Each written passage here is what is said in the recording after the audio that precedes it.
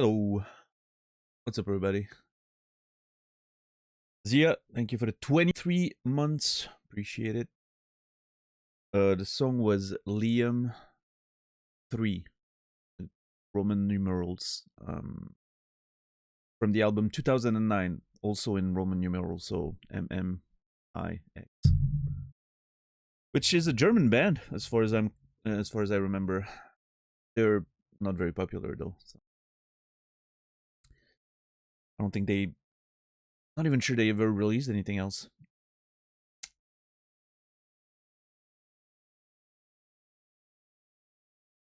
Yeah, how's everybody doing today? Yeah. I am definitely not on time, Shazar. I don't think it matters though. Yeah. But we'll try to do better next week. I have a bit of a migraine, 10 bucks. I, in fact, almost didn't stream tonight. But figured I would go live and try to do some, make some progress in the game, which is definitely the wrong decision, but I'm still showing up for it.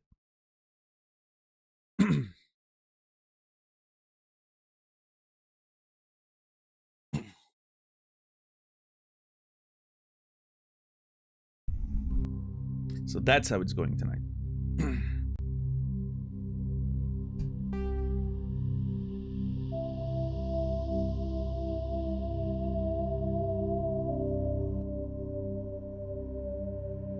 All right, let's see.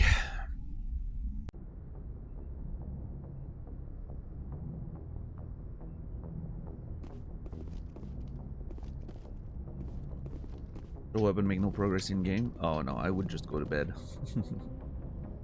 Yes, Commander? Carry on, Presley. Yes, sir. The only reason I'm showing up is that if I don't make progress in the game, we'll be playing this forever. And,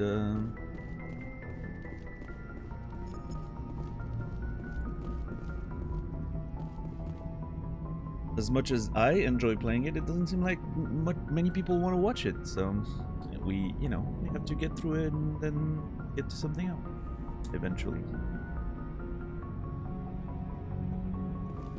Boy, am I glad to be off of Novaria. I don't know which was worse, the cold or the corporations. One will freeze your balls off, the other will sell them out from under you. With all due respect, Commander. I'll take the cold. I don't mind my balls freezing. But if anyone's gonna sell them, it's gonna be me, not the corpse. I have to go. Alright, see ya.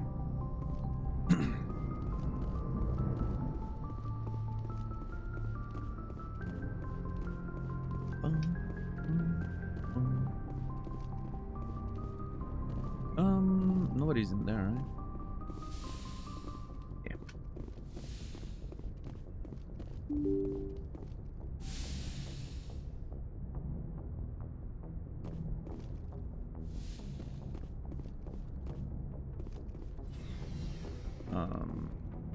Start here.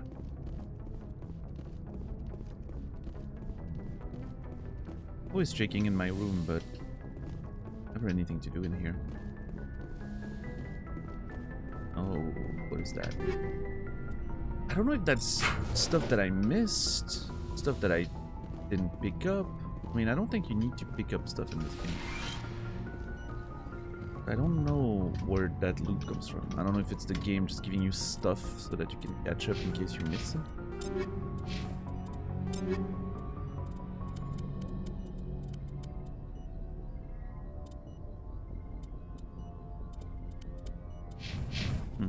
Yes, Commander? Anything Is there new? something you need? No. I should go. Goodbye, Commander. Yara! Your mom's dead. Let's talk about it. If you are here to talk about Benezia's death, Okay. you need not bother. She brought it upon herself.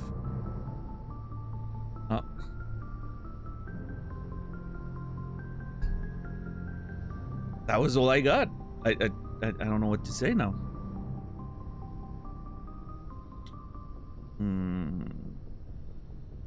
You don't feel bad? Don't pretend it doesn't bother you. She was your mother. She was. but she was not.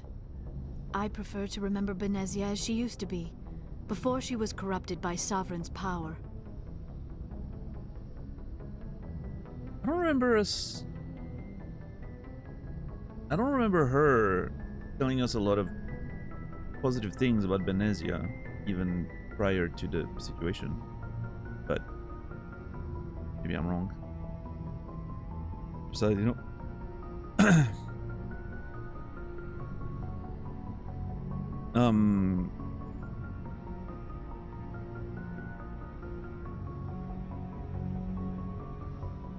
Still with you, I guess. The best of your mother lives on in you. Her determination, her intelligence, her strength. That is kind of you to say. I appreciate your concern, but I am fine. Alright. Benezia chose her path, just as I have chosen mine. I am with you until the end, Shepard. Sounds good. I'm assuming this will be some old conversation. Do you know why Benezia joined up with Saren? Benezia was swept up in events beyond her control and lost herself. She fell under the spell of indoctrination and became part of the very thing she wanted to stop. I'm pretty sure that's the same But I conversation. will remember Oh no, and never mind. honor how she lived, not how she died. My mother was strong, kind, and beautiful. And now she is gone. You didn't say any of that prior to her death. I mean, I guess you were upset. Are you going to be okay? You are kind to ask, Shepard. I do miss her, and I grieve for what happened to her. But I will not let my grief interfere with what we are trying to accomplish. I'd like to know more We about were the these. first species. And Although that we part, seek to understand other species, it seems few of them seek to... that We part still we- require a partner to Ah, reproduce. Jesus! My I don't peop- wanna. Although we seek to Goodbye, Commander. I hate that when you go into one of those specific conversation trees, there's no way to come back to like the earlier state of the conversation without fully leaving. I get the feeling you want to ask me something, Commander.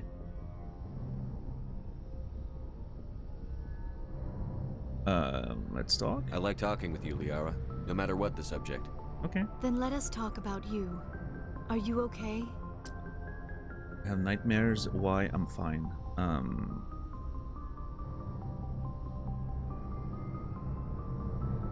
Why? Why is an interesting answer.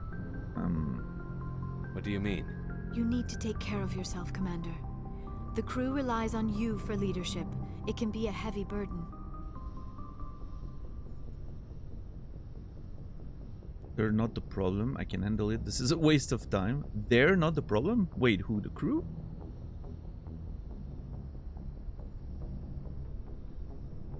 I am so confused by this conversation. What's up, Eugene?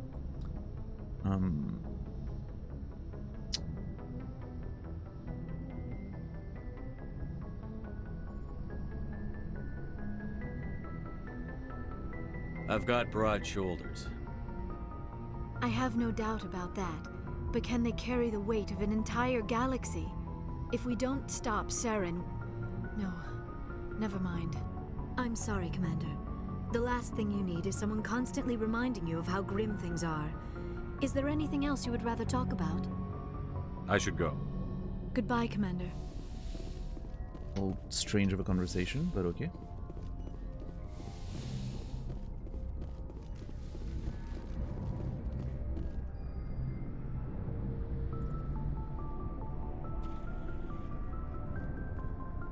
Anything you need, Commander? Personal input? Just trying to get a sense of where the crew's at. Thoughts? I didn't figure you'd have time to talk with all that's going on. There's gotta be some xenobiologists who want to read about the Thorian.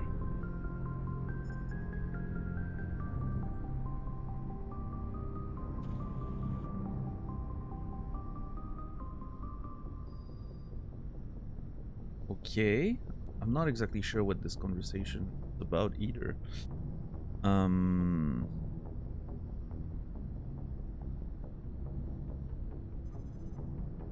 Too busy to talk. Probably they can wait. Probably? All in triplicate, I'm sure. Did you want to see me? I'm just looking for an ear. The debriefing wasn't the right place to say how ridiculous this is. Seems like every other race in the galaxy is wrapped up in their own problems. They don't want to see what's coming. Smug aliens will show them. Can't blame them, that's your training talking.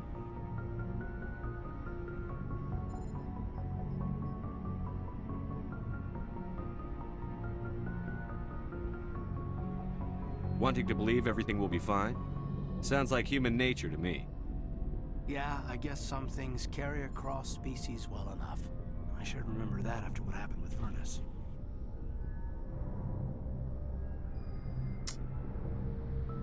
So what happened?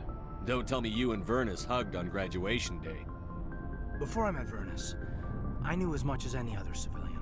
Aliens were weird, superior, and tried to tell us what to do.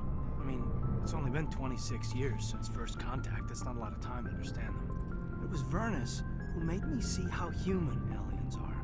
They're not different or special. They're jerks and saints, just like us. Hell, by the time I got payback, I didn't even want it anymore. What happened? I don't see you snapping very easily. What finally did it? He hurt Rana. Broke her arm. She reached for a glass of water instead of pulling it biotically. She just wanted a drink without getting a nosebleed, you know? Like an idiot, I stood up. Didn't know what I was gonna do, just something. And Vernus lost it. Beat the crap out of me. Kept shouting how they should have bombed us back to the Stone Age. That's when the knife came up. A military-issue talon, right in my face. I cut loose. Full biotic kick right in the teeth. Almost as strong as I can manage now. At 17, that's something. You wanted to help a girl you cared for. That's a noble thing. Maybe my intentions were noble, but I lost control. I killed him, Shepard. Oh. Snapped his neck. They probably could have saved him if they got him to an infirmary quick enough. But they didn't. Caused a stir when they shipped him home. Bot training was shut down. Kinetics folded a couple of years later. So, yeah, maybe I hated that Turian. I mean, if one ass was enough to judge a whole race, I'd hate humans too.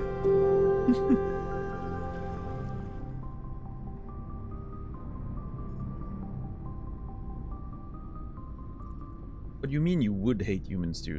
Get on the with the program. Everyone does. Gotta do it.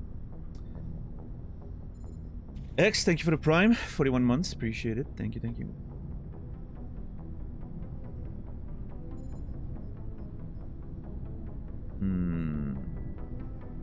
Fair enough. A reasonable stance.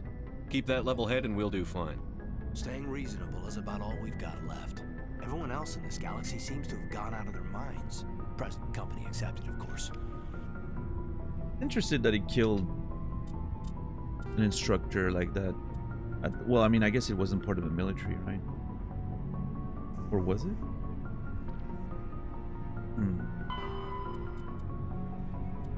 And for that, we get information about Salarian biology. That's very weird. Salarians are noted for their high-speed metabolism, which allows them to function just 1 hour of sleep a day. Their minds and bodies work faster than most sapient races, making them seem restless and hyperactive. The drawback of this active metabolism is a short lifespan of around 40 human years.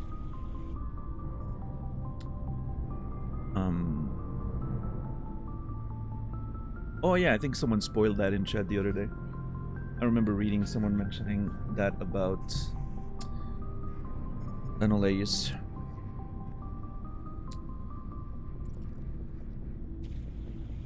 The Salarians are amphibian haplodiploid egg layers.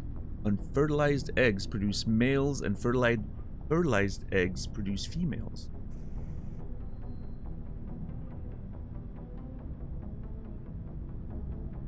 Interesting. Amphibian haplodiploid egg layers. Unfertilized eggs produce males and fertilized eggs produce females. Once a year, Salarian female will lay a clutch of a dozen eggs. Social rules prevent all but a fraction from being fertilized. As a result, 90% of the species is male. But nice. Salarian have photographic memory and rarely forget a fact. They also possess a form of psychological imprinting, tending to the fair to those they knew in their youth. Salarian hatching is a solemn ritual in which the clan Dalatras matriarch, isolate herself with the eggs. The young Salarians psychologically imprint on her and tend to defer to her wishes.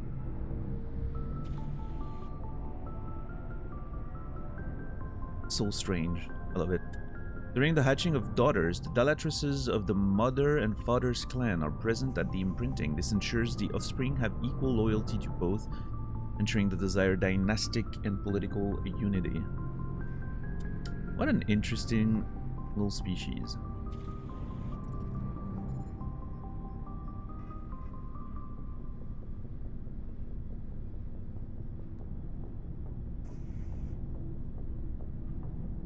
Social rules leads to a 90% male species. Interesting. We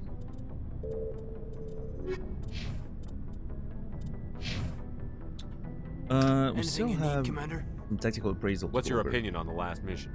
Killing Saren's, what was Benezi anyway? Second in command? Advisor? Anyway, it should set him back a bit. I'm sure Dr. Tassoni's hurting though. Poor kid. Having to kill her own mom. Actually, she's super fine with it. She's so fine with it.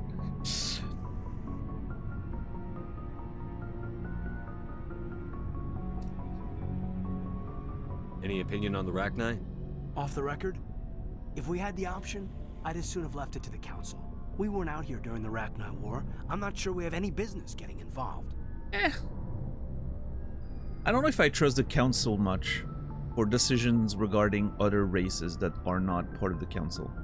Any opinion on Off the the Rachni? record, if we weren't out here during the But, Rachni War. I'm you not know. sure we have any We'll talk business, another time, Commander. It's just me. Let's get down there.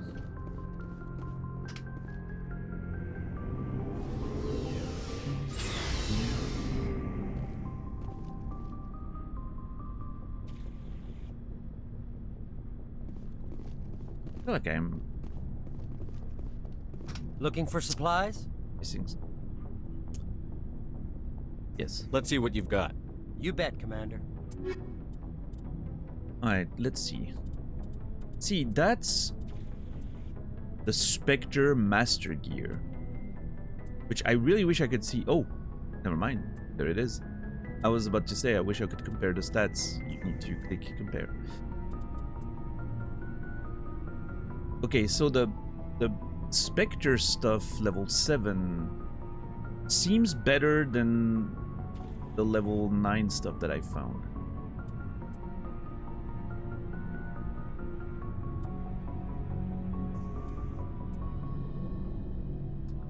It's pretty expensive though, but I guess I could get a set of Spectre gear just to see.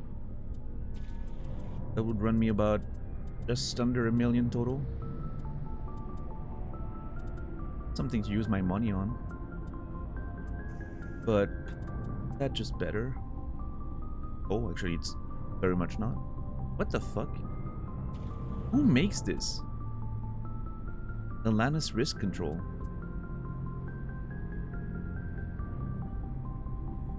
What? What's with this assault rifle stats? It's so bad.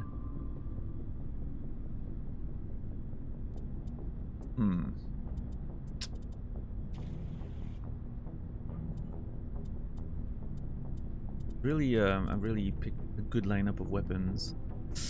Yeah, I don't know. I mean, I do want to see the Spectre gear in action. So maybe now's the time, because I feel like if I don't get it now, it's probably gonna get outmatched by the game's progression.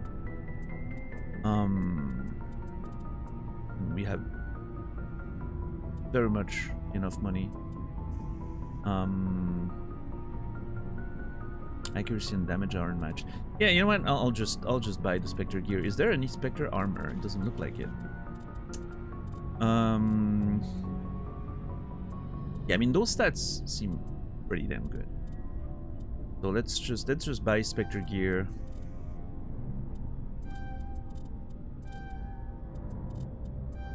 There we go.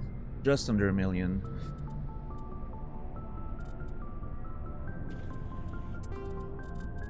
Actually probably sell a bunch of stuff, right? It's not that much value, I don't care. Don't care about selling it. Alright, let's see.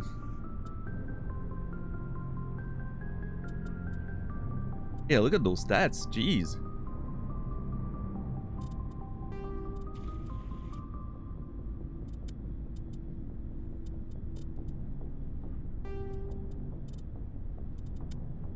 Hopefully they play in a way that's fun.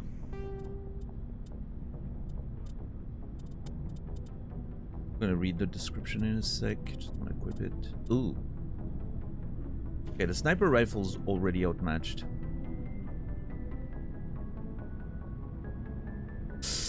Hmm.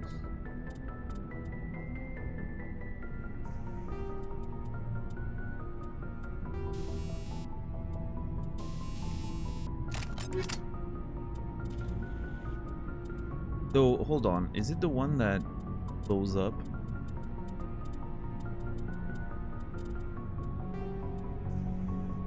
No, wait. What was the...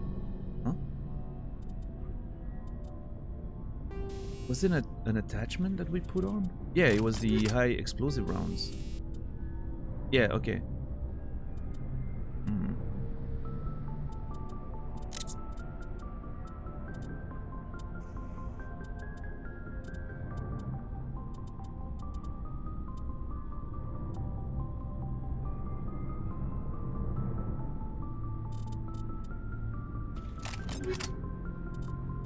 Yeah, that was an attachment. That wasn't part of the thing.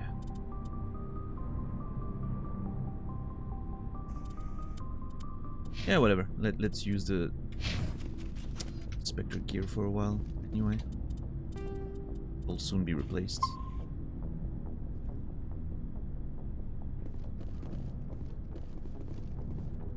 Okay, Garrus, Rex, Ash, Tally. Commander, I wanted to thank you. Thank me? What for, Garrus? For everything. Taking me with you, letting me be part of your team. I've learned a lot. Aw. Thanks, Commander. You bet. You're welcome, Garrus. This is good talk. We still have to do Garrus' side mission. Yeah.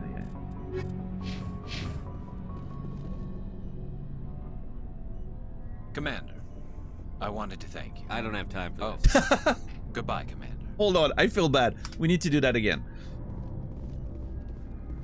Commander, I wanted What to for, thank you. Garrus?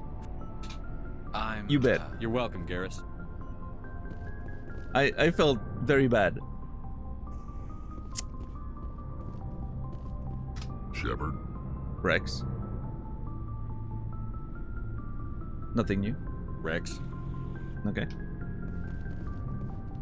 Rex is out of stories, which is very sad.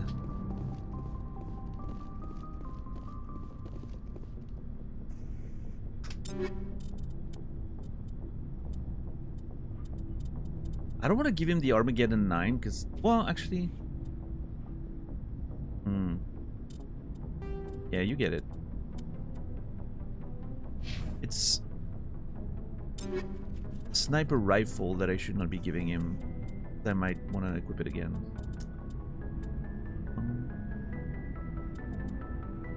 It was this one, right? The Volkov. Oh, actually, we have several of them, so that's fine. I'm gonna give him one. Armor-wise, we might have to do something.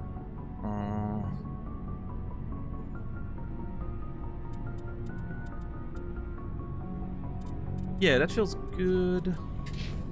Oh my god, he looks cool. Shoo. Okay, that looks rad. That is a very cool armor. So, cleric, no worries. Thank you for understanding. You're all good.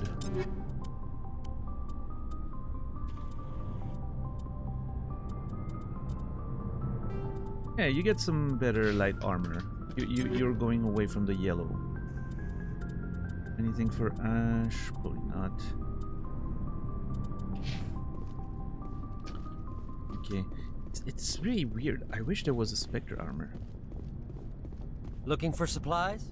Let's see You what. bet, Commander. I just miss it. I mean, no, he doesn't. No, he does sell armor. Okay. Yeah, they're just bad. Okay.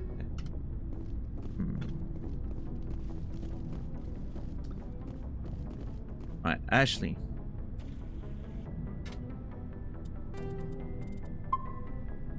I don't know why I feel compelled to say. You know what? Well, no, okay. Well, actually, you know what? I'm gonna go talk to Tally first. With Ashley, you never know where things are gonna be going. Because last time it felt like we accidentally talked ourselves into romancing her, which I don't know what's gonna Something come out I of can that, do but for you, Commander. Carry on, Adams. Aye, aye, Commander. Let's do Tally first. Hey, Shepard. Do you need something? See, she has nothing new. I should go. That is so sad. See you later. I want to talk to Tally more and less to everyone else. I want Tally to nerd out again. I want to know more about the Quarians and the pilgrimages and all that nonsense. Just did a big mission. We should be talking. There's a reason for everything that happened, Shepard, even if you don't understand it at the time. What happened on Akuz, it's not easy to lose your unit, I know. But it gave you the drive you needed on this mission. And that got you here, commanding the finest tin can in the Alliance fleet. This is exactly where the galaxy needs you to be. No pressure. Who asked you? Why is she dropping all that on me all of a sudden?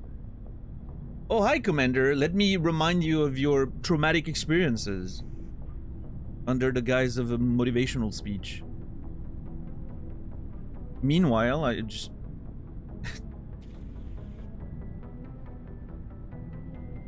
It would be so funny if, like, Shepard, you know, arrives, she drops all that, and then Shepard's like, oh, I just wanted to let you know that, you know, dinner is served in the mess. You can, you know.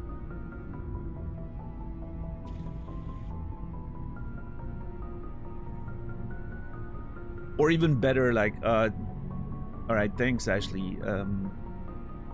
I came here to tell you that we're not gonna need your services anymore. You're fired. I need you? What about you? Be serious, Ash.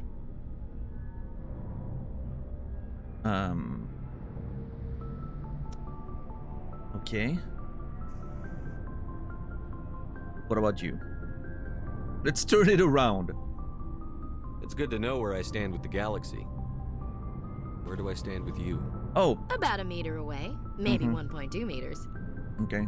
Sorry, I'll be serious. Mm-hmm. I need time to think. We've been focused on the mission. When we're done, it'll be different, I swear. I hope you can wait. Well, I...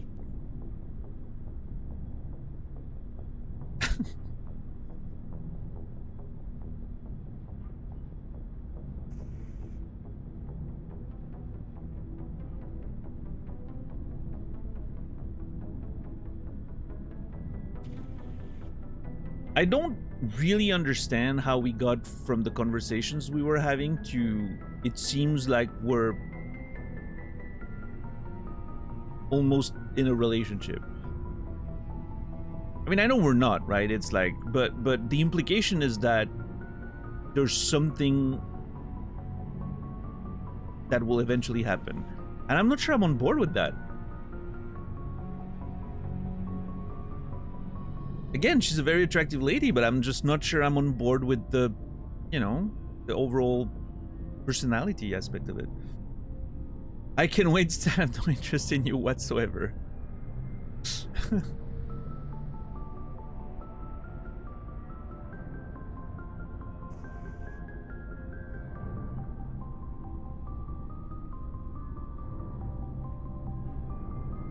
Sure. I'll just requisition myself some cold showers. Jesus Christ. That's the spirit, Skipper. Keep a stiff upper... something. I'll warn you, though. I'm a Hellcat off the battlefield, too. Sleep tight, Shepard. Okay, you know, I'm more interested now. I'm a simple man. I'm slightly more interested now. You know? It's like, I don't know, she you know, she sort of builds herself up and makes a bit of a promise. I want to see what it's all about. You know, she piqued my curiosity. That's a white wolf.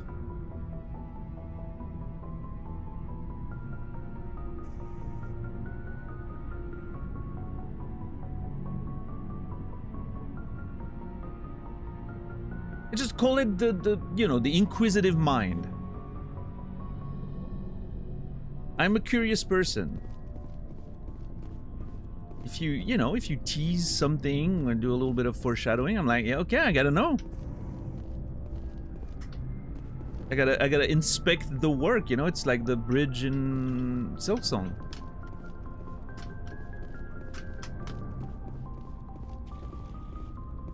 I gotta test the claims. Commander, We'll talk later, Williams. looking forward to it, Skipper. Oh wait, if I say how we doing, I think we're gonna talk about the mission now. Commander, What's your opinion on the last mission? There we go. you mean the Rachni, right? They were dangerous, Skipper. They proved that 2,000 years ago. I think it was a mistake to let them go. But that wasn't my call to make. It was yours. If you haven't talked to Dr. Tassoni, you probably should. She just lost her mom. That has to hurt. Just saying, Skipper.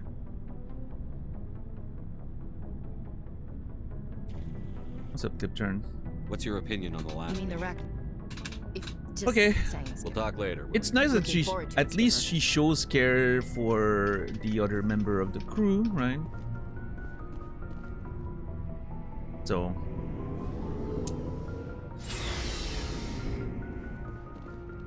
That's kind of nice, I guess.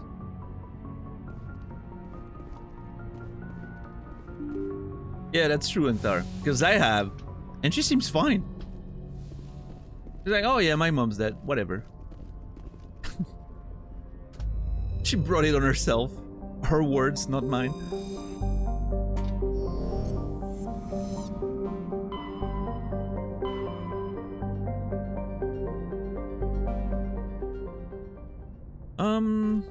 Hold on.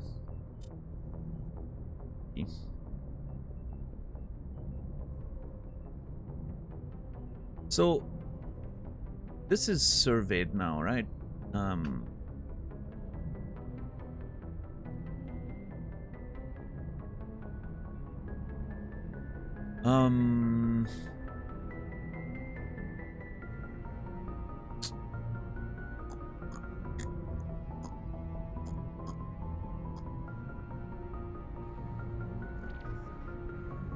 Newton system.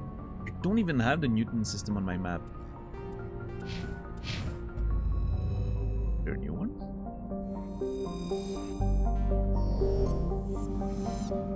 In full denial and compartmentalizing. I mean, obviously, you know,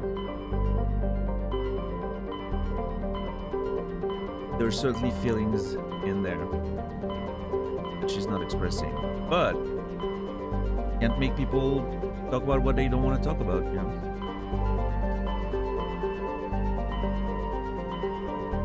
That is new. Oh wait, systems, not. I'm always conflating the actual like clusters and yeah. I'm skipping the map up because I'm currently looking at it, so I want you guys to see what I'm looking at for reasoning. So we have to add this one, Styx Theta.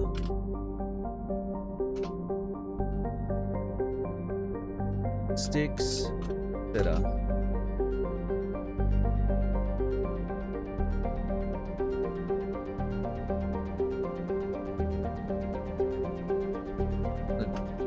Make a little more space here.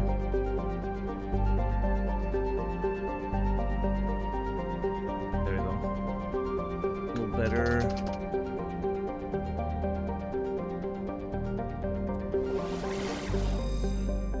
Acheron, Erebus. Where's that one system then? Kepler Verge. Okay, fair enough. Alright. Well, what do we do with all this? So we need to go back to the Citadel.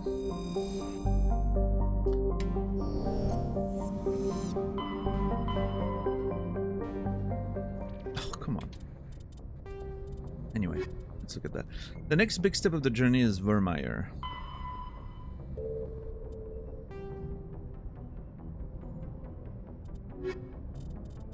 I do want to dig into those side quests first, though. For sure.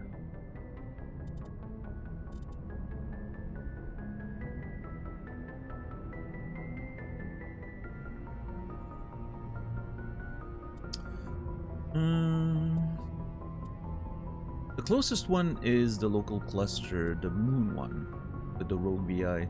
That could be fun, go to the moon. 1, 2, 3, 4, 5, 6.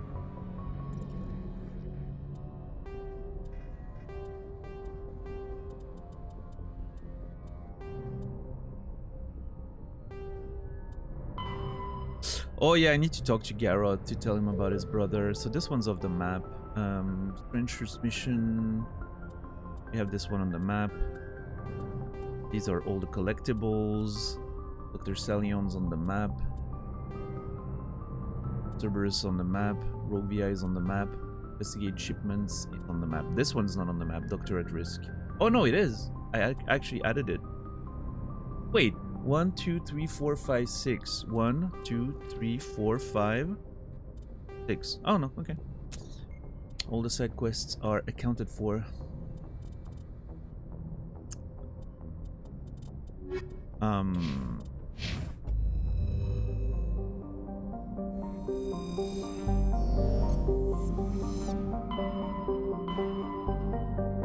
Okay, so my assumption is that the asteroid stuff, again, I'm still thinking the asteroid stuff has to be like a DLC main mission kind of thing, because it hasn't been brought to our attention in any way. It's not in our quest log, but it's marked on the map as a big thing. So my assumption is that it's a DLC type thing. And it's going to be a pretty big mission, most likely.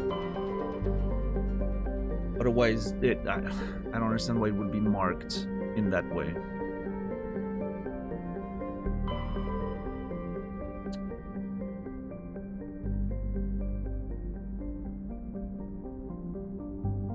Which means I want to wait a little bit. I don't want to do it right now. We just got off of a big mission. If I'm correct with that, I just want to wait. If I'm not correct, well, we'll figure out eventually and it won't matter. But if I'm correct, I don't want to do 2 big chunks of story content. But I think we're going to go to the local cluster and we're going to go see the moon.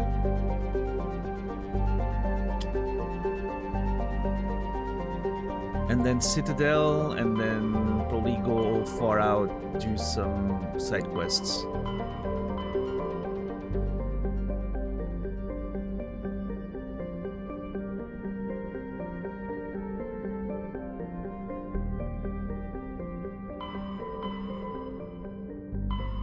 I think that's the play. Soul. Alright, let's go home.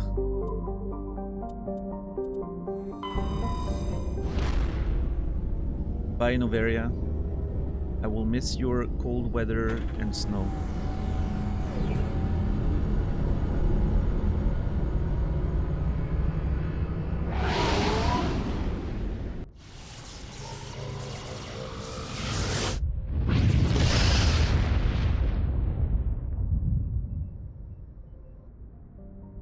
Hey, that's familiar.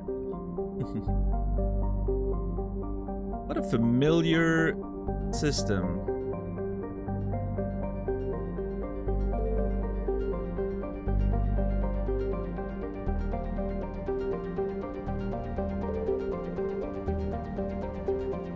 Nothing in the... What's this one called? Is that the Oort Belt or something?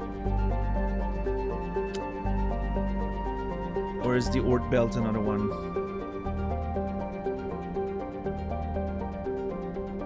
The Asteroid Belt? What's the Oort Belt? Is that another one? Oort belt.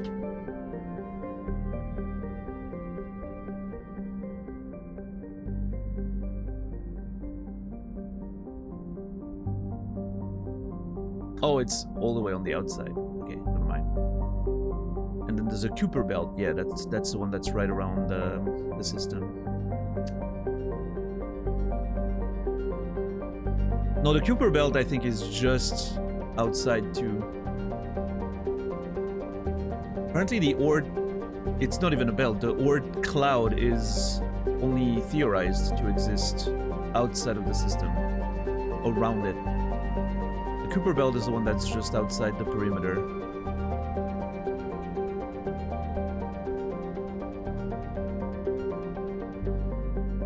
Seems like this one doesn't have a particular name, as far as I can tell. Yeah. An asteroid belt. Okay.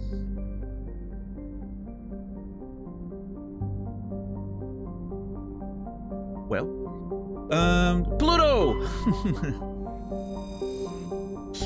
Pluto is one of Sol's numerous ice dwarf worlds. It is mainly of note for being the gravitational anchor for the Prothean mass relay of Arcturus. Pluto and the Charon relay, formerly encased in ice and considered a moon, orbit each other. Pluto's orbit was circularized in 2157 as a side effect of the Charon mass relay recovery operations. That's funny. They even added like a justification for the orbit of Pluto being displayed in the way it is in the game. That's kind of funny.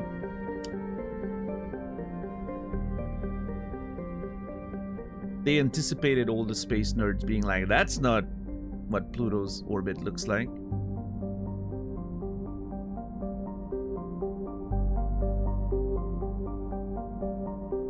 Population on gateway stations 9,300. There's a mass relay near Pluto. It's always been there. That's the lore. Yeah, that's how humanity joined the galactic community. We found Prothean runes on Mars that led us to the location of the mass relay. It was in the Charon moon exists in real life, right? It's a little ice moon around Pluto, and turns out in the lore's game. In the lore of the game, it wasn't an ice moon. It was the mass relay that was encased in ice. So that's a little bit of a cool little bit of lore there.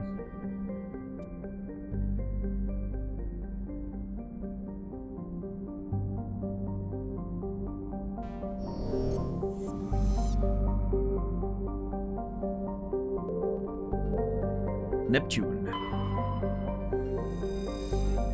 Though Neptune, like Uranus, has plentiful helium. I'm 12, I'm sorry. Its remoteness made it an unpromising target for mining before development of Mass Effect Drive. With Uranus cheaper to exploit, it has never seen extensive development. The only permanent human presence is a small research facility on Triton.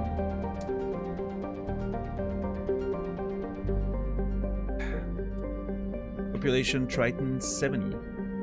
It's not a big research facility indeed. Speaking of which, Uranus. After the development of Mass Effect FTL Drive, distant Uranus was the target of a land rush to exploit. Its combination of plentiful helium-3 fuel and shallow for a gas giant gravity well. Today, Uranus is the largest producer of helium-3 in Alliance space. And I hope you're proud of it.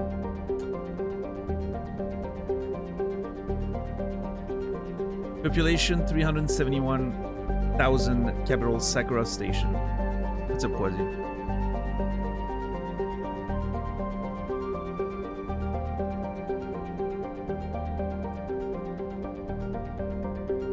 Nice. Alright. Let's go to Saturn. Saturn has been a major source of helium-3 fuel for fusion plants since the 2150. The moon of Titan is mined for hydrocarbons and used as a hostile environment training facility for Marines. Population, orbitals, and Titan 117,000. Capital. I'm not sure how you pronounce that name. Eugene's? Eugene's Dome?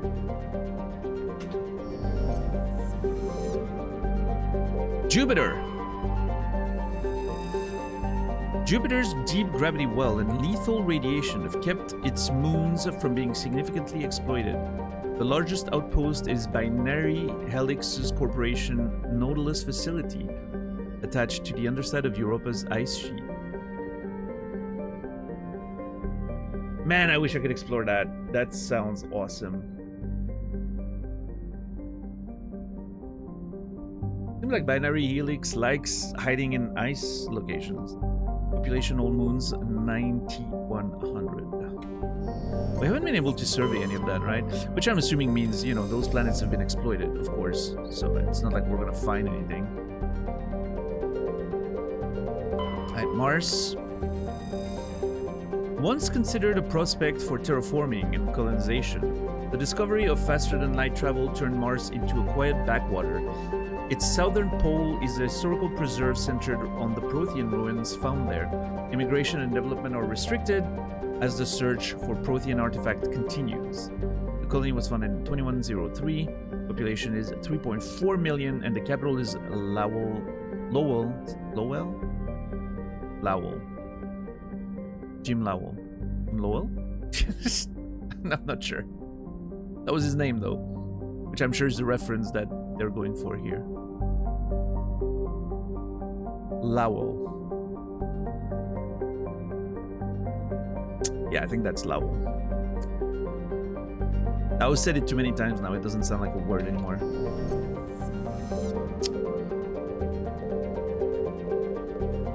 Okay, let's do Earth last. Venus! With its molten temperatures, sulfuric acid clouds, and crushing carbon dioxide atmosphere, Venus only has a handful of aerostat research outposts. Population? 800. That sounds cool, though. Aerostatic research. Floating up here. Mercury. A handful of solar power stations exist on peaks of eternal light at the north and south poles of Mercury. The difficulty imposed by the planet's proximity to the Sun and high orbital velocity of limited development. Population 340. That's 340 more than I thought was possible with 430 Celsius temperatures.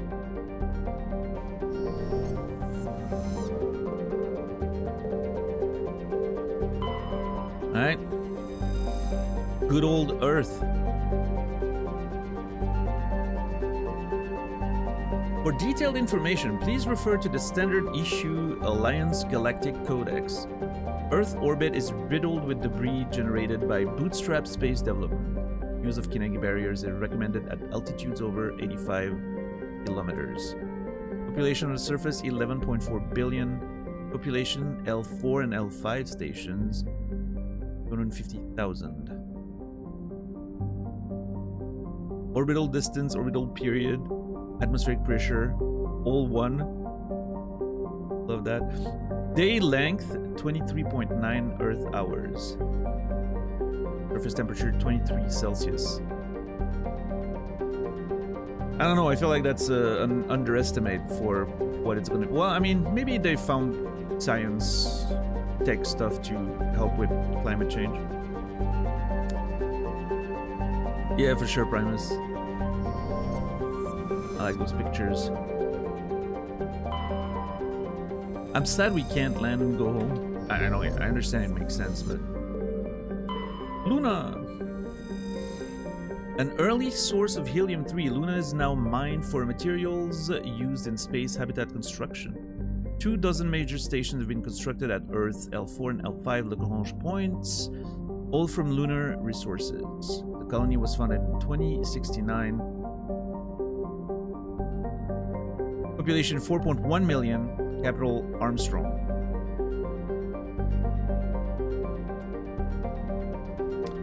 Alright, time to go see what's up with this weird rogue VI.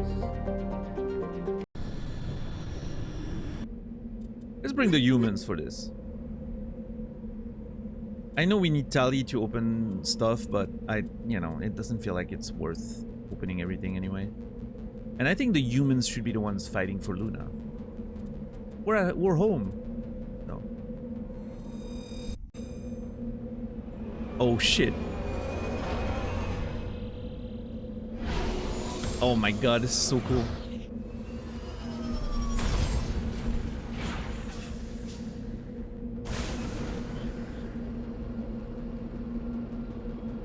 Okay, this is really cool.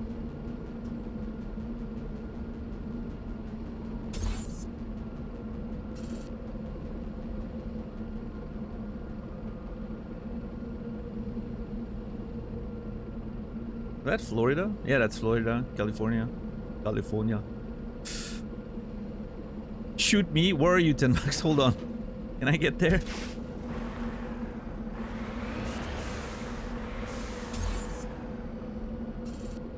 I can't go higher than this, I don't think.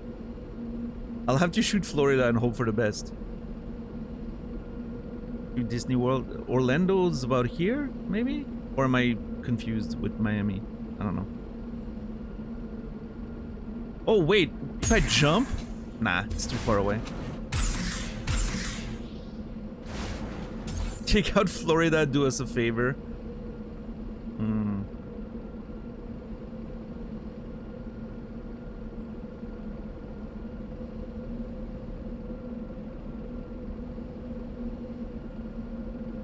Coming over to Texas. Texas is around here, right?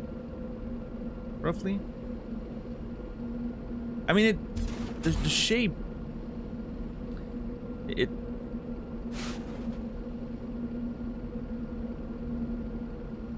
Okay, well, I'm gonna shoot Florida. Sorry. I don't know how long it's gonna take for my projectile to go there, if it even can, but. It probably, realistically, it can't, right? Because even if it had the force to go there with the gravity and all that, it would definitely get off target. And it would burn in the atmosphere. And plenty of other reasons. But, yeah. Okay, we need to go to the training grounds, but first we need to check those debris. But we're gonna explore the moon a little bit. Because this place is rad.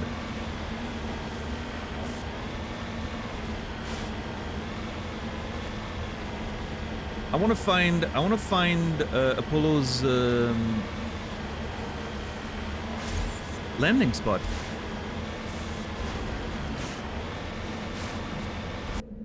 If they didn't make Apollo's landing spot an actual feature you can find in here, what a waste of an opportunity.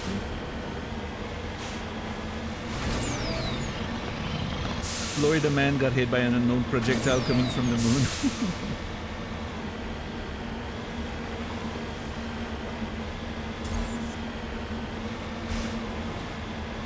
This is really cool, though. Oh, wait, I can aim higher now.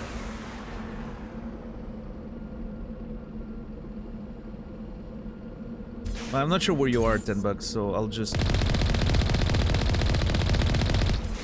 hope one of these reaches you.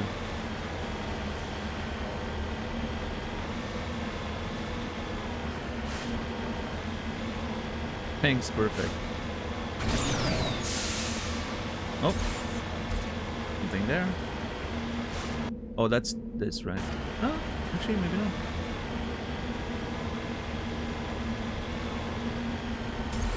Oh, it is. So cool.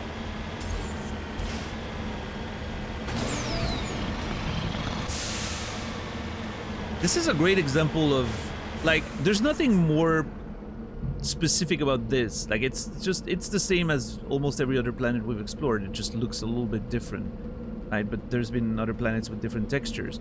We've seen moons in the skies or other planets in the skies and stuff like that.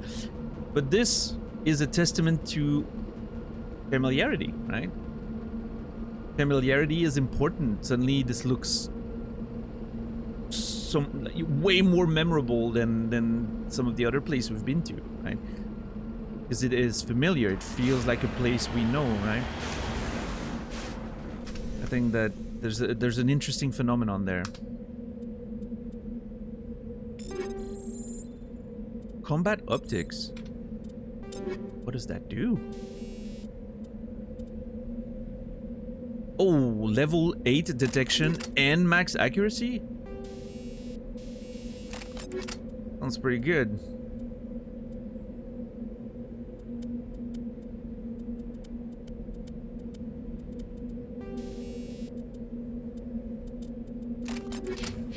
Oh yeah, I need to try my weapons. The Spectral Gear. It's a full auto pistol. Normal shotgun. Okay.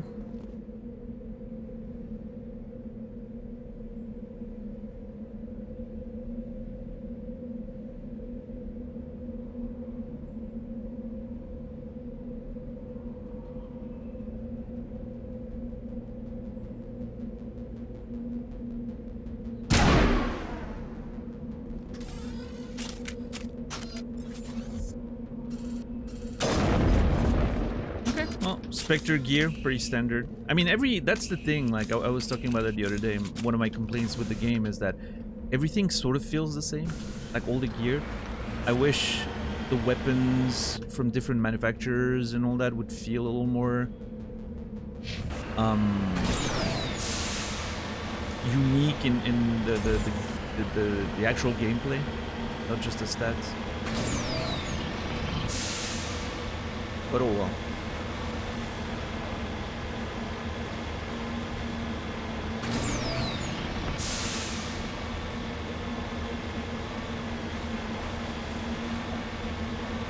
Yeah, Clip Turn, it's pretty cool.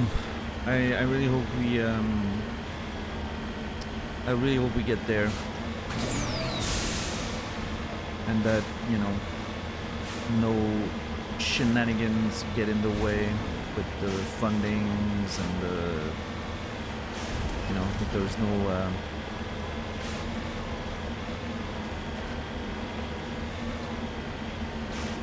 no change of plans because of future situations. We'll see.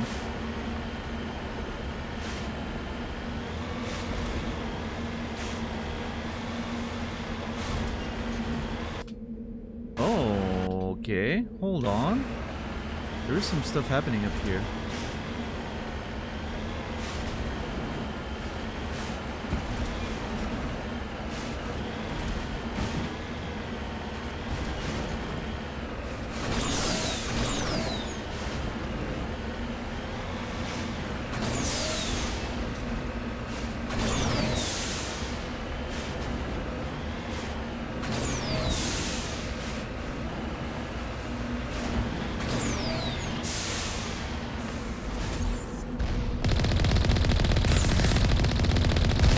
Ow.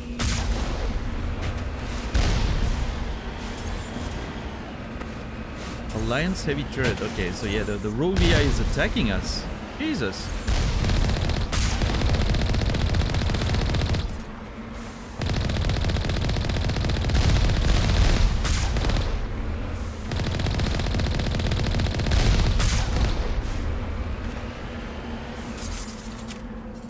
That, yeah.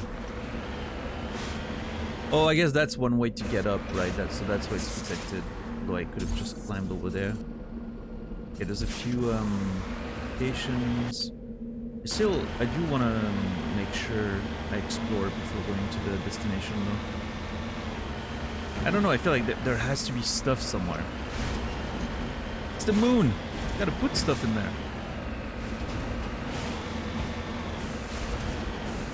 Nope, nothing down there. That's cool, though. Ah! That's a cool shot.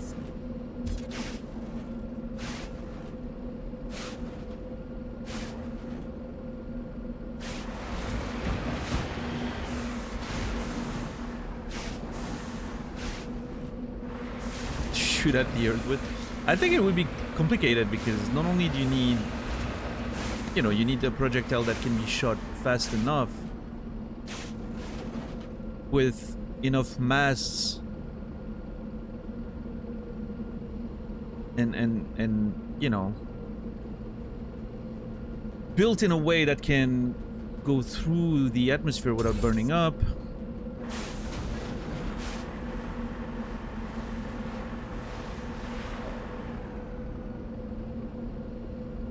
Yeah, I don't know.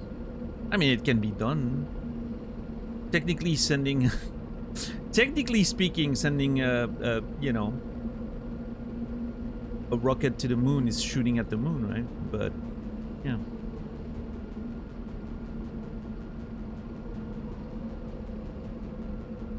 But obviously the projectile in question there keeps changing its trajectory after being shot, right? So it's not exactly the same.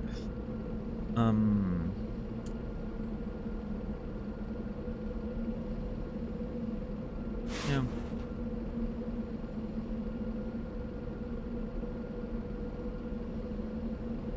An interesting question. Like, I wonder what kind of projectile and what kind of power and energy you would need to be able to shoot something that would go almost straight to the planet and hit it, right?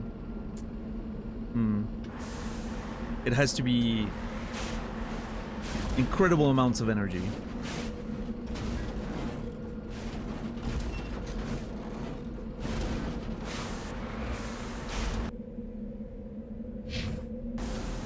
Yeah, I saw that random walk. Yeah, I don't know. I doubt it would impact the lunar missions very much because, you know, NASA and Blue Origin have, you know, aren't directly connected. One company's failure doesn't influence another one's success. But also, I mean, you know, test launches are, they're meant to sort of, not intentionally, but that's the point, right? It's had those situations happen then so that you can be like, oh, yeah, we need to fix that. So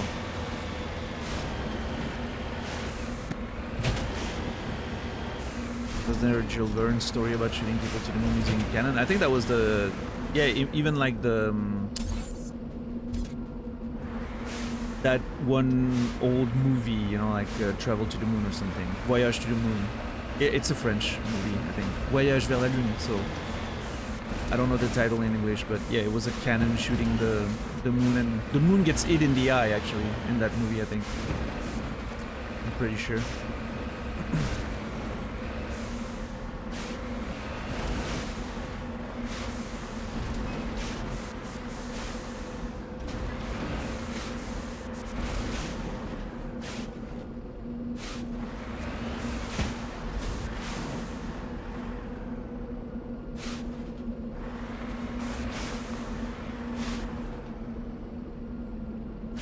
Yeah, I mean, currently the Artemis program is ongoing, and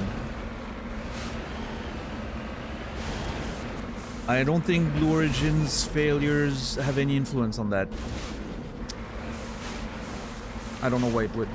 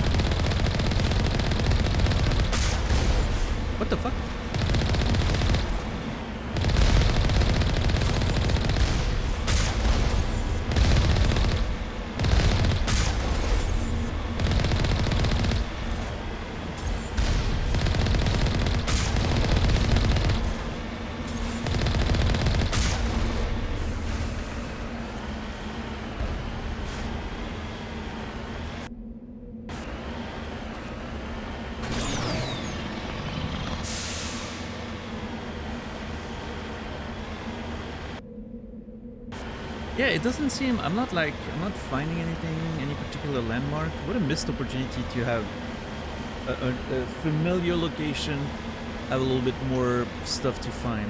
Or maybe I just missed it. But I feel like I've looked around pretty well.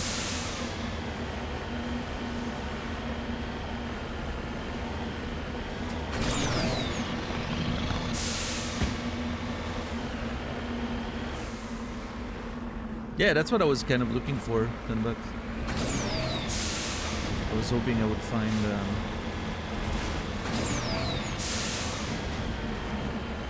a moon landing set or something. That would have been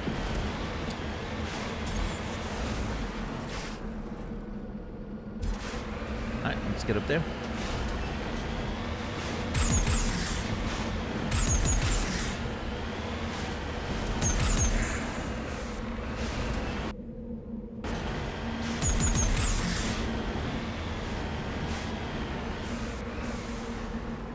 Still very cool though.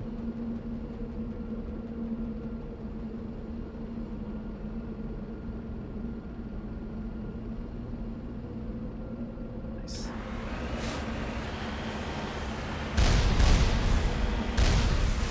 What are you shooting at?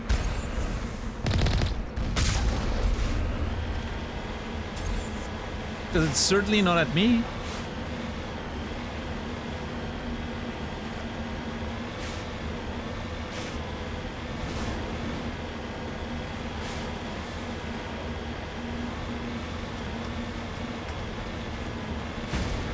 Oh, I misread what $10 said.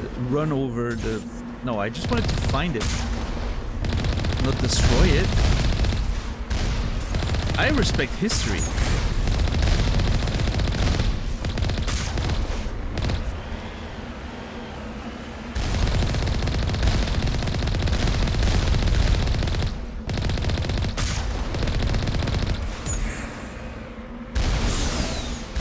Okay, what now?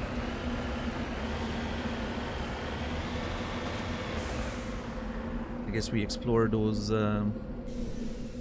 It's a small step for mankind, but a big step for the Alliance, the Galactic Council. I don't know. I'm just trying to find some good words.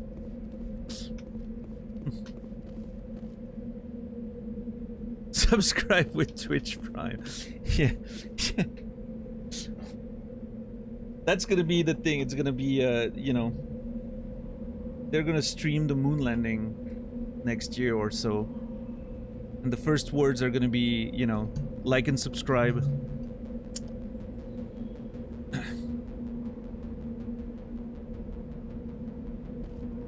We want to thank Gamer Subs for getting us there. And Nutella.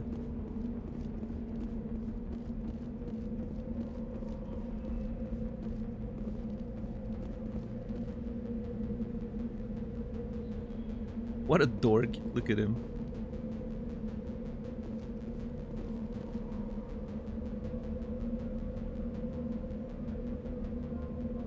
Moon landing brought to you by Red Bull.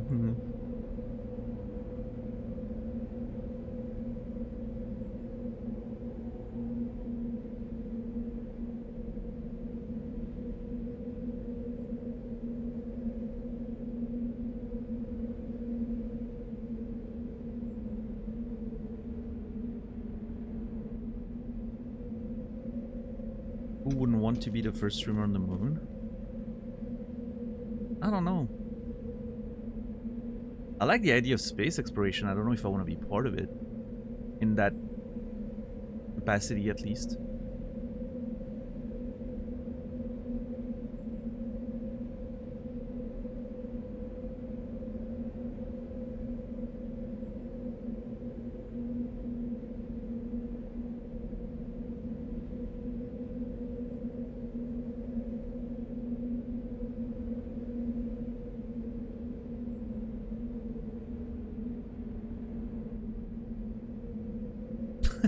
Primus.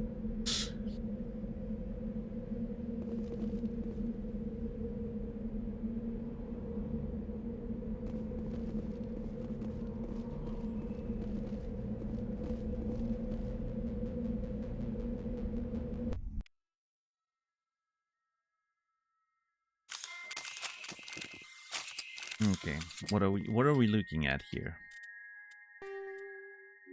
Hold on, I got codexed. The Mars ruins after 20 years of manned research outposts and nearly a century of robotic exploration. The ESA's Lowell City became the first permanent settlement on Mars in 2103. Within a decade, the United States and China had founded permanent settlements as well. South polar region of Promethae Planum developed a Bermuda Triangle reputation. Satellites detected intermittent mass concentrations and magnetic field shifts. 2148, prospectors working near Deseado crater discovered an underground complex of Prothean observation post. The odd phenomena were generated by the operation and discharge of a Mass Effect core struggling to function despite 50 millennia neglect. Earth was electrified by the news. Humanity was unequivocally not alone. While courts battled over who owned the ruins, the international scientific community coordinated a massive effort to access, translate, and interpret the databanks recovered from the facility. The facility proved to be a bioscience observation post built by when Homo sapiens were first evolving on Earth. While the motives of the Protheans are not certain, translated records indicate that the facility was in regular communication with automated observation platforms in Earth orbit and on the lunar near side. The half-dozen Mass Effect spaceships found in the facility were presumably used for first-hand observation.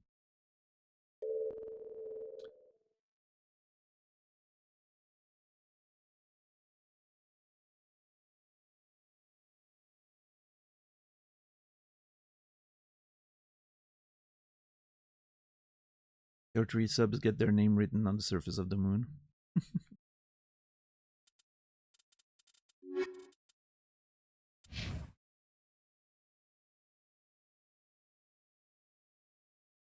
You only have 1.28 seconds one-way latency to moon, so not too bad for streaming. Yeah. Yeah, I'm really curious to see the kind of footage we're gonna get when the day comes. Destroy the conduits in each of the 3 VI cores. Conduits! Oh my god, we found it! We found several of them. Saren's so lame. Couldn't find one in all this time. And we found 24, according to the quest log.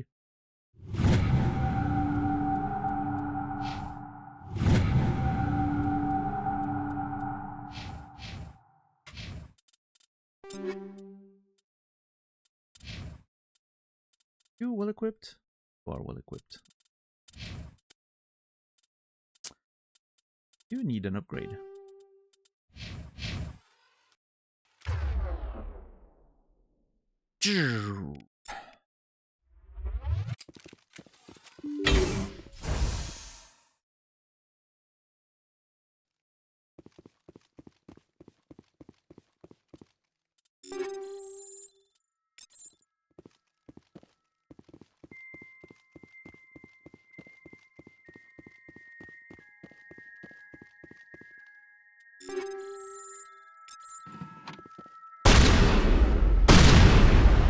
I don't know if that's necessary, but I'll do it. Clear.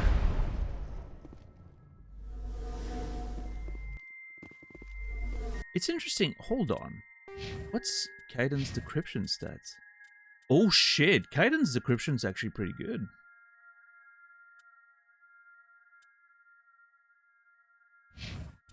I don't remember if Tally's maxed in phonics, maybe? Maybe Kaiden's actually better in decryption?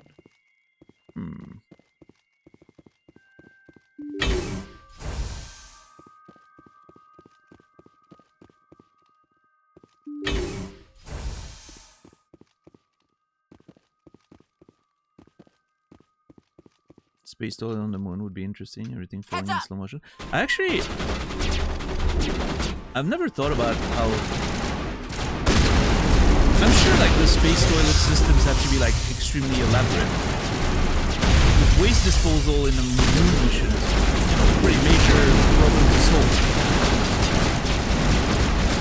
Jesus, this is loud.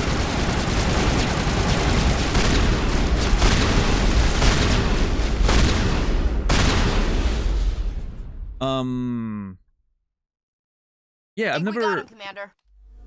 I think we did. Yes, I've never thought about how. Hey, they're matching. Look at them, matching colors. Nice. But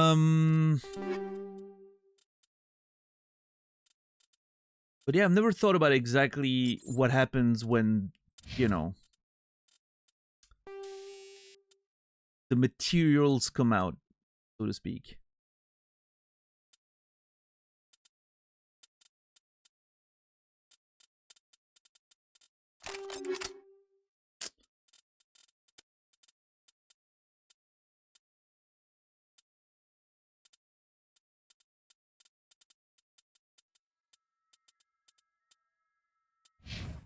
Is there like a sort of, you know, like a suction system that sort of makes sure everything goes downward, like a, you know, like a aspiration, like there's something that's based on just air movement. I don't know. I'm sure there's documentaries about that. Like I'm sure the information's out there, but I just never looked into it.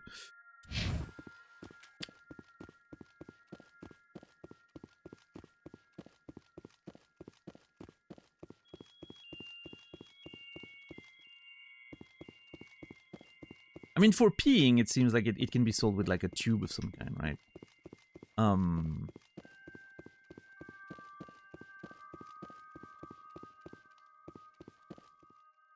Not sure how you deal with poop, though. I'm not sure if I'm supposed to kill those things, but I will. Perimeter clear. Perimeter clear! Thank you, Ashley.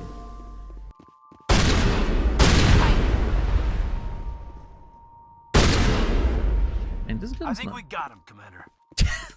Shut up. I think he's mucking me.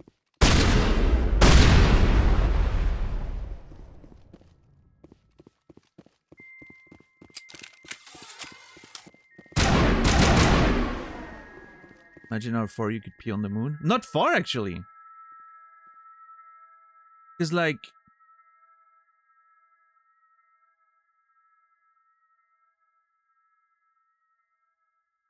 Actually, how would it affect...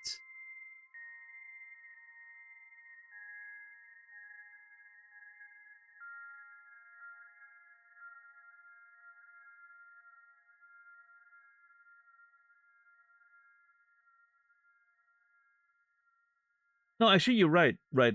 Because of the lower gravity, you would be able to... Like, you can jump further on the moon, right? So the energy of you propulsing the liquid outside of your body would go further. Yeah, longer arc.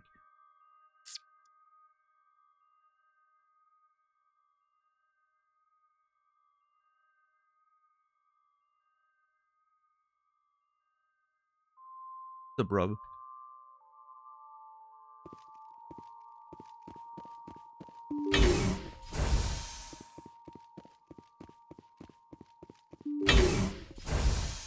Which obviously, you know, you can't really safely get your your instrument out on the moon, so I don't think it very much matters.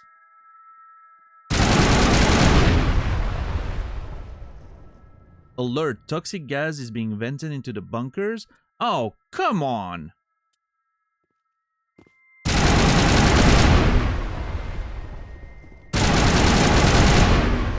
Clear.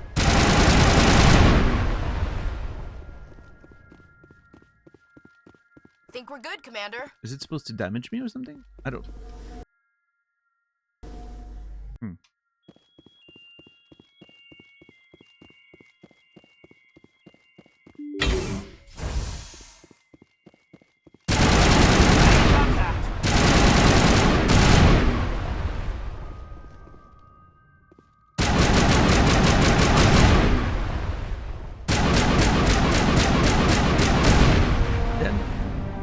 The lights on the orbital mainframes flicker and die. The first of the 3 computing clusters containing the VI is offline.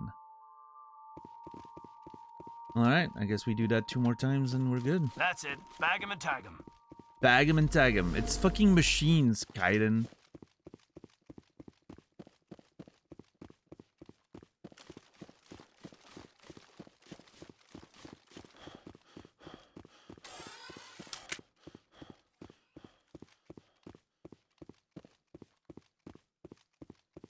I will say, not the most exciting mission so far.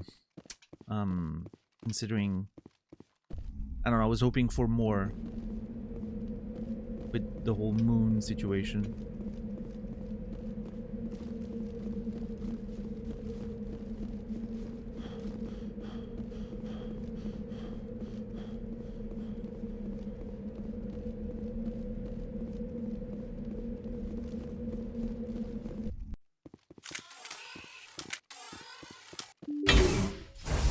Area secured.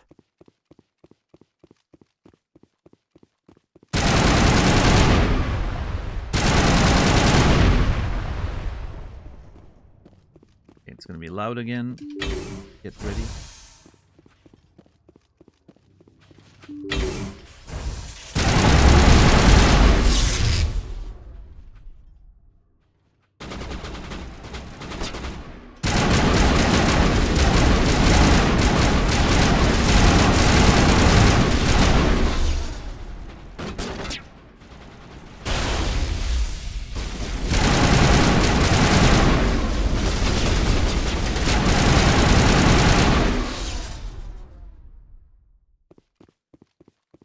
That's it. Bag 'em and tag 'em.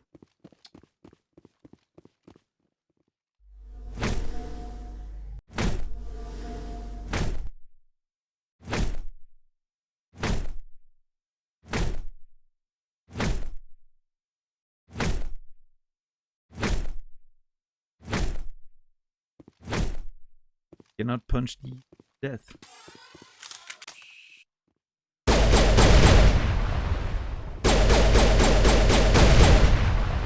Think we got him, Commander. Mm-hmm. Hostile contact. Yeah, I really don't know if I need to kill those, but otherwise, why are they here? Negative contacts, Commander.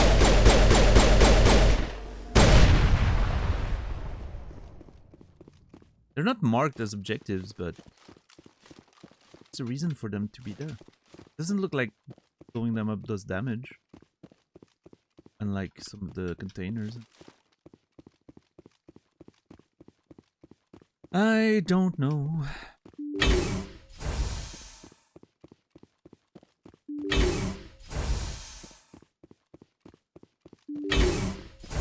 The loud fucking sounds is definitely not helping with my migraine, I'll tell you that.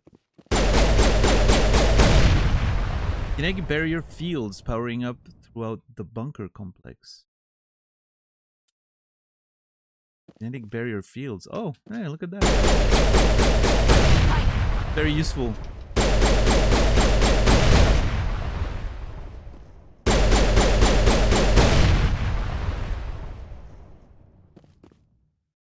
Wait, is there That's one it. more? Bag 'em and tag 'em. Tag him and tag him.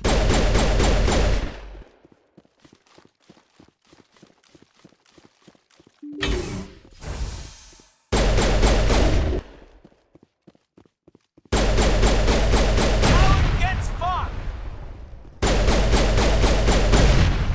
Negative contacts, Commander. Kaiden's combat lines do not sound like him at all. Second of the three computing clusters containing BI is offline. Not the voice. The voice is the same, but it's just like his personality That's seems it. different. Bag 'em and tag 'em. Yeah, we really need suppressors. Although I guess suppressors, with how those weapons work, it would be a whole interesting concept. Like, how do you solve the problem of...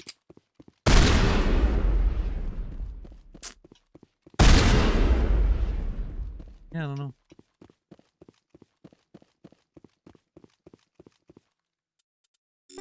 It would probably not help with, you know, the heat dispersion, which is already a problem.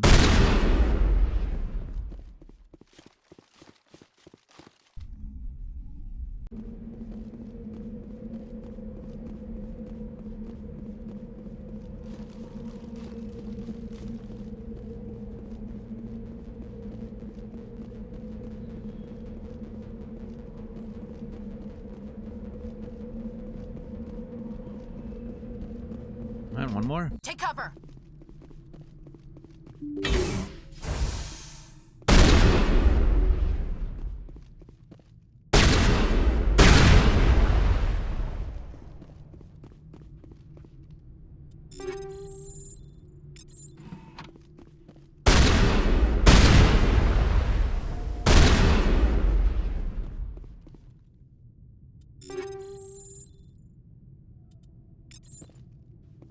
Turn down to reduce noise in the.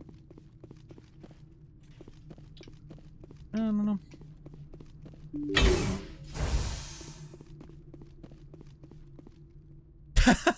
This is so silly. Hello. Hold on. Fire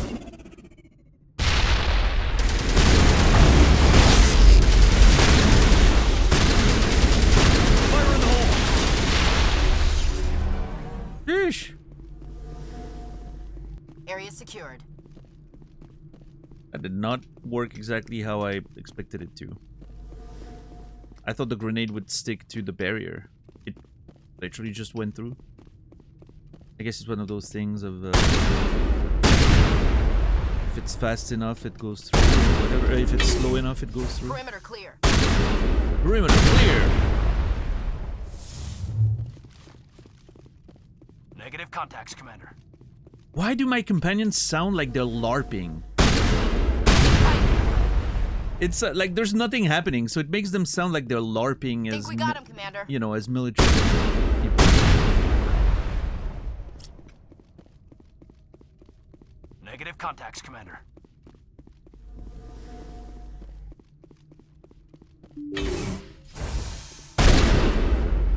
Precious perimeter. Now every time I hear perimeter, the only thing I think about is Marathon. That map's so good. What's up, Megan Fox? Yeah, so it seems like this one has an extra thing. So I'll do it last.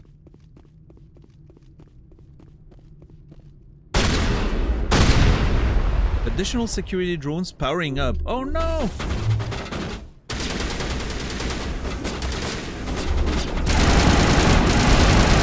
Why are they jumping like grasshoppers?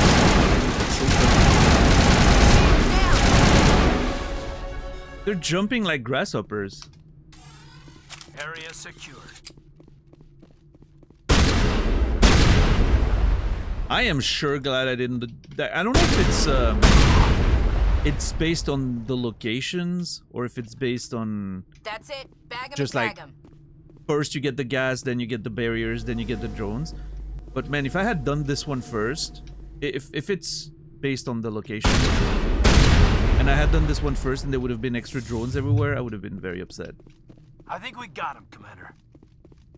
The gas one seems insignificant. I'll just say that. I don't see the effects of it at all.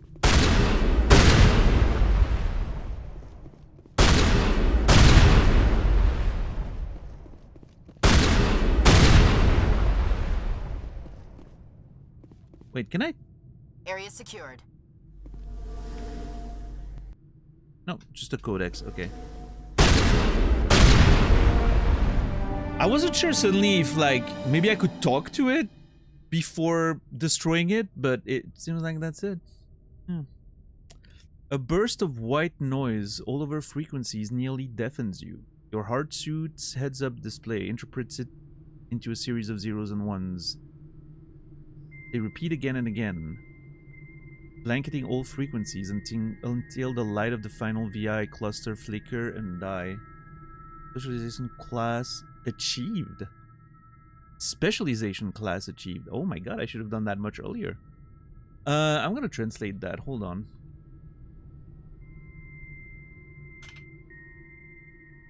I want to see what it means.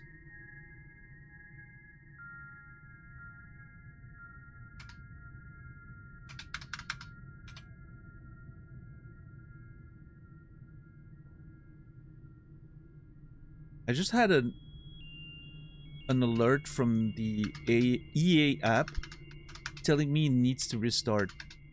Hopefully that doesn't kill the game. Help. That's funny. It says help.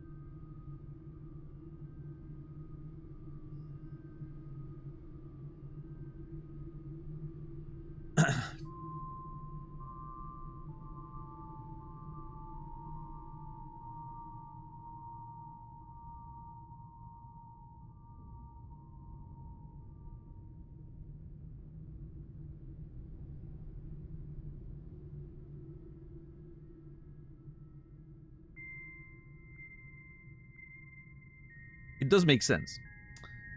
But it could have been, I don't know. Fuck.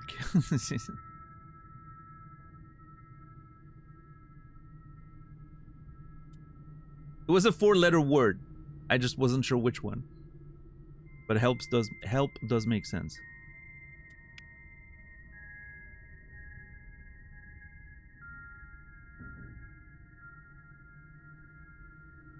Yeah, what's up, Rob? LMAO, yeah.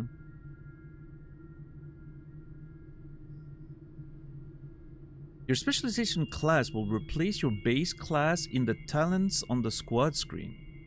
Talent ranks in your base class transfer over to your specialization class. Go to your squad screen to view the bonuses you gain with each rank of your specialization class. Oh my god! There's a...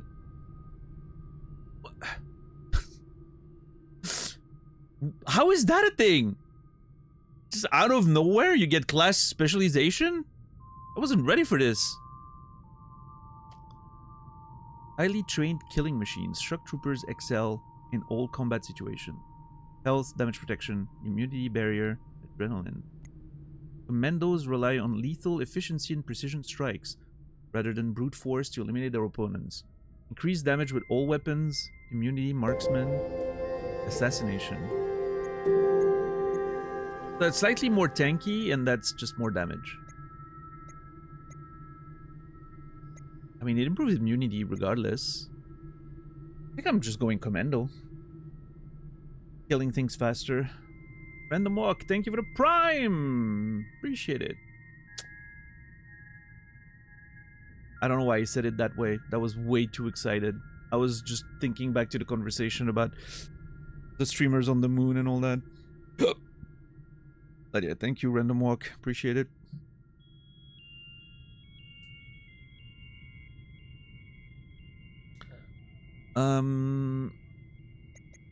Okay, it's just 2 of them then. Okay. I think I'm just going commando.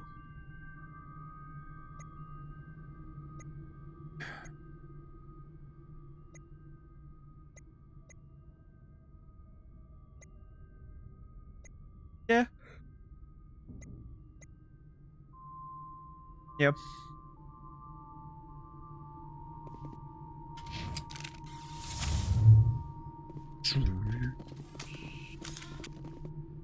Alright, let's see. Oh, we have some codex stuff.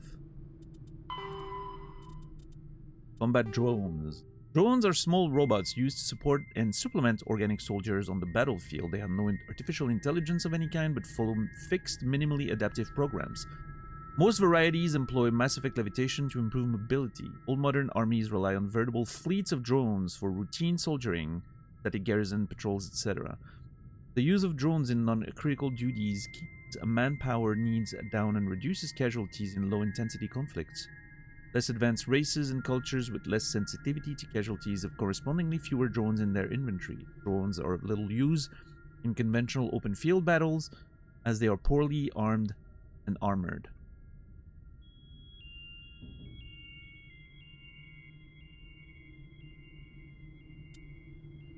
In addition to combat drones, support drones are used to assist organic units in the field. Reconnaissance drones are small, stealthy crafts that screen combat units in the field and warn commanders when enemies are spotted. Electronic warfare drones supplement battlefield technicians, serving as mobile jammers and ELINT, electronic intelligence gathering platforms. Military and civilian police utilize... Oh, there's a parenthesis missing there.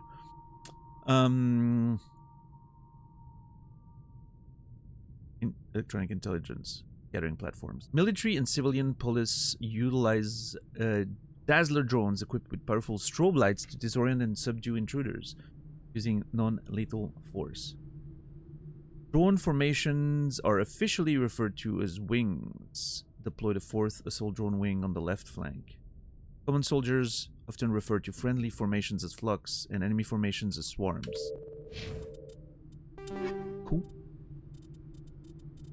Oh my god, so many weapons.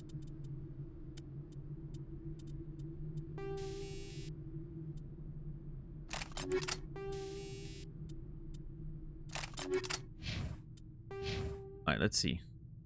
Commando! Did that replace soldier? I think it did, yeah. Oh.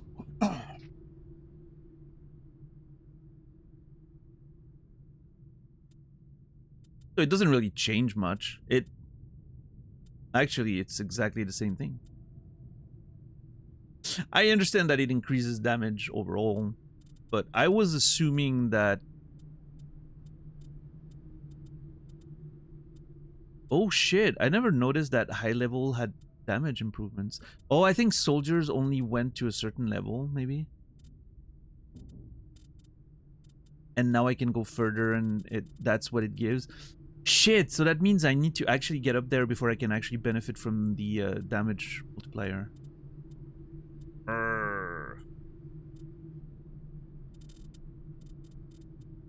Well, that's something to go for, I guess.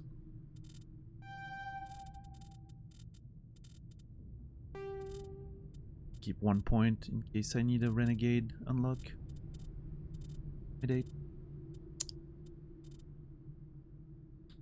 I mean, I could respec and remove 1 fitness point, 1 assault training point, put them there. Whatever, it's fine. It's fine. Kaiden now has max decryption. Beautiful. Beautiful. Love max decryption. Yo, Chespi's face. How are you doing, dude?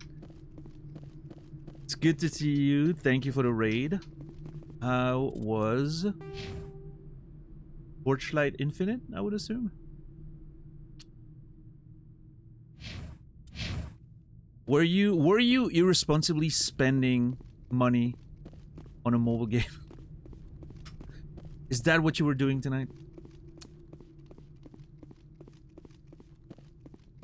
What's up, Endgame? How are you doing?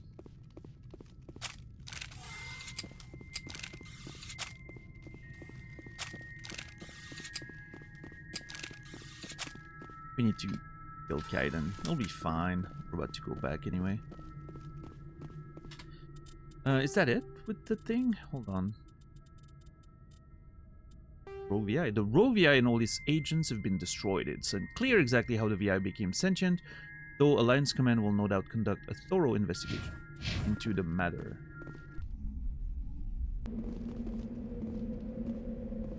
So Blakey, a chatter gave me like 400k in currency, which was enough to make a whole new OP character. I'm afraid to ask the conversion ratio on that. What does 400k in currency mean? You know, in good old dollars. I'm a little afraid of asking. It has no cash value. Oh, that's great. It's just like currency you earn by playing the game then. Right. Oh, that's incredible then.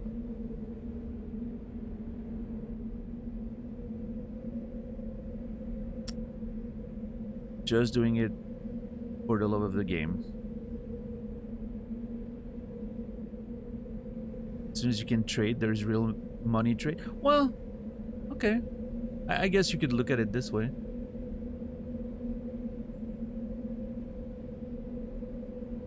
Also, I mean, if you really want to get into it, time, you know, you could put a price tag on your time, but in the spirit of my question, it you know, it's the currency you acquire by grinding it answers my concern. Which was, did someone just literally spend, you know, $5,000 provide currency.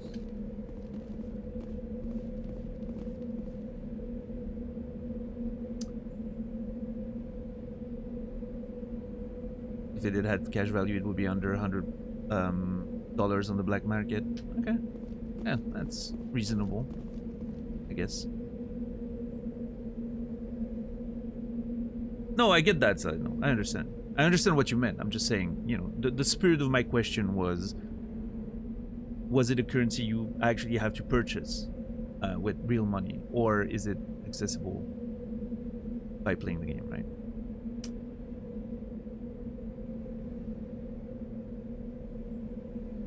Because, you know,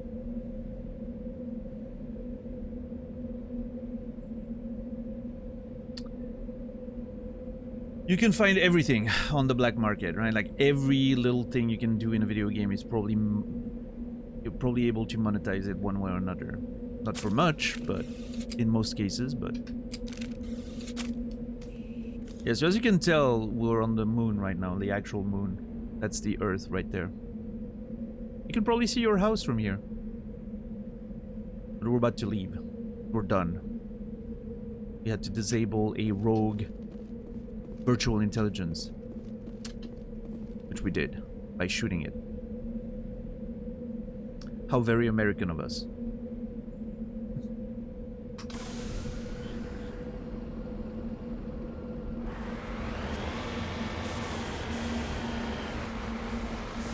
Can I do donuts?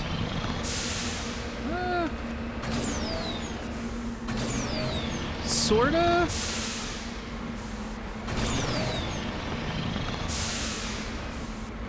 Actually, it's better without the boost, I think. Okay, okay, hold on. I think I'm getting it. It's about pressing the other direction at the right time during the rotation. Which is a little later than you would like. Yes! Doing donuts on the moon. What a world. Alright, let's go home. Starts chanting USA.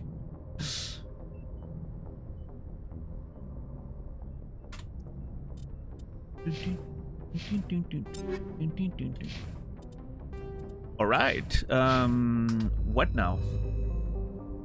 Now I think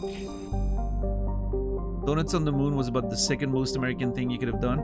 I know, I'm really like embodying the spirit of the Alliance military right now.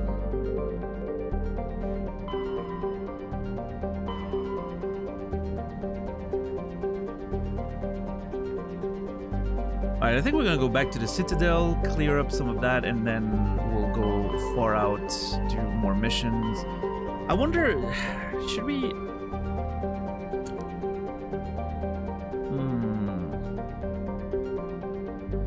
Next you can send space credit to Israel.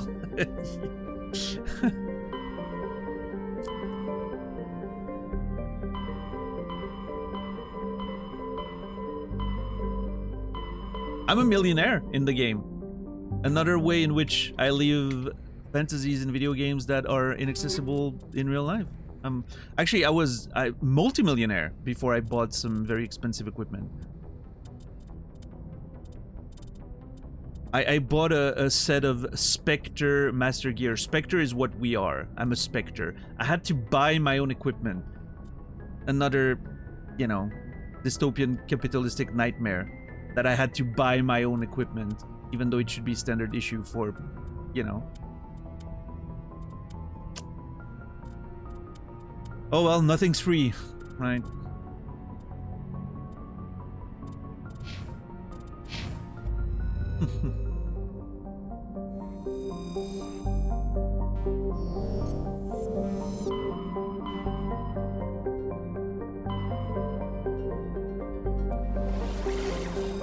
Anyway, back to the Citadel we go. What's the galactic healthcare situation? Pretty good, actually. Yeah. We have a doctor on board. we can fix almost everything by using Medigel, which, you know, seems pretty commonly, you know, accessible everywhere. Yeah, it's actually not too bad, I will say.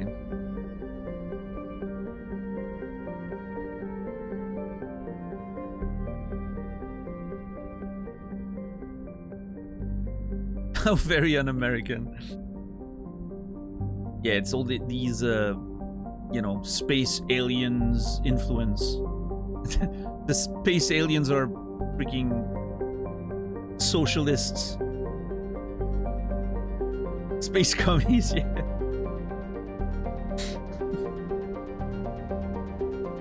They even have a council with 3 people making decisions together.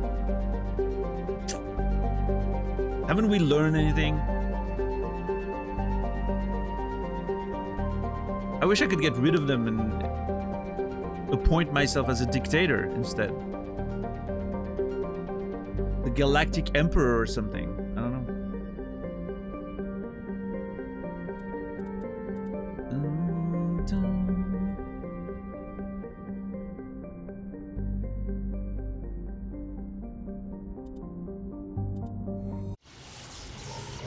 Anyway, to the Citadel we go.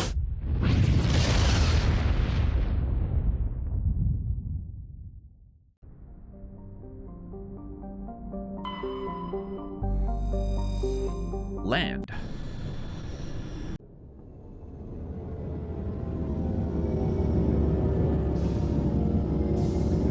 Look at our ship, though. What a beauty. What's up, Frosty Demon? How are you doing today?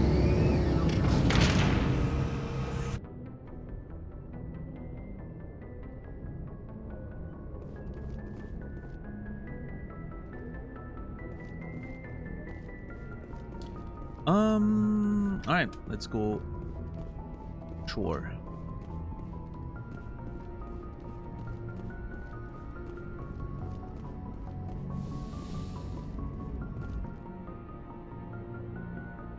I will bring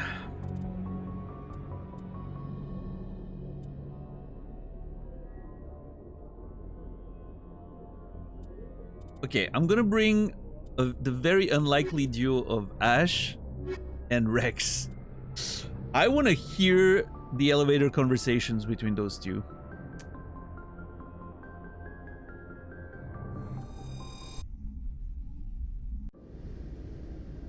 Equalizing interior pressure.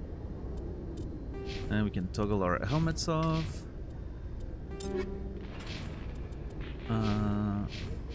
Yeah, Rex probably has a bunch of points. There we go. Beautiful. With exterior atmosphere. Logged. The commanding officer is ashore. Exo Presley has the deck. State of play stream reactions to You God of War game made me sick to my stomach. Insanity. I know it's hard to avoid, but like at some point you have to just not look at social media, I think.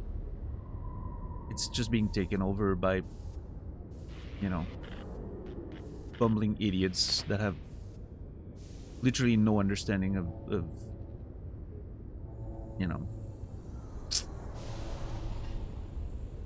anything really, and just parrot the same opinions they've heard from other bigger influencers.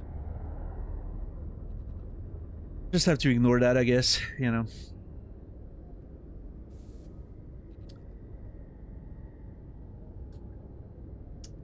People be dumb is the conclusion there.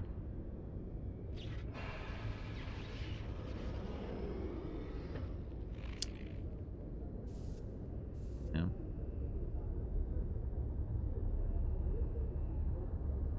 I mean, my personal reaction to it was pretty mixed, but the only reason for it was I don't get the cube thing. I don't get it. I think I'm too old. I think I don't know. I must be too old to understand the humor in it, I think. Because It's interesting. I've been talking about it with a few people, and I've seen like a few opinions. It seems like a lot of people are actually really enjoying the cube thing. They find it funny. They find it like whimsical. They find it, you know, random in an interesting way, I guess. I don't know. My reaction is I don't get it. It feels out of place. It feels like it's clashing with the tone of the rest of the game itself. It feels like seeing a Pixar character in a very dark fantasy environment, and it's very weird. But you know, I will give them that. It makes me curious to see what's up with it, right? Like I'm legitimately like I really want to understand what's up with it. So maybe that will, you know, get me to find like satisfy that curiosity by playing the game, right? Yeah. Yeah, the comparison I made yesterday, Quasi, was it's like if the little kid from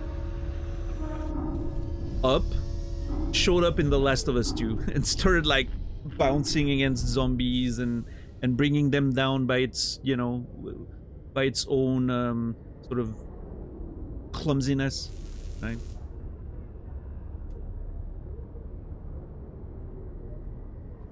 Well, that's arguable, Rob.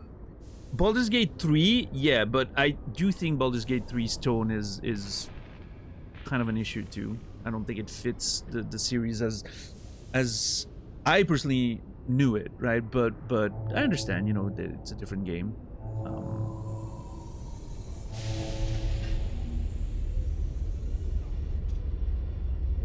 It's a little weird, Egg. But yeah, Quasi, it means you've stayed away from the worst places of the internet. Because unfortunately, even though my timeline is typically pretty clear, that was a weird brain moment. Typically pretty clear of that stuff. I've seen a lot of, you know, people being upset that they have to play a middle-aged woman in a video game. And it's a very hard time for these people, you know.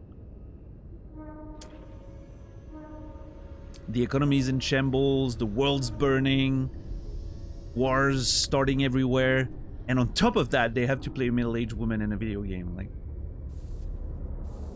there's no hope. There's no hope, you know.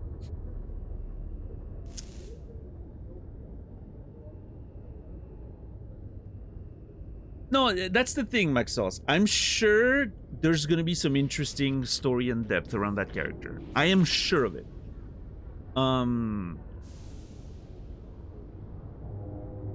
I just, yeah. My first impression of it was very like sort of like it didn't feel, yeah, again, like it's the tone clashing, right?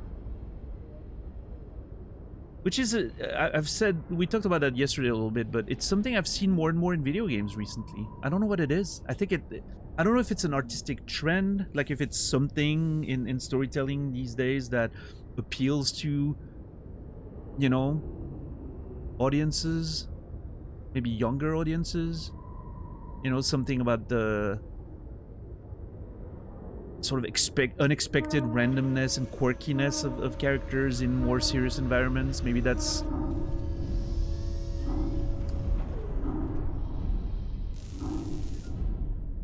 that very heavy contrast is something that is appealing to audiences these days. I don't know.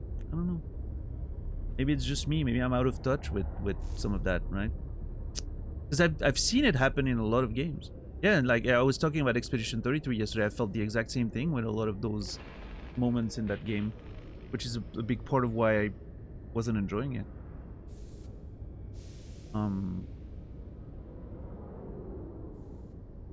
Yeah, Brainy, I mean, you know, obviously if you don't like the newer ones, you don't like the newer ones. I personally thought 2018 was great. I haven't played Ragnarok yet, but I do like 2018, and it looked fine.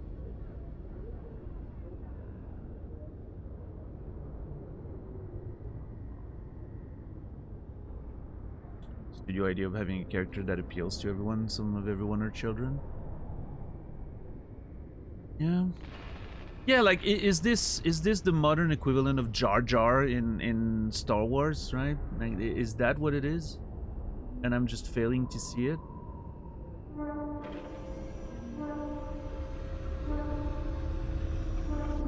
And I'm not saying Jar Jar was a good addition. I'm just saying, like, is that the equivalent? I don't know. I don't know.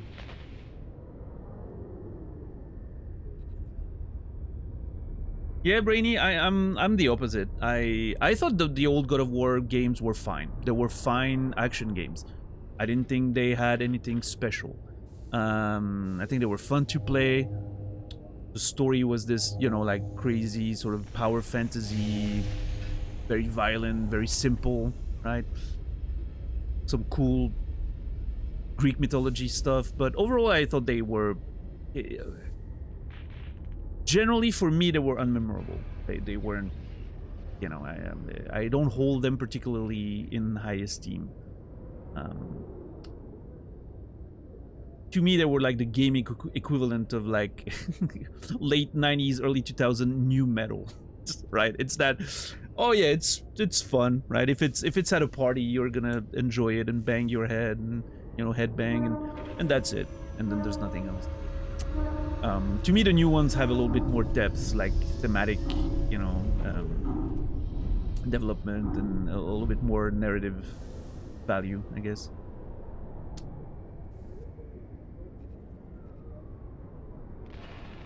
Yeah, Nkthar. I never actually looked at it that way. That's interesting.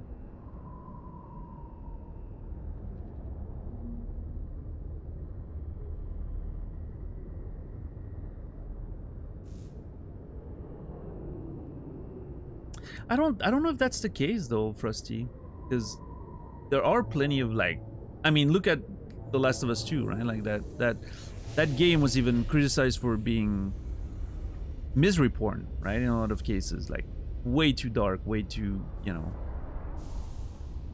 The lack of relief in that game was criticized a lot, and like I think there's plenty of games like that.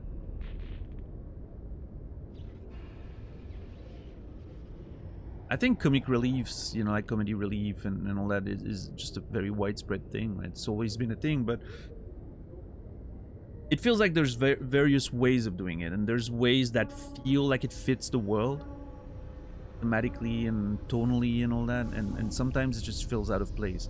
This is a case where I'm like, it feels a little out of place, at least just watching the trailer.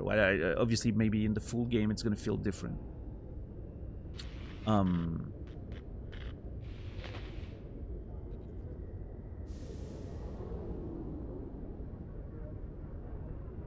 Yeah, I mean, I don't know. I'm interested. I think we were talking about, like, 2018 also had comedic relief, right? With the two dwarves and Mimir, I think, the talking head. Those did have some, you know, comedic moment, but it felt like it was fitting sort of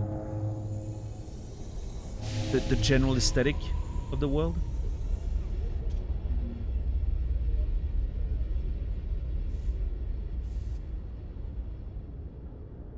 It's a Brembro.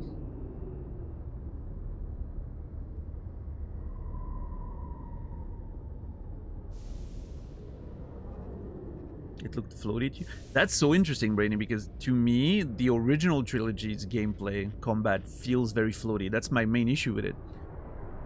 It feels like everything's just always like sort of floating in on like an ice skate. Like everything's just gliding around, right? And the newer ones feel grounded, and it feels like, you know, there's weight behind everything.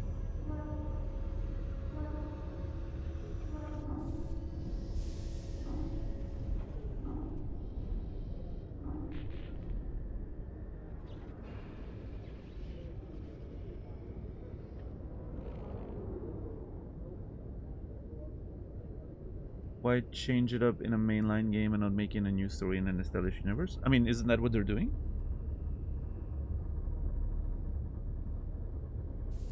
I mean, it's you know, it's a weird thing in the sense that they're not. It's not like it's God of War 1, God of War 2, God of War. Well, you know, 2018 is just called God of War, but it's not like it's God of War 4, 5, and then 6 or something, right? It's just God of War, and then there's a subtitle or whatever.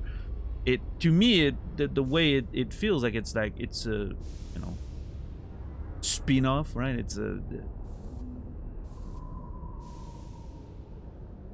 It's not like the direct continuation of the previous game. It's positioned as a flashback of sorts. It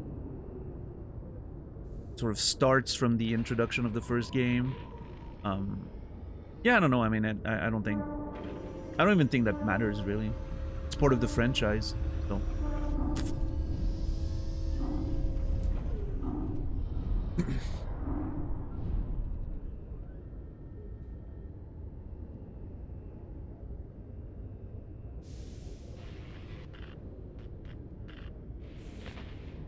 Yeah, Quasi. Yeah, we'll see. For me, the interesting, the first thing I thought when I saw part of the combat with like sort of the ranged attacks and all that, it reminded me of one of the characters in DMC5. That sort of had this mix of ranged attacks and all that. But I haven't played DMC5. I've just seen a few bits of it. That's what it sort of reminded me of. First 3D God of War game where the main character is in Kratos. I think that's true, yeah. Has there been any God of War game where Kratos wasn't the character? I don't know much about like the spin-offs and all that, so.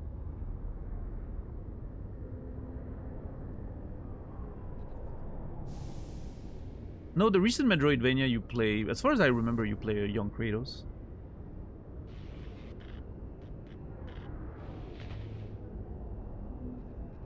I haven't played it, but I've seen like a few.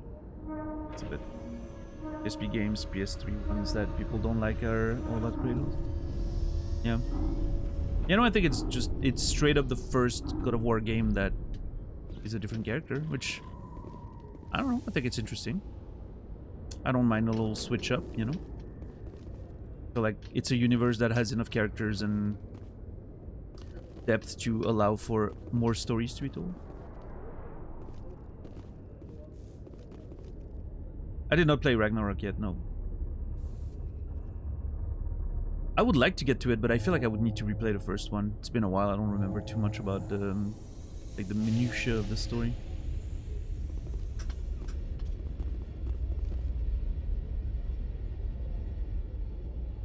Exogeny Corp recently released an official statement regarding their missing survey team in the Hades Gamma Cluster. According to the statement, the remains of the survey team were discovered not far from their abandoned research camp. There were no survivors. It is believed the researchers were the victims of a random attack by raiders or mercenaries. Names will be released after next of kin are notified. Okay.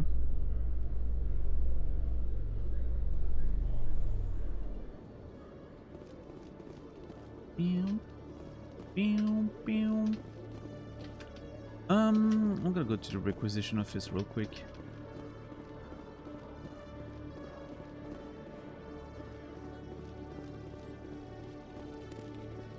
Hello, Commander. Show me what you've got. I'll open the rare stocks for you, Commander. The rare stocks, let's go.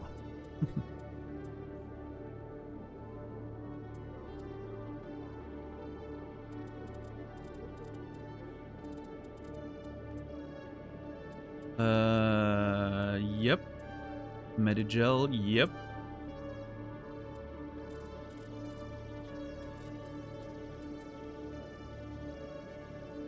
Yeah, that'll do. I have thoughts that I won't share. Oh, regarding like how it connects to the stories. Yeah. Let's keep that conversation for maybe when, I don't know, maybe when that game's out and enough time has passed, maybe I'll go through the whole trilogy, right? It could be an interesting project down the line.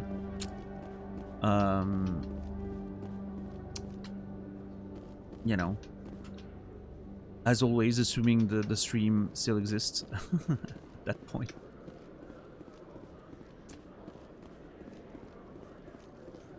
Coming up in a report later today, Emily Wong investigates corruption on the Citadel and uncovers a full-blown crime syndicate.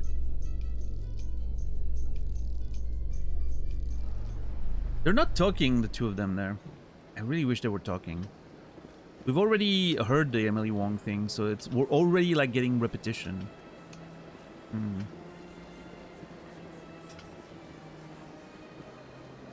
What's up, Larry?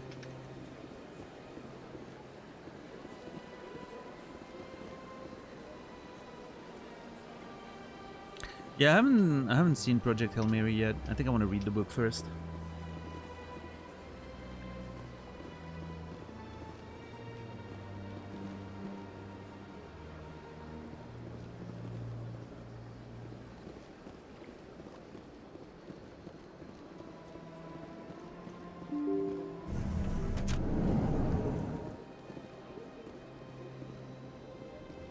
But yeah, to your point, I do think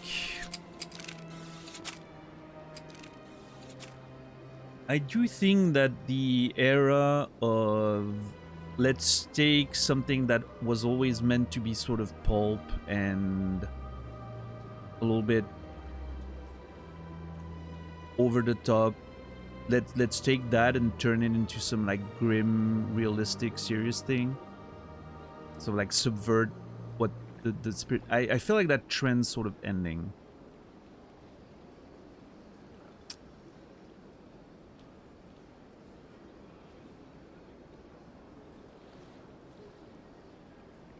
It's been like that trend lasted for a good almost 20 years.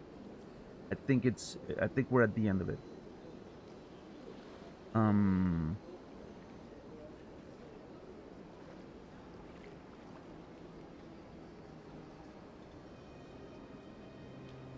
I don't know.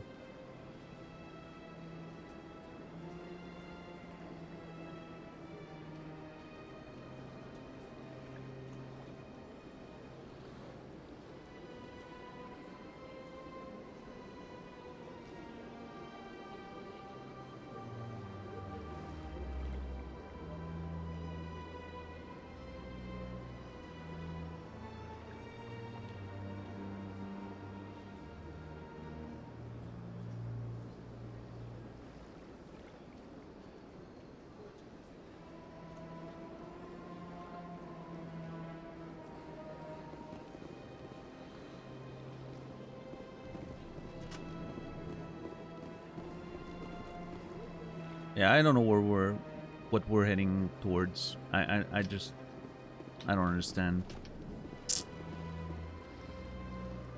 I get the feeling they're not used to seeing Krogan walking around. I'm getting too old. I don't have my finger on the pulse of modern media anymore.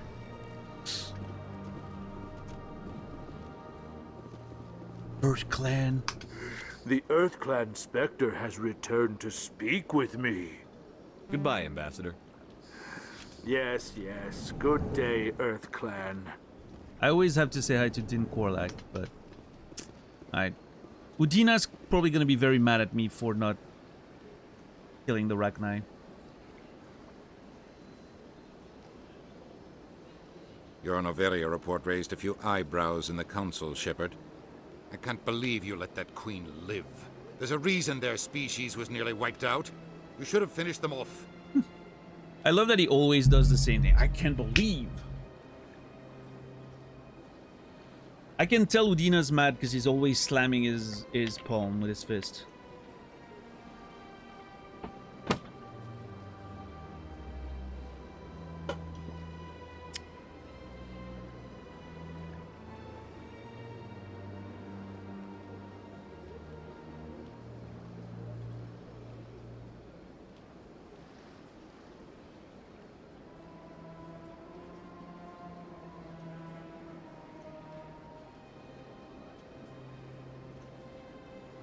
You know, they've learned. Don't worry, it was my I'm starting to get annoyed at Udina. He's always second guessing me and everything. I'm the one that's on the field doing the work. You know what, Udina? It was my decision. You weren't there, Ambassador. It was my call. I did the right thing.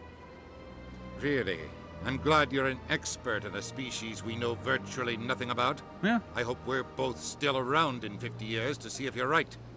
Genocide of an entire species is a terrible tragedy, Ambassador.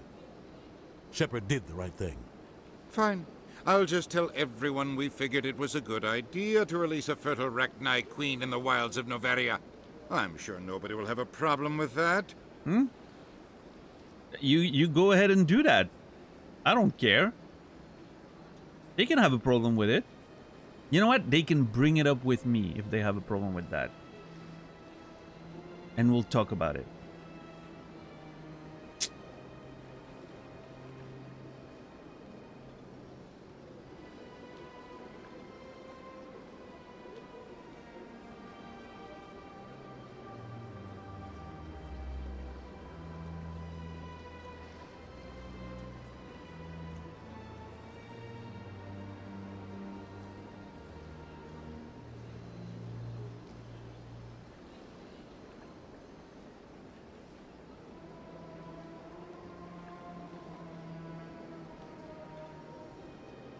I mean, I don't disagree, Valeri, but I feel like there's been so much of that. I mean, I don't think we've been lacking that type of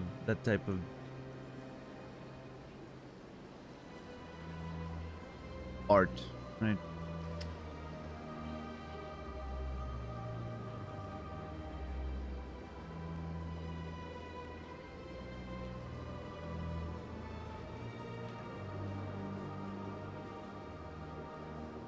Like, I don't feel, as someone who's always been interested in that stuff, you know, that's always looking for what you describe as earnest art, I never feel like I'm, you know, I lack anything to watch or play or read or whatever.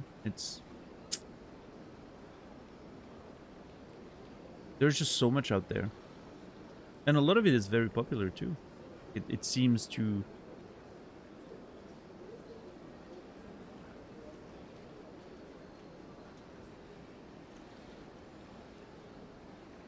Yeah.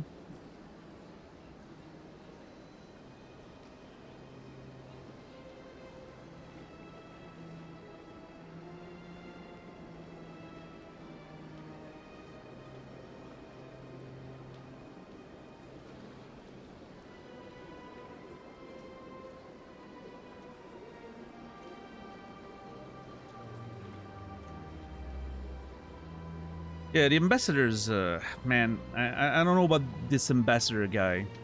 All the people that are in high positions in this game are questionable. Yes, Commander?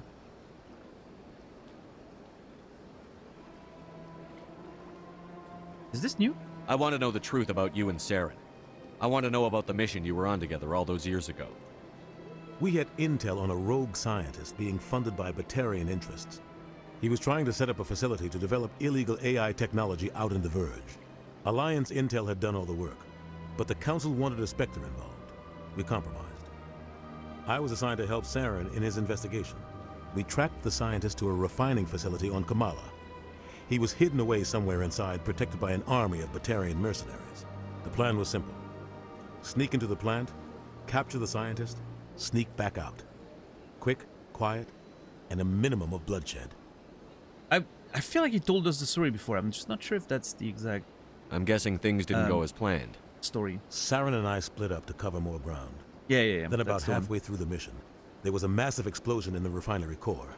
Officially, it was ruled an accident, but I think Saren detonated it on purpose to draw off the enemy guards.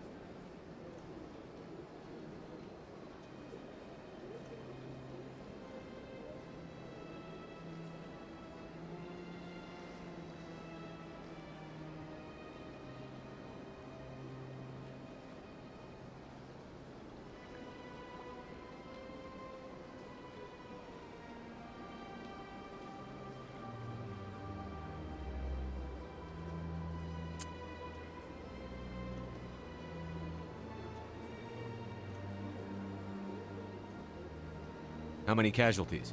The explosion tore the refinery to shreds. The whole place was on fire. Black chemical clouds poured out into the atmosphere. Nobody inside survived. There was a camp for the workers and their families nearby. Between the fires and the toxic fumes, the final death count was over 500. Mostly civilians. Saren didn't care. The target was eliminated. Mission accomplished. And I ended up taking the blame. That ended all talk of me joining the Spectres. Saren caused the explosion. How'd he pin it on you? In his report, Saren accused me of blowing his cover. He said it was seen that my before, fault the but guards were ready for us. He claimed that's why again. it turned into a massacre. Saren's report was all the proof the Council needed to kill my chances of becoming a Spectre. Don't blame yourself, Captain. I don't. I blame Saren. I think he wanted things to go bad. He was looking for an excuse to blow that refinery. Maybe he just likes the violence. Maybe he was just trying to make me look bad to keep humans out of the Spectres. If so, he pulled it off. Why'd you let him get away with it? Who do you think the Council was going to listen to? Me? Or their best agent? I had a bad feeling about him right from the start. I should have been more careful. Maybe I could have stopped things before they got out of hand. The only thing I care about is stopping Saren. You're right, Commander. It's no good living in the past. I should go. I'll be here if you need anything. Yes, Commander? Have we talked about Do you that? know anything about Vermeer? Sorry, Shepard. I've never even heard of it before all this. No, okay. You'll have to go out there and check it out for yourself. I should go. I'll be here that. if you need anything. Alright, we need to find Garroth. I think he's in the tower.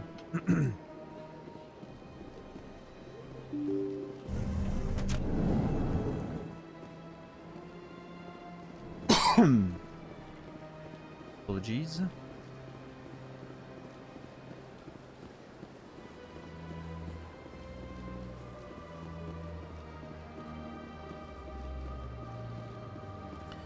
Yeah, it doesn't feel like we're getting a lot of new side quests anymore here.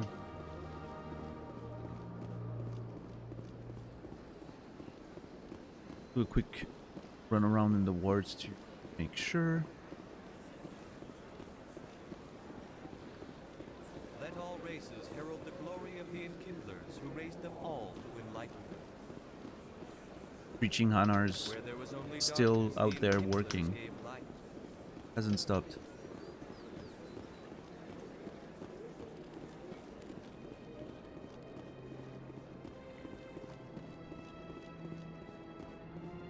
A Solarian excavation team has run into an unexpected problem after unearthing a Prothean dig site. Hanar protesters have blockaded the dig site, claiming that artifacts of the Enkindlers, as the Hanar call Yeah, them, so should no not be news disturbed. about Noveria? The excavation team has appealed to Hanar And no representatives discussion on the between those two Citadel here. to reach a That's diplomatic solution. A little unfortunate.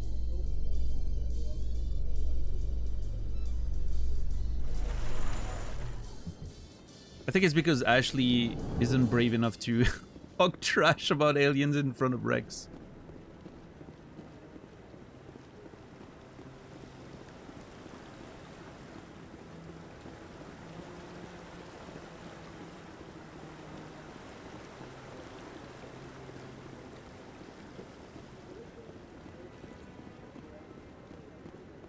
Are you? Oh, there you are. Any news? Did you find my brother yet?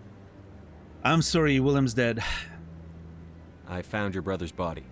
His ship was attacked by privateers. Willem's dead? I guess I should have expected this. When his ship dropped out of contact, I just knew. But I kept hoping he might still be alive. I thought you'd want to know. I figured you'd want to know the truth, no matter how painful. You're right. It's worse not knowing. That's what they all say, at least. Please excuse me. I need to go make arrangements for his funeral. Got it. Alright, well, that's one more quest done.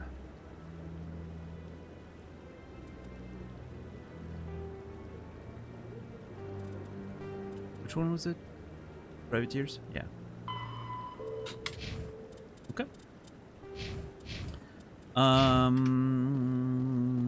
Yeah, I mean, I think that's about it. I'm not seeing any NPC around.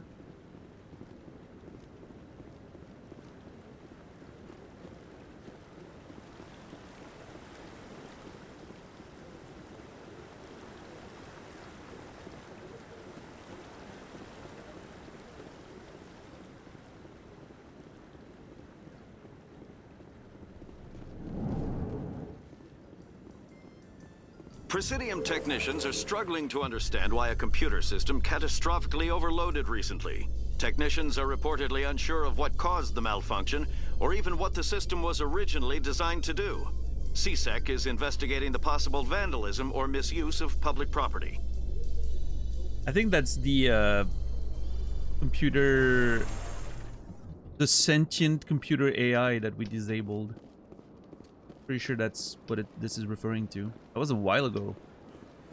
I'm surprised we only get the news now. Let all races herald the glory of the Enkindlers who raised them The glory of the Enkindlers. Oh, sorry. Didn't shoot anyone.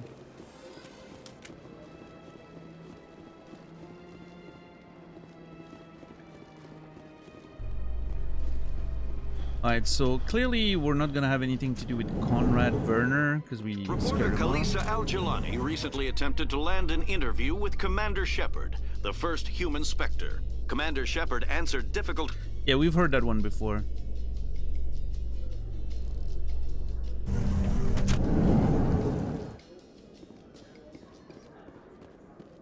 Making sure there's no other side quests.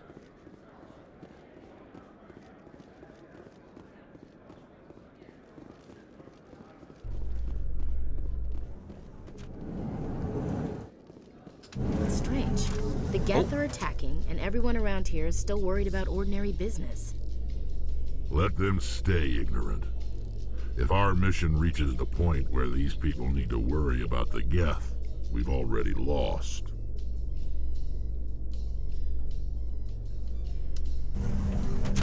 Fair enough. I don't disagree with that logic.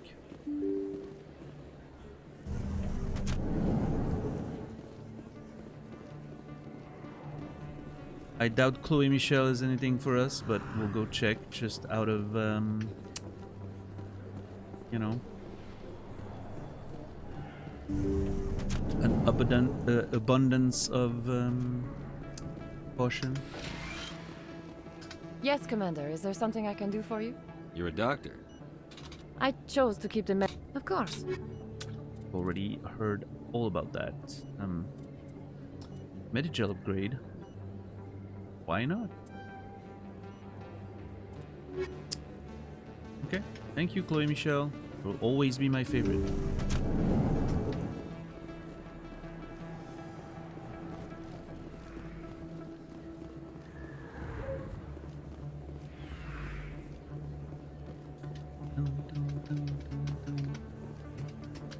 What's up, Thespian?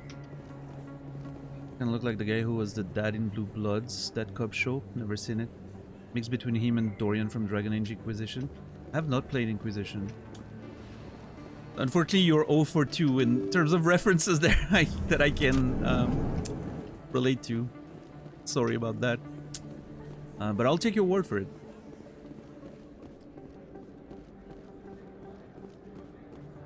At least it's a new one. Typically I get Freddie Mercury. Or Stalin. Tom Selleck is in blue. Oh, it's a Tom Selleck one? Oh, okay. Well, I've heard that one before too. I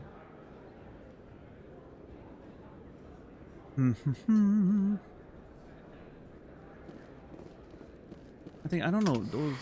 Welcome back, EarthClan. EarthClan? Will you be needing supplies for your return? Show me what you've got. Sure. Most excellent. I am sure. What you got? Ooh, shit. Oh, it's an Elko's Combine. It's a level 10 shotgun though, but yeah, Elko's Combine. Nah, thanks. I will take a license. Especially Armax Arsenal. I like them. What's up, Shepard?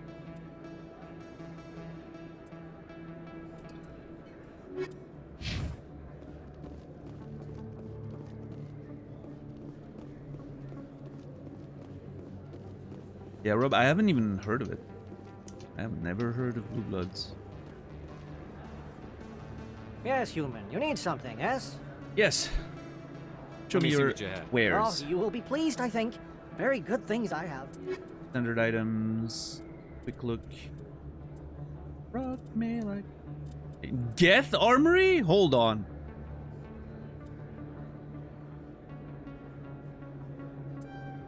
Are we getting Geth weapons? Because, okay, if so, Yes, human. You I'm need quite something, excited. Yes, all right then. Good I want to tidings see you, what kind of human. weapon, like, if we could... Yes, human. You need something. If we could yes? have, like, completely me alien see what you weapons have. that look Oh, and you will feel be completely pleased, I different, think. that'd be awesome. Just for the sake of variety. I do feel like I need some of those, Can Rex even wear that shit? It's even weaker. What? Who makes that shitty armor? Devlin Industries? It's worse than the Mercenary 5 is wearing.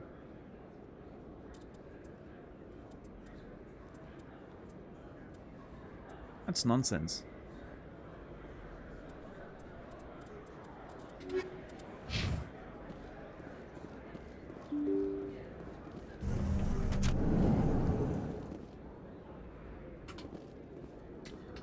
Doubt there's anything new in Core's Den, but we're gonna go check. Same vein as shows like NCIS or Hawaii Five-0 remake series. Yeah, those are shows I'm never really watching here. A million light years from where humanity began, and we walk into a bar filled with men drooling over half-naked women, shaking their asses on the stage. We can't decide if that's funny or sad. I know what you're saying, Ashley. I wonder how she would react, considering she thinks we're in a relationship. I wonder how she would react if I was watching a dance. Actually, we might do it just to see.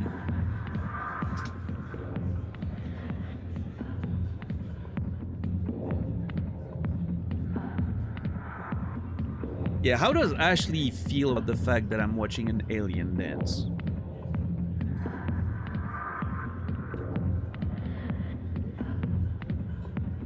Background noise while eating dinner with them?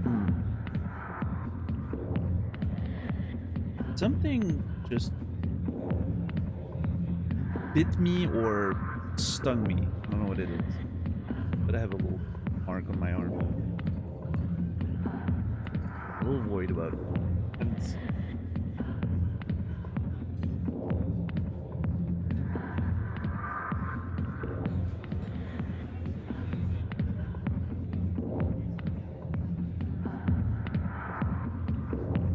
what a strange thing in this game to be able to just sit and watch an Asari dance. And it's never really acknowledged, like no one reacts to it. There's no, you know, none of the characters say anything. It's like a completely meaningless interaction with the game. I find that pretty particular.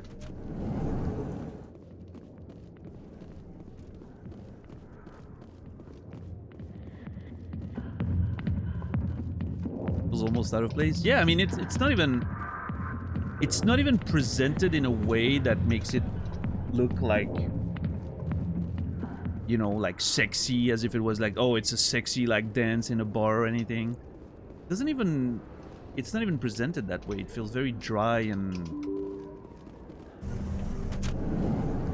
which maybe is the whole point. You know? Maybe it's the whole point. It shows how sort of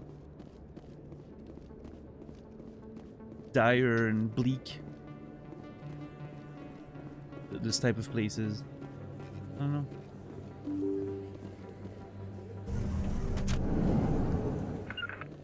Oops. Regroup! Press the wrong button. Alright, I think we need to go check Flux, and that's about it. I'm gonna gamble. I'm gonna see if maybe some of the machines allow me to spend more money now. Maybe there's like a progression. Because if the most we can gamble is 200, then that's completely meaningless at this stage of the game, right? Commander, thanks again for all your help. Welcome. I want to see Rex dance. Hold on. Come on, Rex.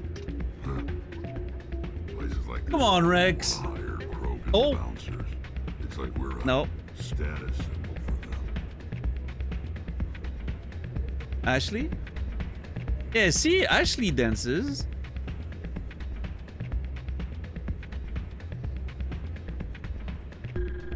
I don't know if that counted as foreplay or whatever, but... Come on, Rex. First time I was here, I dropped a bundle in the casino. Got so mad I put my fist through one of the machines. Well, it is now canon that Rex can't I'm waiting for dance. someone else. Hey there, welcome to Flex. Rex can't dance. Very sad. Okay, so high stakes is still 200, which is ridiculous. It's completely meaningless at this point of the game.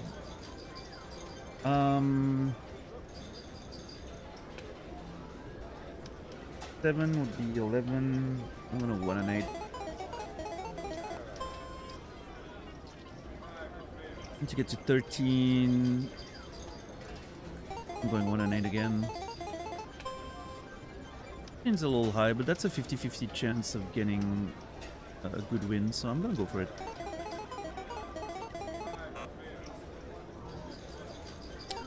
Alright. 4-7. 1-8.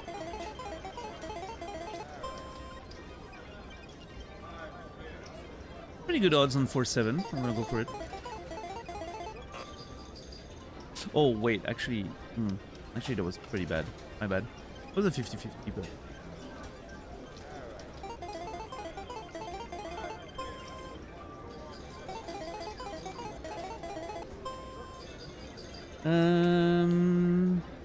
Seven's 15. 1 and 8.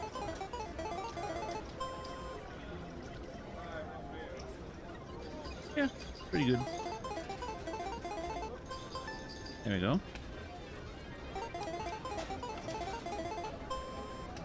1. That's crazy. Okay, let's go. 7. 4-7 seems pretty good there. 13. All right, 4-7. Dun, dun, dun.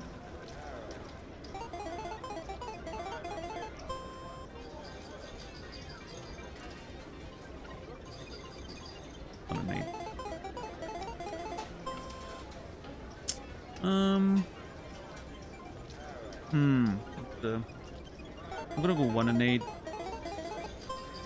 Yep, and now 4-7. Oh, come on.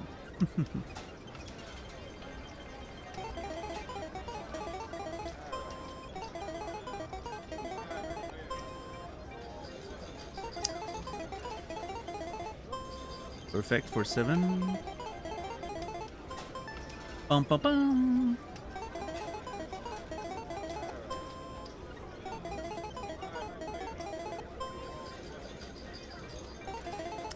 For 7 here for sure. 12, that's nice. 1 and 8.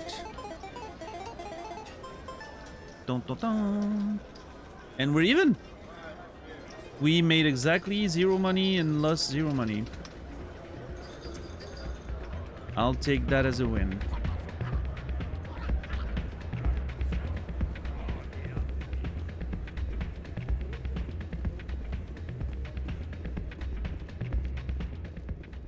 Valuable use of your time. I think so too.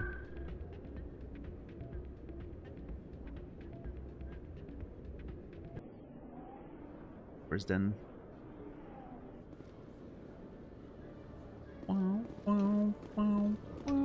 Binary Helix has settled out of court with a Krogan group that had accused the Genetics Corporation of fraud. The Krogan group had contracted by... That one plenty of times. Alright, no more quests at the Citadel. It feels like the well is drying in terms of getting new quests. Makes me think...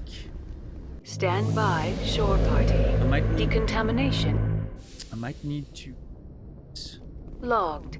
The commanding officer is Side aboard. quests sooner than XO later. Presley stands relieved. Then we can focus on proper mission.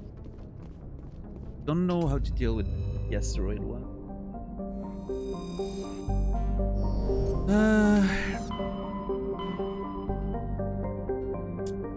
Yeah, because hold on, let's check the map.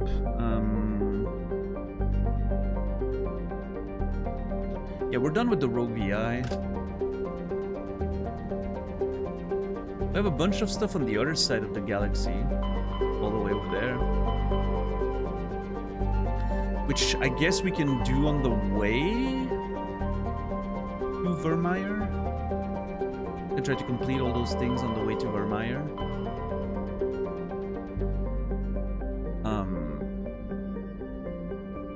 So I feel like the next step actually is Asteroid X7, at least, you know. Try to see what it's about. Finally know if it's, you know, if it's a DLC, if it's a story thing, and I don't know. What happens if I click on it? I wonder. Okay. Utopia. Asgard.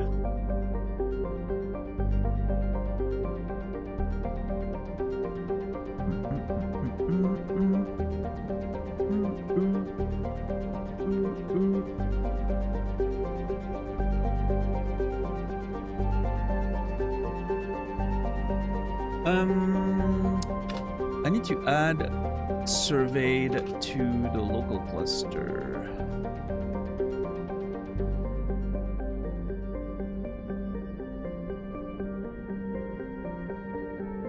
We've never been to Gemini 6. If there's been a quest there.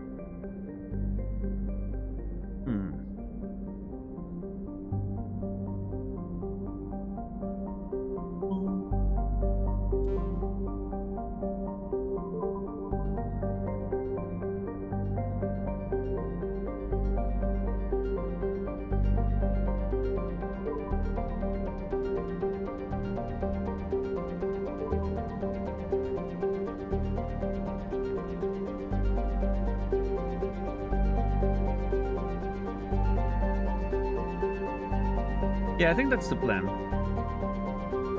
We're gonna do this, figure out what this is about finally, and then do some side quests around the Galaxy Center. Do all the side quests that are left, or that we have for now. In case we get more later, we'll have cleared up some of the nonsense. And then we go to Vermeer. I think that's the plan.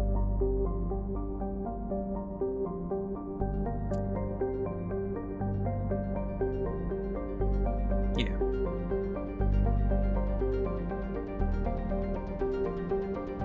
Okay, Bear, good to see you.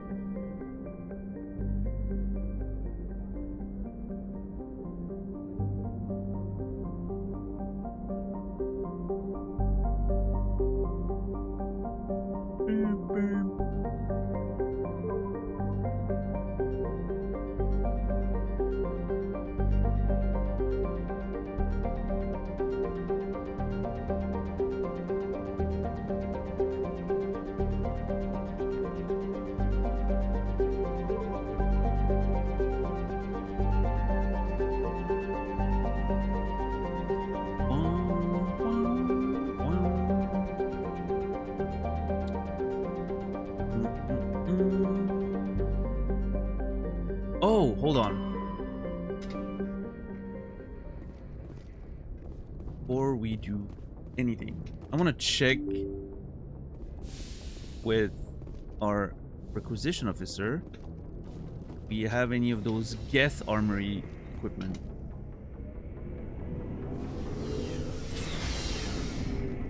That sounded... Looking for supplies? Yes. Let's see what you've got. You bet, Commander.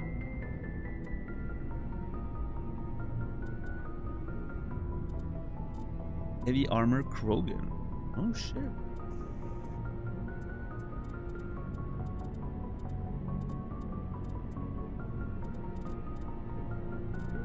Not seeing anything though. Maybe I need to...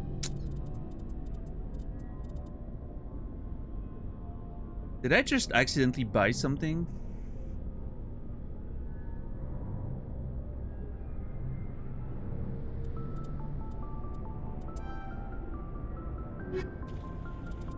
I think I double-clicked, which accidentally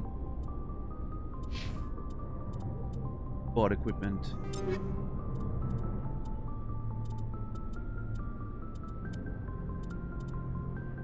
I don't have as much money as I'm supposed to. Yeah, I bought another shotgun, I think. God damn it. They're an...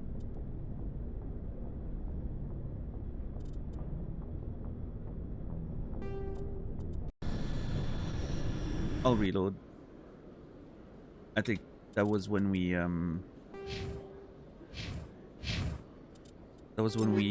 fast traveled. Binary Helix has Why settled is this out of game? court This with a game Krogan has group such a that had accused the Genetics Corporation of fraud. janky UI where you need to The click Krogan group had buttons contracted everywhere to get to anything. But no, if you randomly accidentally double click, oh yeah, you're gonna spend half of your fucking money by accidentally double clicking something. Stand by, shore party. Decontamination Nonsense. logged. The commanding officer is aboard. XO Presley stands relieved.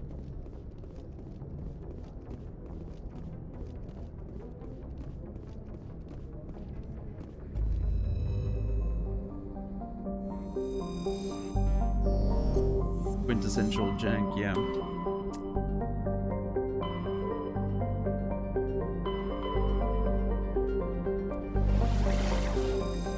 Alright, let's go to Utopia.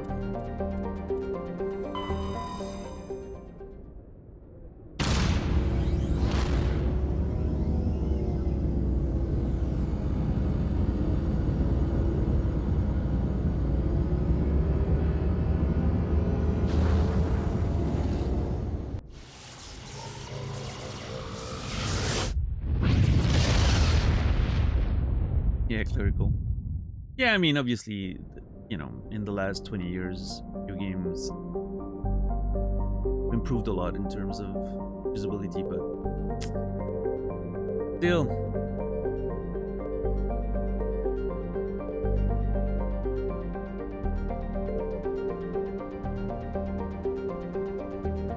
Alright, Utopia, Xanadu. Xanadu's atmosphere is composed of methane and argon. Its frozen surface is mainly composed of potassium with deposits of calcium. Its location in the deep cold of the outer system and its lack of any valuable resource leave little to recommend it. Nice. Nirvana. Nirvana has a trace atmosphere of xenon and krypton. The surface is a mix of water and iron oxides, with cryovolcanic plumes of potassium concentrated around the equatorial ridges. Nirvana has little of commercial or scientific interest, though a few geological research stations were constructed in the early 2160s. All have been shut down for years. The Alliance maintains an automated ice cracking station, which has quietly stockpiled a large amount of deuterium fuel for use by the fleet. Nice. Zion.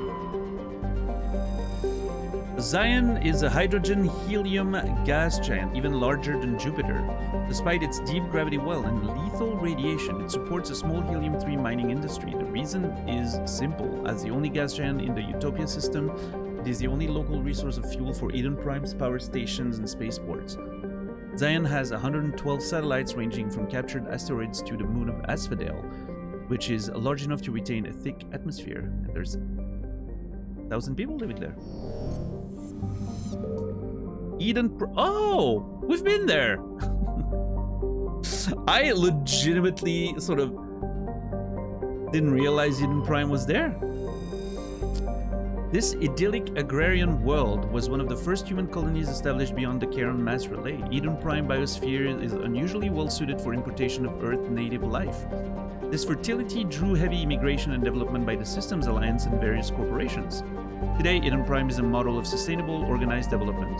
The population is housed space-efficient archaeologies that tower over 1,000 kilometers of green fields and orchards. Colony founded in 2152, 3.7 million, capital constant. Every time I see the word archaeologies, I'm thinking of SimCity 2000. It was my first exposure to that word. Arcadia. An unusually large terrestrial world, Arcadia has a dense atmosphere composed of nitrogen and helium. Its scorching hot surface is mainly composed of alkaline basalts, but metal deposits are plentiful. Though several spectacular examples of columnar basalt formation offer scenic beauty, Arcadia's hostile environment has precluded commercial development. That's cool. I like the, those columnar basalt formations. I always think it's a really cool thing to see.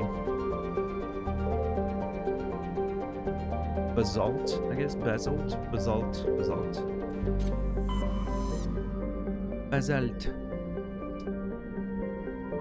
Alright, let's go to Asgard and see what's what with this Asteroid X-57 situation.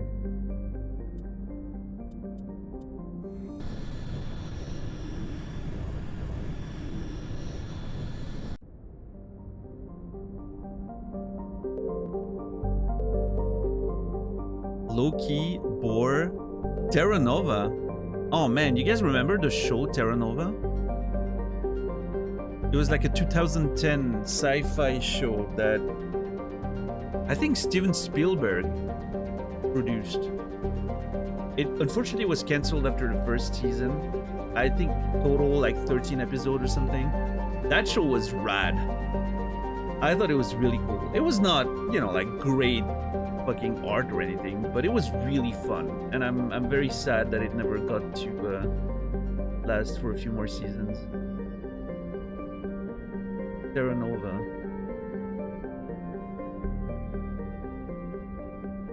Stephen Lang was in it.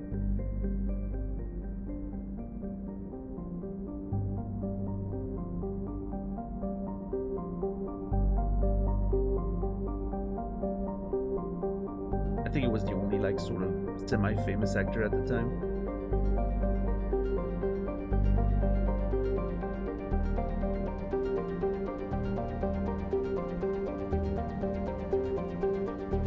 I didn't because it never got that second season. I still think it's worth watching. It's a cool show.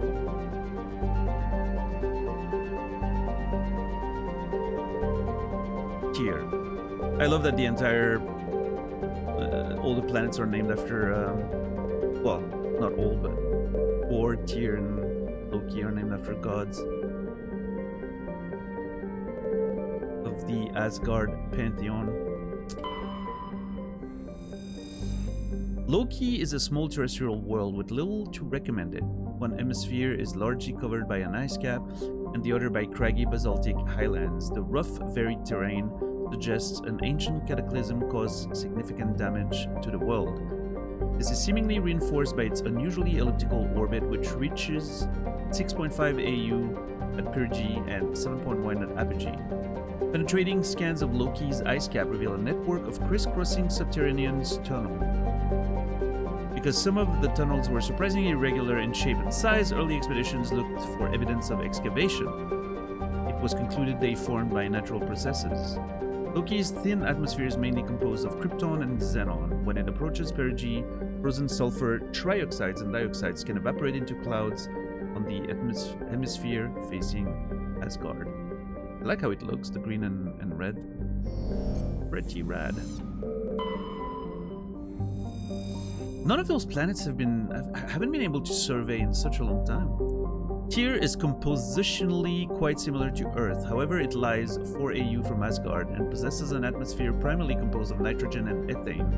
While a potential target for terraforming, the presence of the shirt sleeves habitable Terra Nova in the same system relegated Tyr to a support role. Nearly 100 corporations, human and alien, have constructed extensive teleoperated mining, refining, and manufacturing facilities across the face of Tyr. Combined with the platinum lodes of Terra Nova, The resources they produce are driving development of the local hydrogen fuel cell industries. The Asgard system now supplies nearly 4% of the galactic market. Founded in 2156, it hosts 47,000 people, and the capital is Kaldi Daldur. Nice.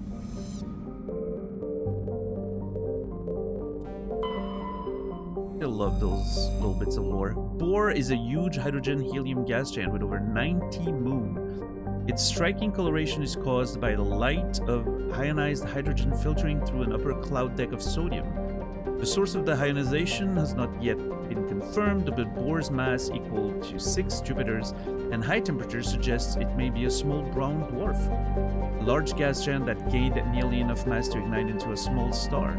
Though Bohr's deep gravity well makes mining operations difficult, it is the only gas giant in the system. The hydrogen needed for the local fuel industry, combined with the ever-present need for helium-3 fusion torch fuel, make it economical to mine. Terra Nova. Terra Nova was one of the Class 1 colonized prospects discovered by the First Wave Alliance surveys in 2150. It was the second human extrasolar colony and the first beyond the Charon mass relay. It currently has the highest population of any Alliance colony. Though banded by a harsh equatorial desert, areas closer to the poles are temperate. The pace of development was modest until extensive deposits of platinum were discovered in 2170. This rare metal required the clean burning hydrogen fuel cells that powered private vehicles, attracted a platinum rush of immigrants and investment from throughout Alliance space. In the past 12 years, Terra Nova has seen a 30% rise in population, and growth does not appear to be slowing.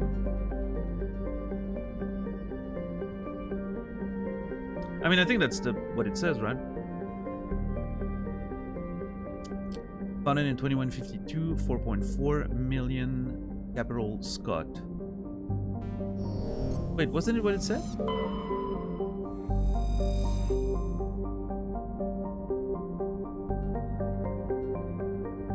It may be a small brown dwarf, a large gas giant that gained nearly enough mass to ignite into a small star. I mean, at least they address the fact that it's, you know, it is close enough to do that.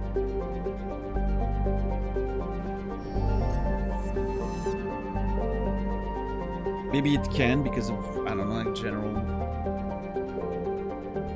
closeness to another star or whatever. Maybe it needs a little more to get a kick. I don't know. Not sure. I am not a scientist. Alright, Terra Nova is pretty cool. What about this asteroid then? X57 is a metallic asteroid originally located at the trailing Lagrange point of the gas giant Bohr. With the increased development on Terra Nova, a new orbital port facility was necessary. Due to a shortage of funding, it was decided to mine out X57 using the recovered resources to finish out the interior for habitation. The asteroid was decelerated from Bohr's orbit using fusion torches, allowing it to fall into the orbit of Terra Nova. Recently, communication with the engineering team on X57 have been lost. The fusion torches have reignited and the asteroid is accelerating towards Terra Nova? What? Hold on. This seems like it's a bit of an urgent situation. It feels like we shouldn't have been waiting that long.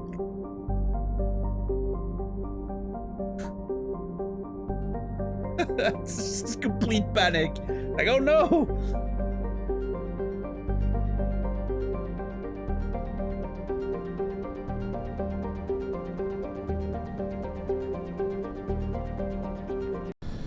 Are we getting like... We didn't even get like a communication or anything about it. Did we? I don't think we did.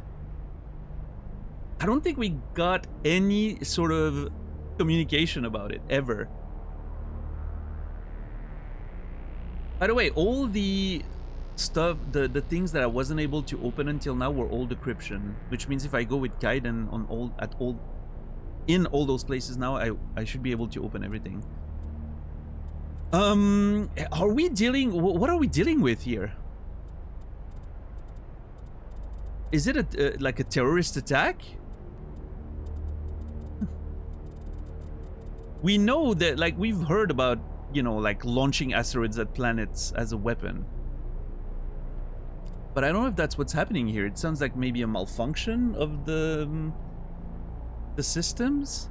Maybe we want to go with Kaiden and Tali, just like the you know, our tech guys. Maybe they can solve the problem.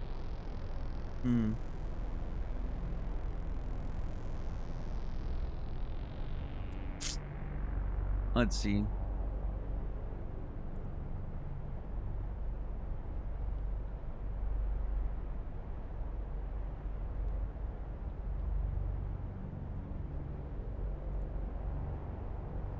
Yeah, I think we'll do that.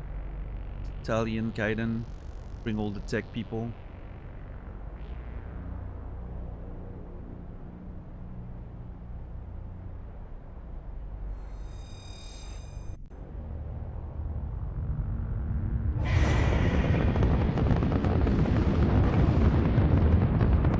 Status.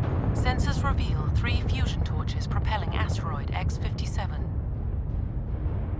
At its current rate of acceleration, the asteroid will collide with Terra Nova in approximately 4 hours.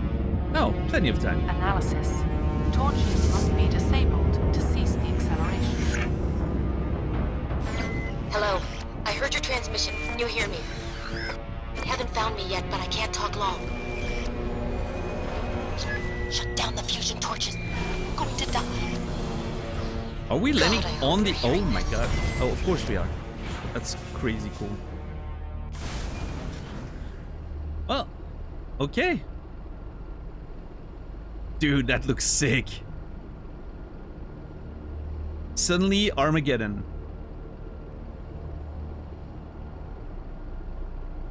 Yeah, exactly. Clipturn.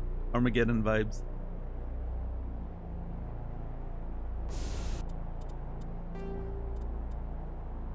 X-57, bring down the sky. It's so weird that we didn't get any sort of like we weren't. It's not even like a main mission or anything.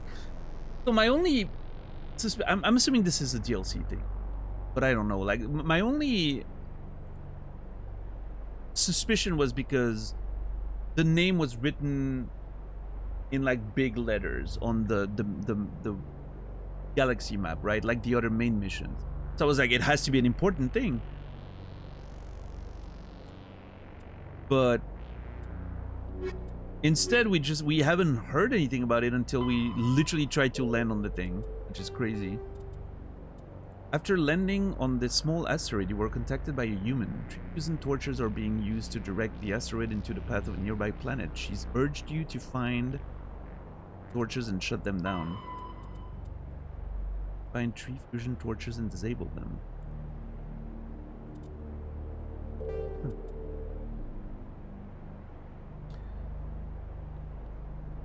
It's a DJ server, Hunter. Good to see you. Yeah, guys, I don't want to know anything. Please do not confirm when I'm speculating on something. Because literally, you might not realize, but that's a spoiler. You've spoiled some of the content for me there.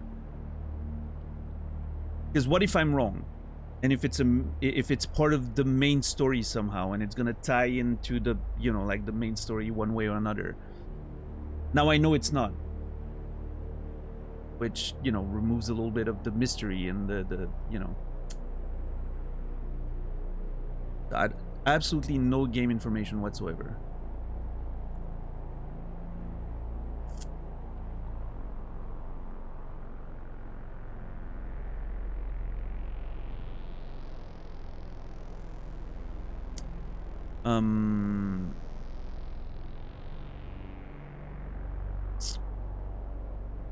Well, okay. Looks like we have some work to do. What a weird implementation of this this quest. I feel like it could have been a little smoother. First aid. Okay, so she's not leveling decryption at all on the base. Leveling. She does have max electronics though.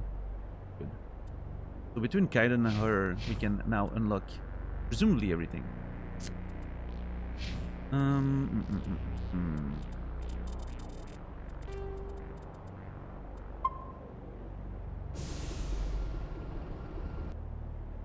Let's see.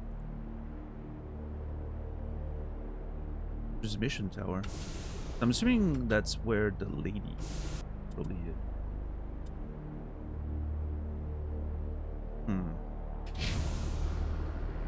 Oh, something there.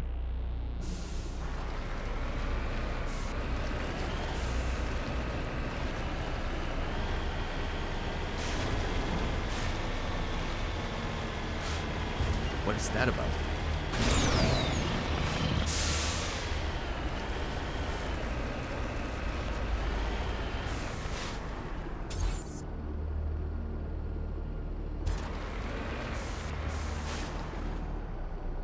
Body of G. Mendel. I'm on my way. Dude, this looks so cool.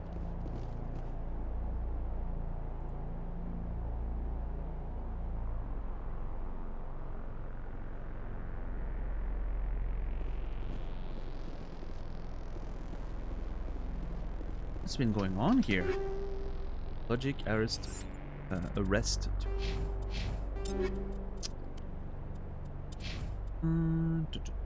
Ooh. Sally.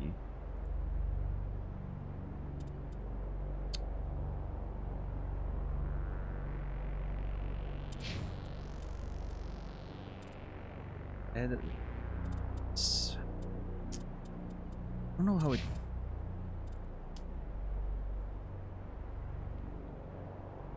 She's kind of the one that has the highest medical stats, so maybe the med recharge bonus on her would be. I don't know. I'll give it to Kaiden.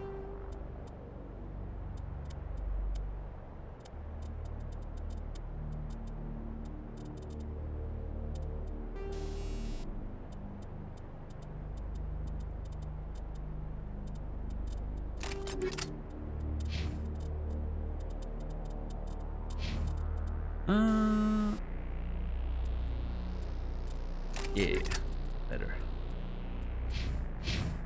Nice.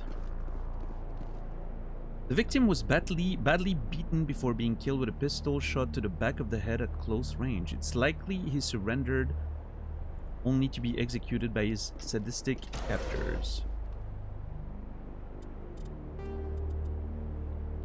There are 3 engineers missing on the surface of X-57, Himes, Mendel, and Montoya. If they're alive, they need to be not, someone should be told where they are. Found the body of Mendel, but Himes and Montoya are still missing. I don't know how we know about that, but...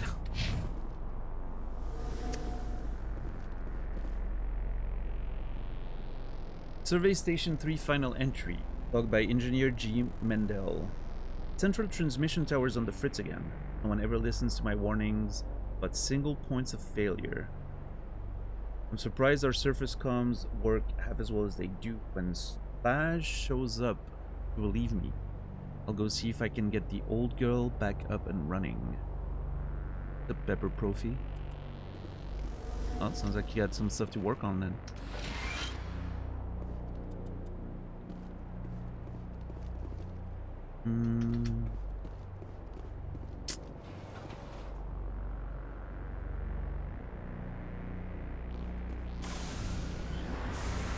Not to miss that. Yeah, or you know, seek therapy for your will to live, to improve.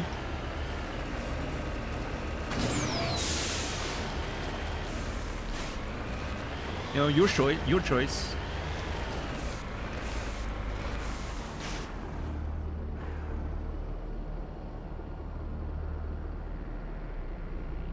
Yeah, this is really cool.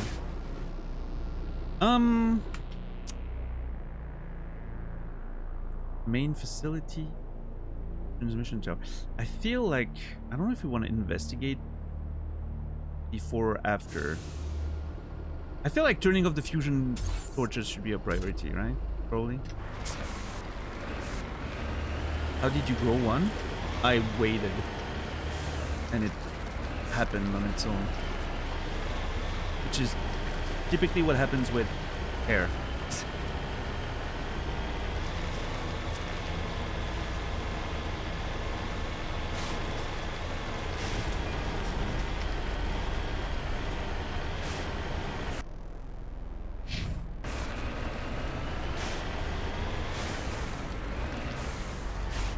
Tip innovator. Trade secret, yeah. You wouldn't believe.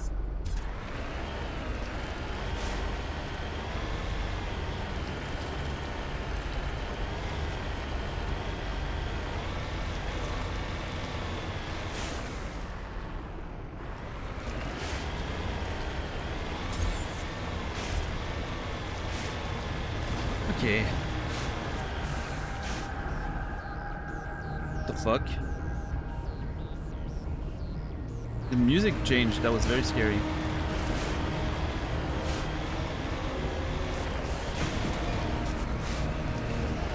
The mustache grew a body. Yeah, that's what happened. I approve of that version. Is that an enemy?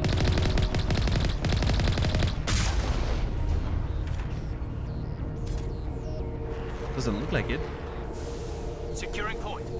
Okay, what about this?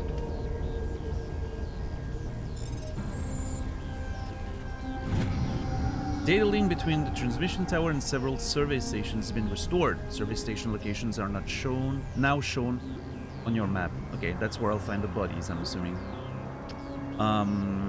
Okay.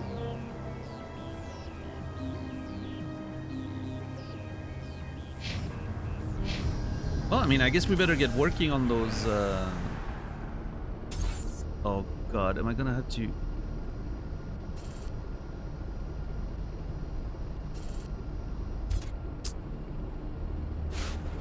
I'm not sure. Can I send this? Okay, I'm gonna send it.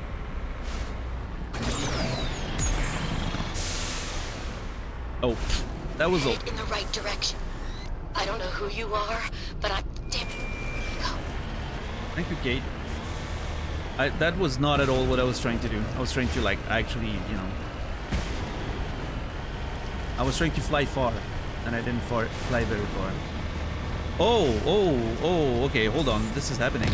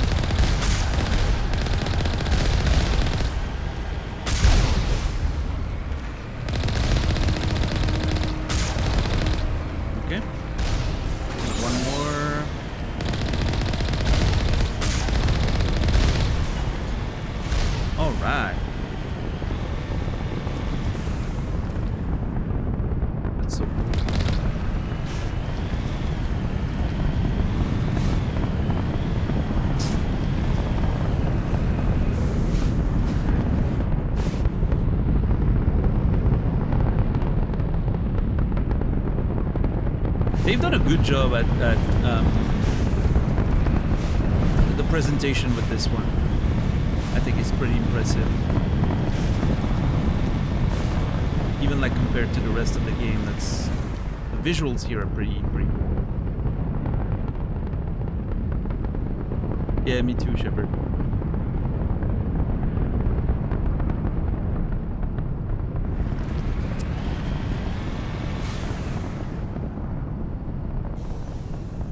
Alright, let's see. Reminds you of Kerbal Space Program. Man, I miss Kerbal Space Program. Is the second one ever coming out, or is it still in development hell? Yeah, we need our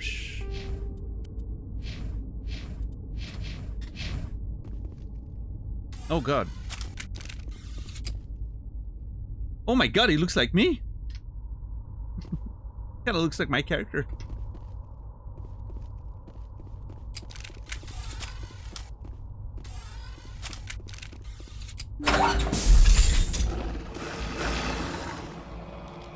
Oh, hello? Batarians. Check! Pause! Everyone's switching weapons. Great timing.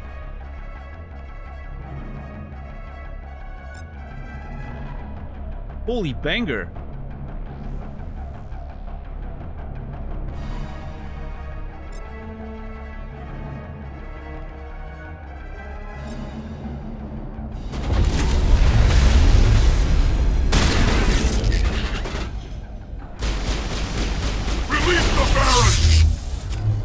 Release the Baron. That's funny.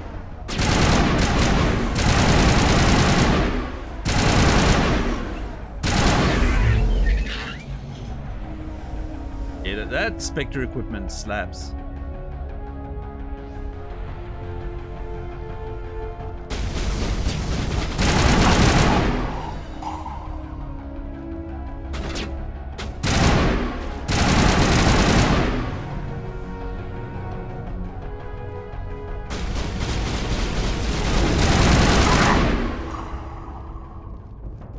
Okay.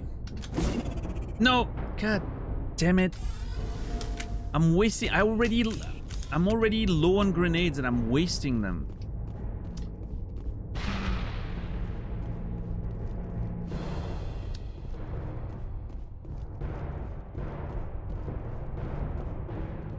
I just accidentally pressed G instead of H. There. Alright, what's going on here? After landing on a small asteroid, you were contacted by... Oh, yeah, no, that's read earlier already. Yeah, so the Batarians seem to be... Update, bring down the sky. A new data file is available for the Galactic Codex. Technology translation.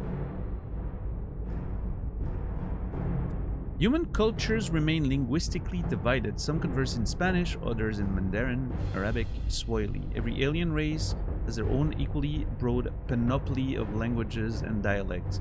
I like the word panoply. I think we're not using it enough. Most individuals know only their mother tongue and rely on machine translation.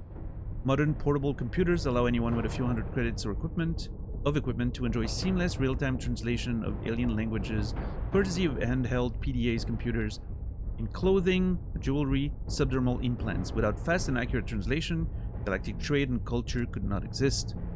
Governments provide subsidized software updated through the public extranet on the fly, often as users approach spaceport customs facilities.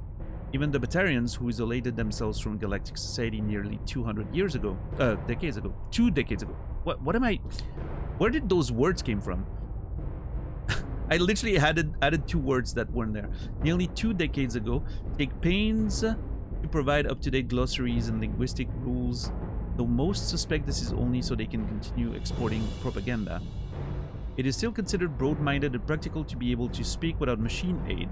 Children often take courses in alien language, and most races can speak the simplified artificial trade tongue with little difficulty. Some species must rely on machine translation to interact with the rest of the galaxy. Hanar, for example, cannot reproduce the spoken language of any humanoid species, and other races cannot reproduce Hanar bioluminescence without mechanical aid. Newly discovered and obscure races don't have machine translation available until linguists had time to study them. That's interesting that they address the concern of like, well, how do all these species talk with one another? Because, why do they all speak English? Well, it's all an illusion.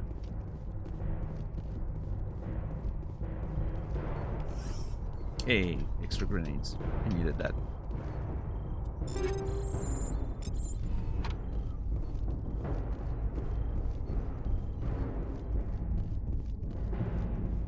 Okay, so Batarian terrorists? I wonder what's going on. Like, who are they working for? What's their motive behind this? I'm pretty sure, didn't we have an entry? We had an entry on the Batarians, In right? the early 2160s, yeah. The Alliance began aggressive colonization of worlds in the Skyllian Verge, much to the dismay of the Batarians, who had been developing the region for several decades. Yeah, there was the whole Skyllian Blitz, and, they're basically, they're a very aggressive criminal species. That they have a lot of pirates, and, they're not the friendliest of folks, is what I'm getting from the lore we've learned. Disable torch.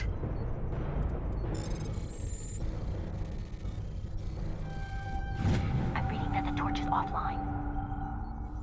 Was that you? Can you hear me? Who is this? Who are you? What's going on? My name's Kate Bowman. I'm an engineer. I was part of the team assigned to bring this asteroid to Terra Nova. We were attacked yesterday by Batarian extremists. I've been hiding since they arrived. I think they know the torch went out. What do they want? Why are they doing this? I don't know. But if this asteroid isn't slowed, millions of people on Terra Nova are going to die. If I find out anything, I've gotta go. Good luck. Okay. A little bit of a terrorism plot. I like that. Change of pace.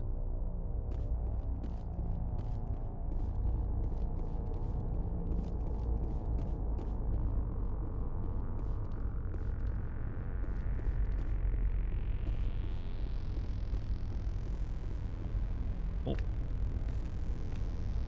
Hey. Oh God. I didn't mean to... Are you hurt? Okay. Let's just take a second there. Let's not react too harshly.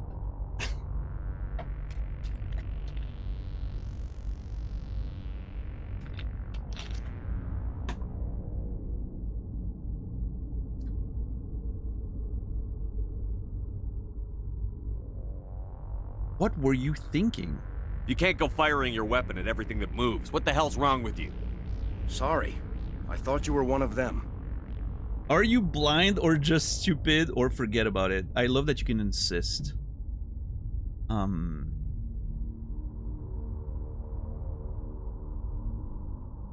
It's okay. Forget about it. Leave the fighting to me from now on. Commander Shepard, Systems Alliance. Simon Atwell. I'm the chief engineer on this rock.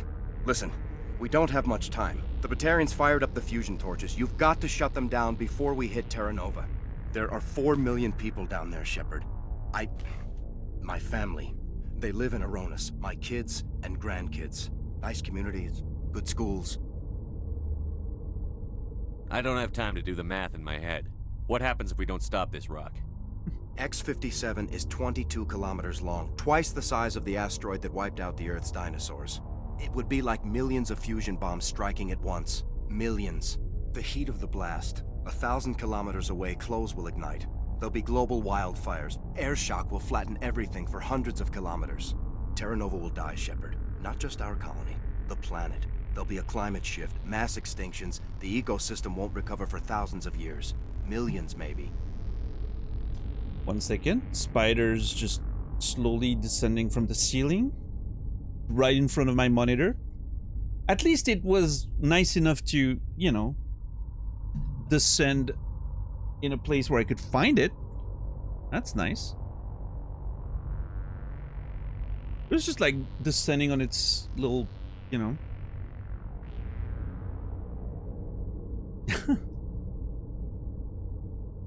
Little string. Hello there. just chilling, you know. Fucking Rachni. They're coming for revenge.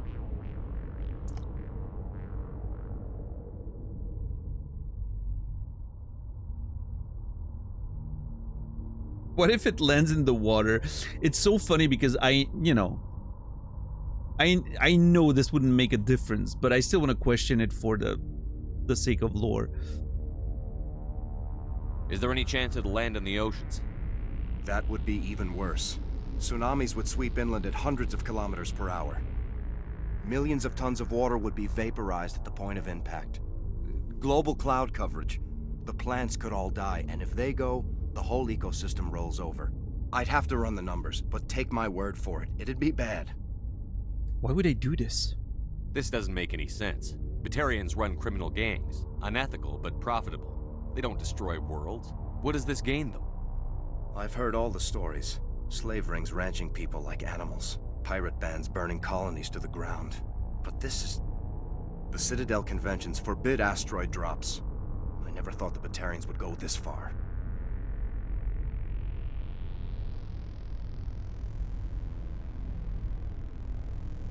They're not like this, they wouldn't. Why wouldn't they? They're not all like this? Oh, okay.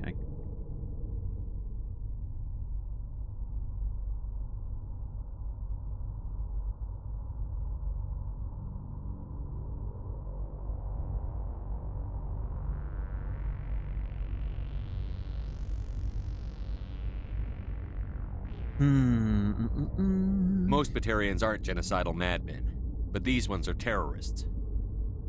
Yeah, I know. It's just, this isn't how I expected the world to be when I rolled out of bed this morning. Fair. Enemy numbers. You were on the ground when this happened. How many Batarians have you seen, and where? They landed at the main facility. It's locked down now. They've changed the passcodes, no idea what's going on inside. I did see groups head out to each of the torch stations. Couldn't say how many, though.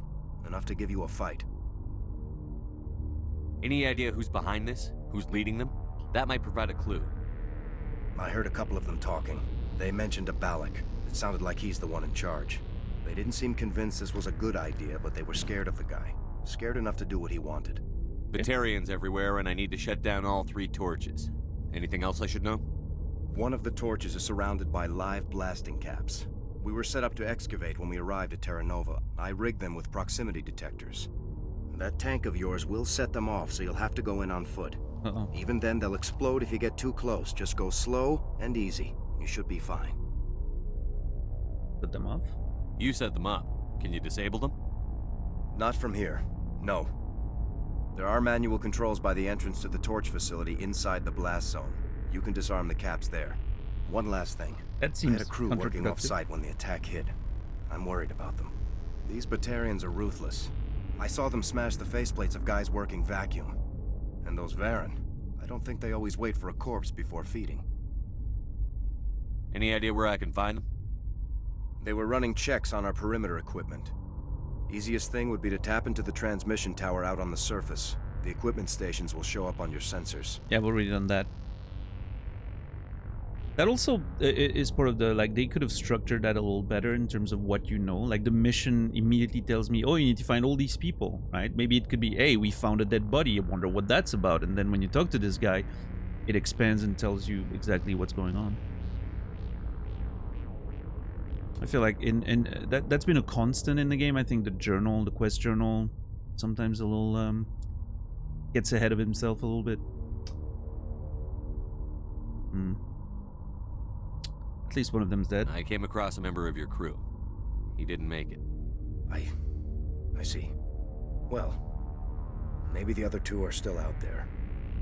You never know. There were a bunch of engineers over at the main facility, but they're probably all dead. That or being held hostage by the Batarians.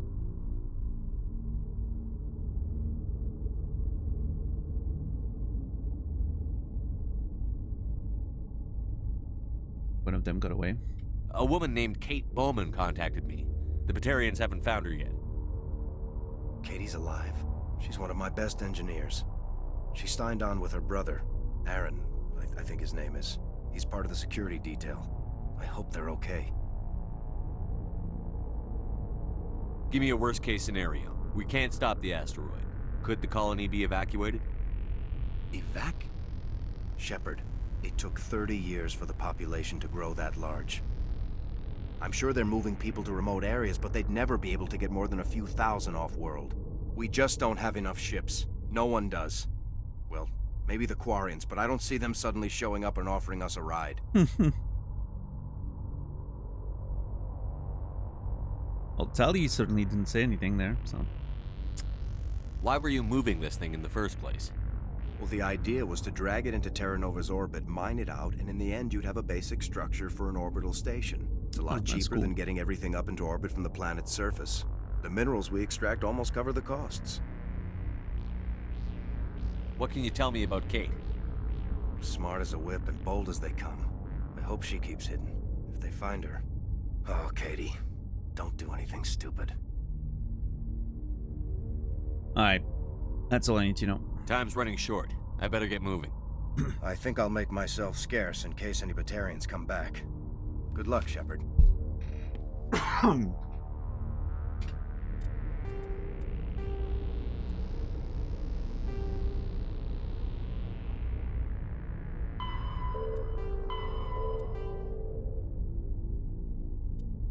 Game? This feels like... Does that need to be like a specific quest? that feels like a way to market a DLC for something that it's not. Oh, there's like 3 new quests in the game or whatever. But it's like one of them's the, oh yeah, avoid the blasting caps, by the way. And also there's 3 things to collect. I don't know if that feels necessary, but...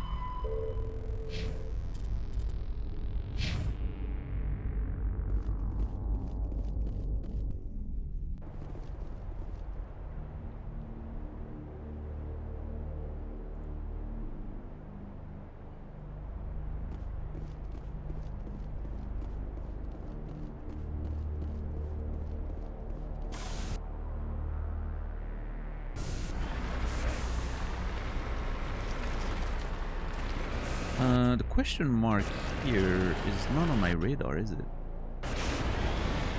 No, it's not.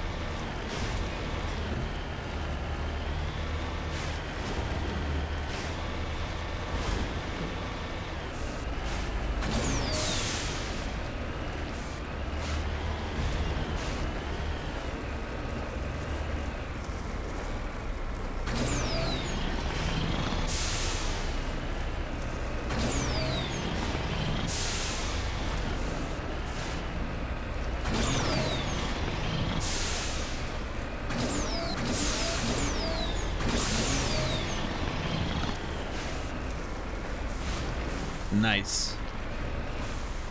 What a view.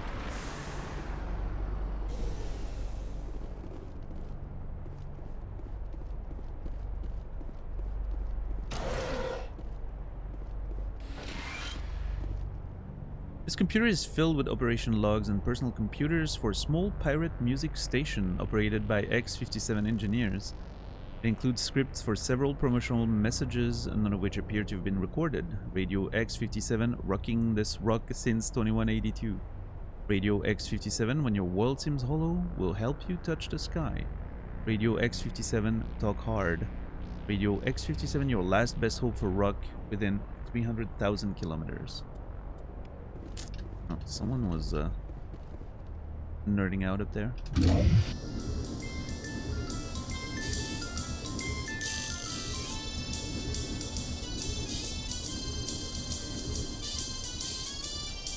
That's still very appropriate.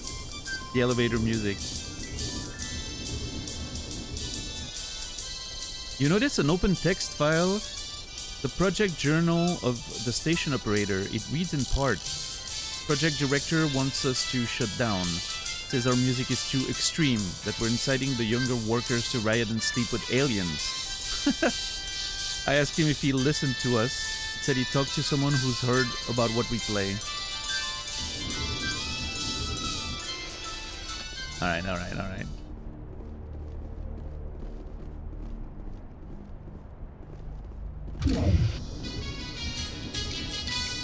I love that it's just the elevator music.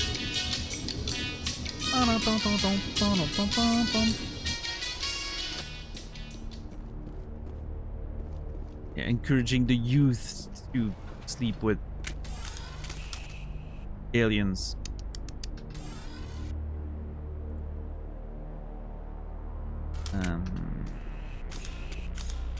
This one's this one, so this one's the one with the mines.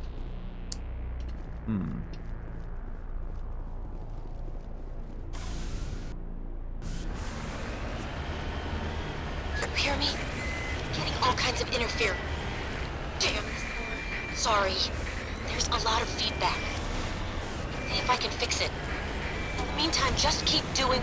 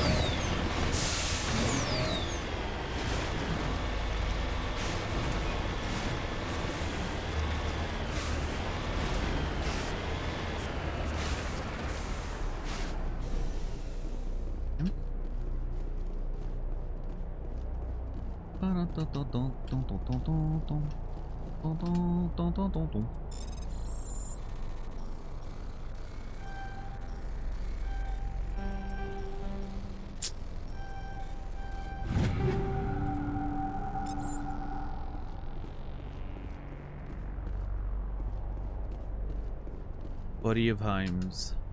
Body has severe burns and shows signs of major concussive trauma. Mercifully, the explosion would have killed her instantly. This is Dr. Himes. They found me, damn Batarians. I can hear them out there prowling around, trying to find a way in. It sounds like they're attaching something to the door. If I don't make it, tell my family I love them. This is Dr. Himes. They found me, damn Batarians. I can hear them out there prowling around, trying to find a way in. It's 2 out of 3. It sounds like they're attaching something to the door. If I don't make it, tell my family I love.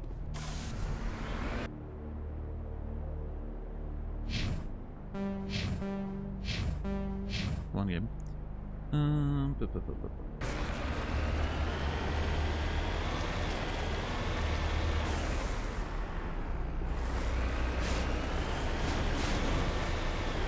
Yeah, this looks pretty cool, Credo.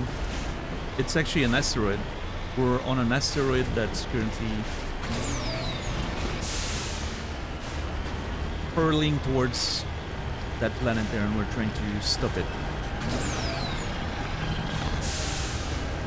Which, by the way, doesn't make much logical sense, because if those fusion torches have pushed the asteroid with a velocity that's going to make it strike the planet, we don't need to just turn the thing off. We need to actually, we would need to reverse the, you know.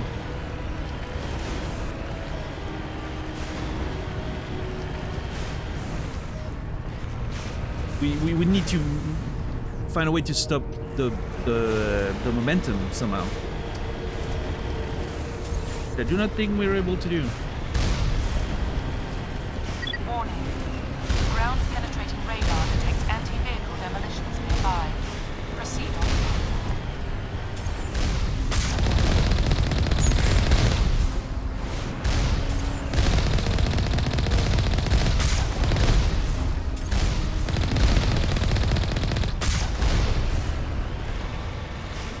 How big did they say this asteroid's supposed to be again? Twice the size of the one that killed the dinosaurs.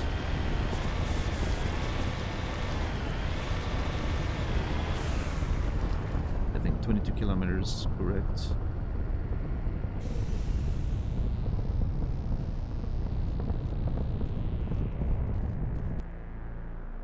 That's a lot of X's.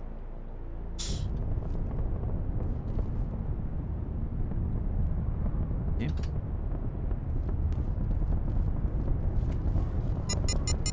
Whoa! Okay.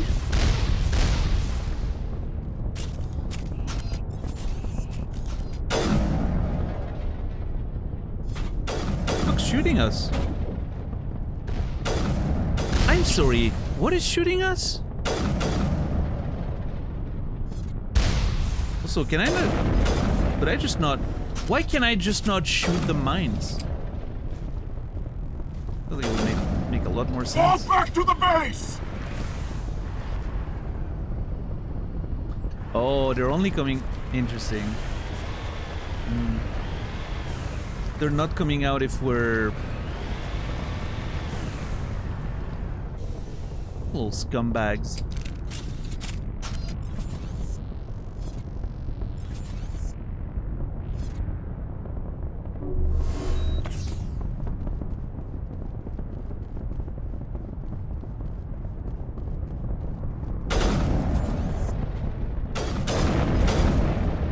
Get sniped, nerd.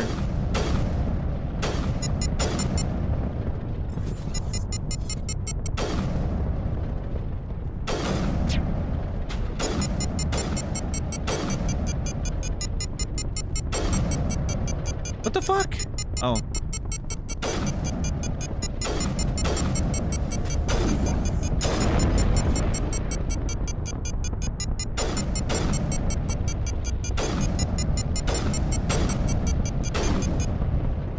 Jesus.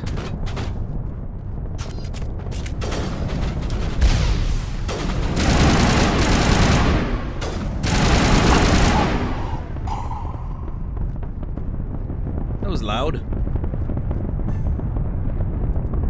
Disarm the blasting caps. Thank God.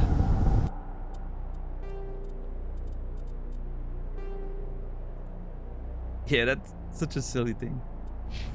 That this is a whole quest.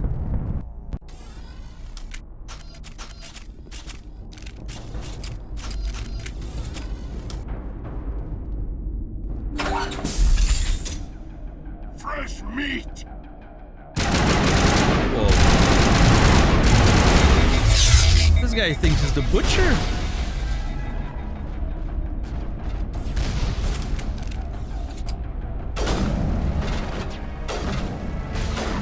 Oh, nice. I don't know who did that, but great job.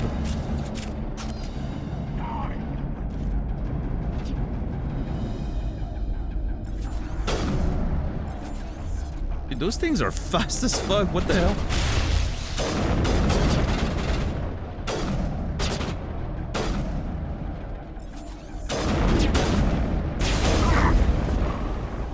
Now I see the effects of the explosive rounds.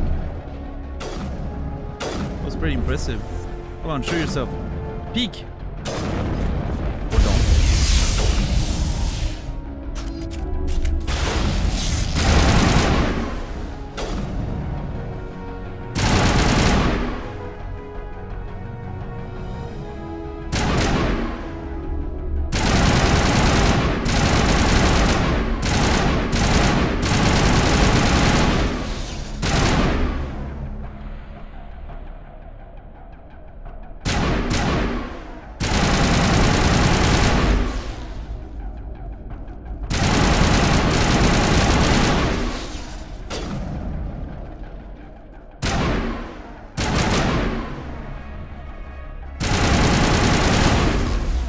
Countermeasure deployed.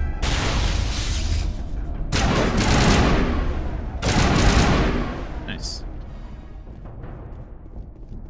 Oh.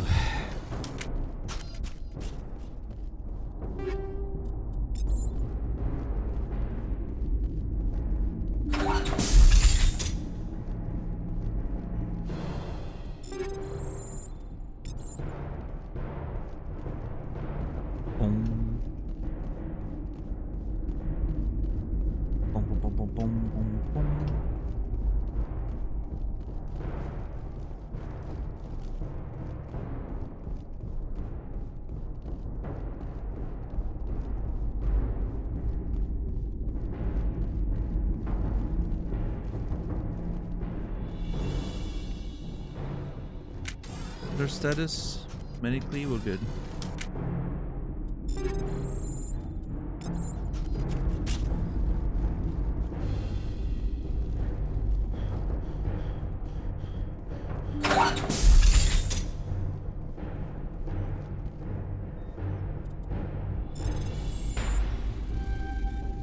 Are you there? You've got to hurry. You've really pissed them off. I bet. Their leader's setting charges everywhere. I think he's going to blow this whole facility. Get away from there! Don't shoot, please! No!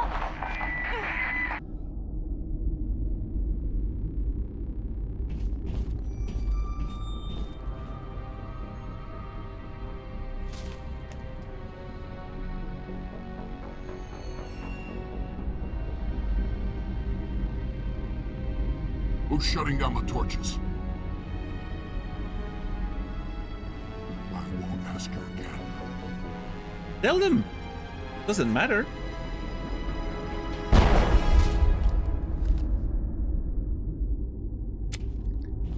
Find this problem and deal with it. I feel like that man. Get her out of here. I feel like that man didn't need to die. I don't think that was that big of a secret. If they put me on the phone with him, I would have introduced myself. Full government name and everything. I feel like that person getting shot was completely unnecessary. I think Kate did not like him. I think Kate wanted that guy to get shot by the Batarian there. She didn't like him. I think that's what happened there. That's my only explanation for her just not doing anything about it.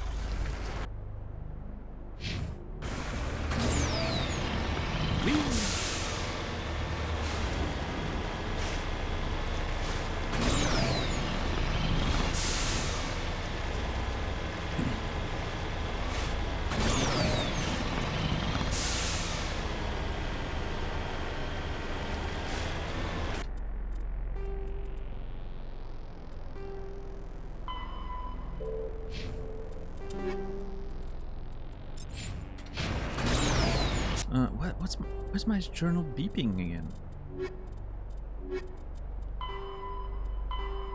Yeah, we got it.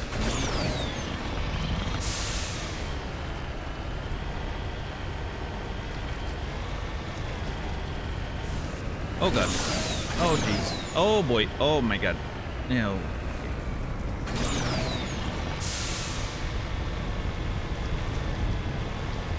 I wonder... Okay, hold on. My curiosity is taking the better of me.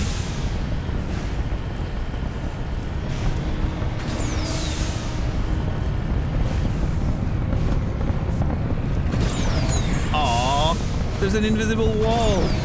I wanted to ride the thing all the way into the flame.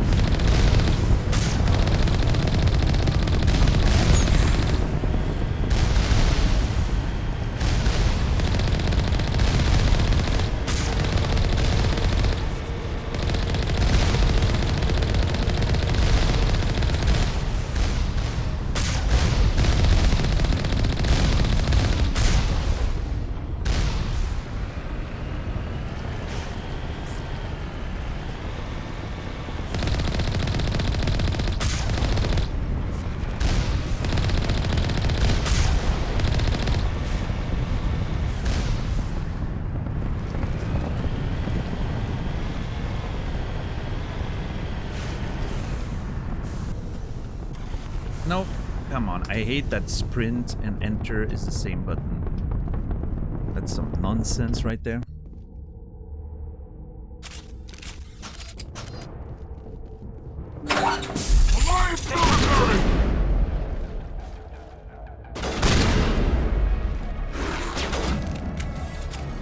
Baron?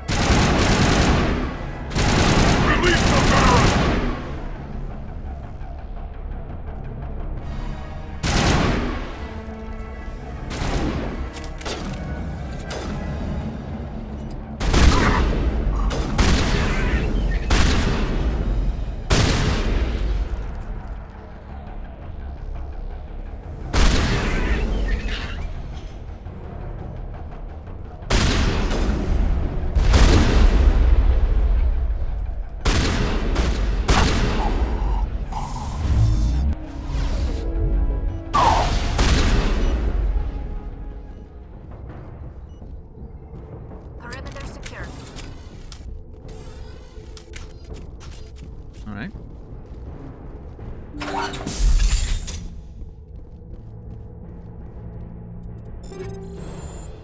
Currently have... Oh my god, again!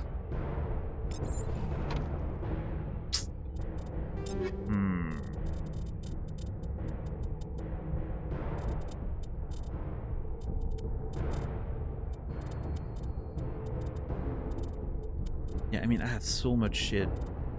It's like, it's hard to comprehend how much shit I have.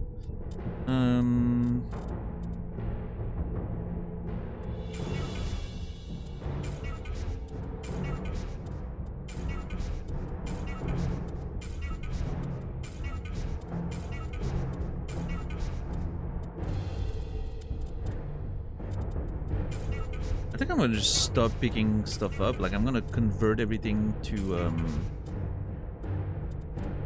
Omnigel as soon as I open the containers.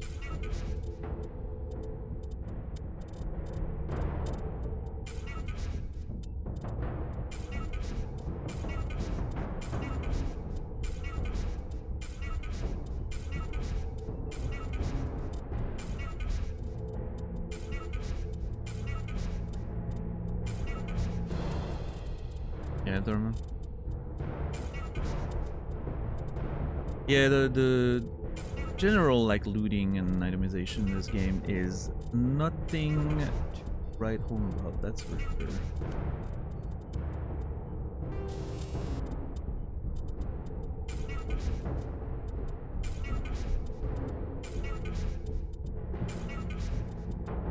And the fact that they have the empty thing down there makes this process even more tedious when it comes to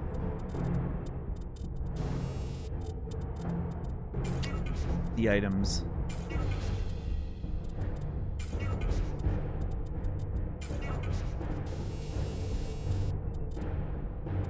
the upgrades. Can I just press enter? I can. Okay, that helps a little bit. Can I press... hold on. Can I press up, enter, up, enter, up, enter, up, enter, up, enter? No! And then I equip something accidentally. See, that's why you can't fucking trust these games.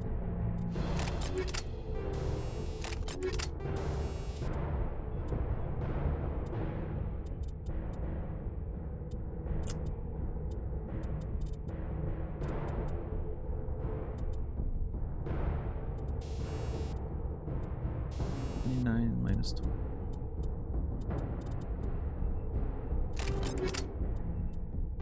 I don't even remember what I had equipped.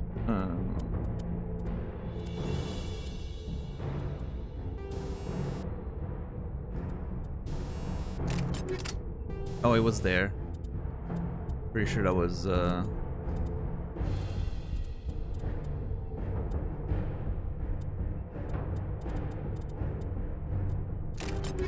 extension, maybe? I don't know.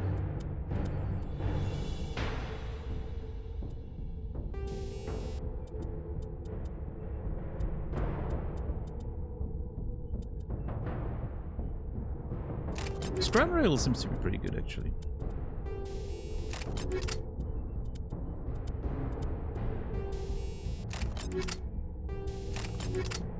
Okay, rail extension 6 can be upgraded, for sure.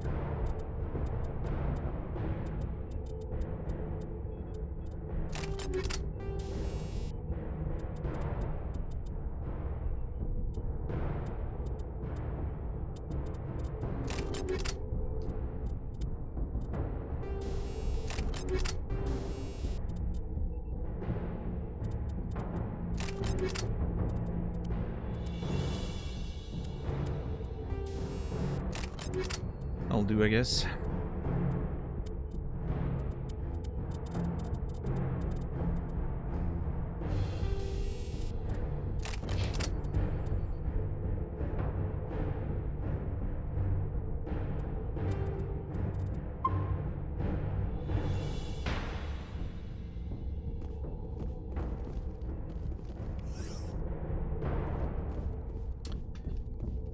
Some grenades.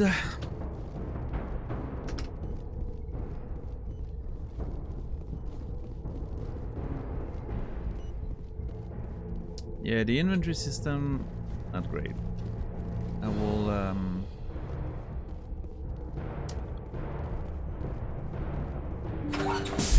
not miss that part of it.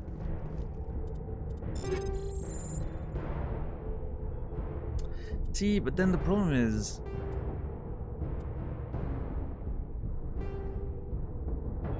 these could be good because the light armor for Turian, I don't know, maybe the armors I need to pick up and the guns I can get rid.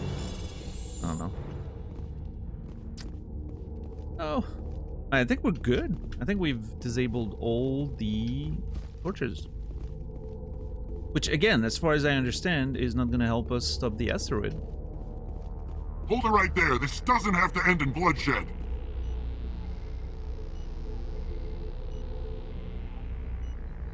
Oh, now you want to negotiate.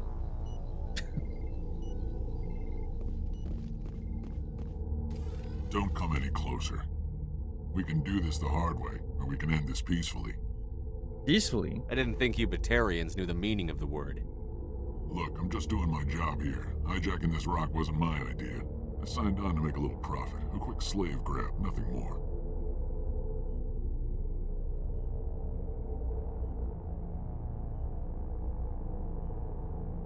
A quick slave grab?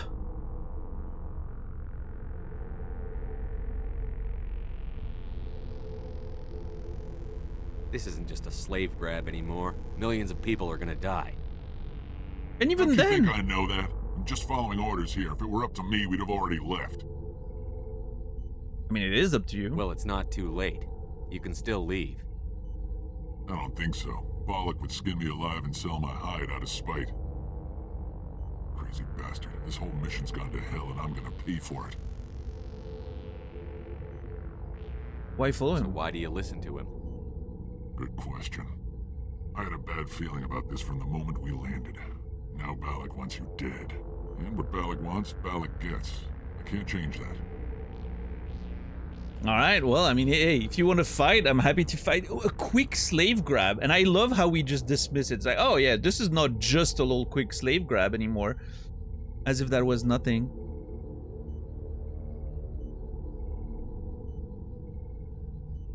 Do I just fucking kill him? You know what? Don't be stupid. Spoken like a true lackey. You get me out of here and I'll take care of Balak. Or you could take your chances with me. Huh. An interesting proposal. It certainly has benefits over the current situation. Shut it down. This is Balak's problem now. I hope you're as quick with a gun as you are with your promises. For both our sakes. I'm quicker. He'll be fine. Relax. Balak will get what's coming to him, and so will you if I ever catch you in human territory again. Are we clear? Perfectly. Balak's holed up in the main facility. You'll need this to get in. Don't underestimate him. He's a mean bastard. Let's go. We're getting off this rock. I feel like they're getting, you know, they're getting off lightly there. But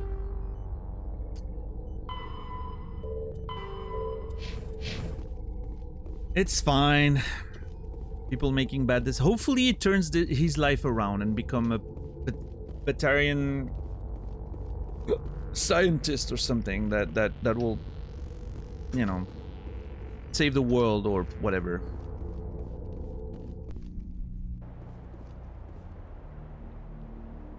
Just a slave grab, yeah, no big deal. I feel there's a part of me here that feels like we just condoned a quick slave grab and let them get away with it. I was hoping the conversation would go a different way. I mean, I could have attacked him, but I'm not a savage, you know? Everyone deserves a second chance. It feels, I don't know if it's me, but it feels like the planet's getting closer as we progress into the mission. Every time we come out of one of those things, it's a little closer. I might be wrong though. Might be just an illusion.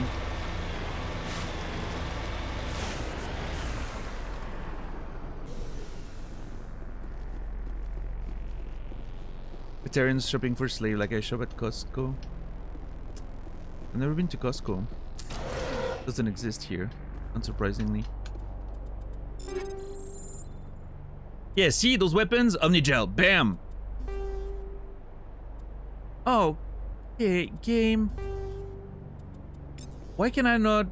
I need a button to reduce all to Omnigel. Anyway.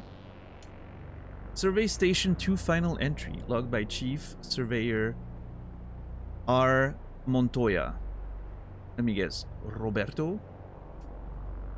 Communications are down, and there are non-corporate dropships landing near the main facility.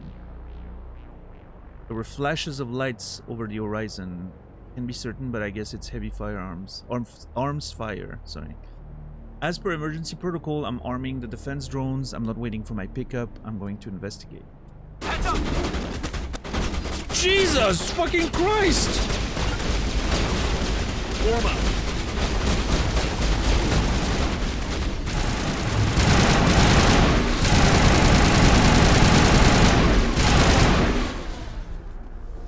I was not ready for this.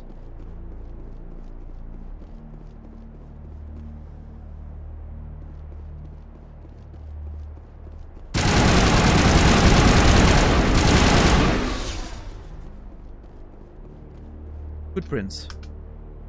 Faint footprints in the dust lead up to the east.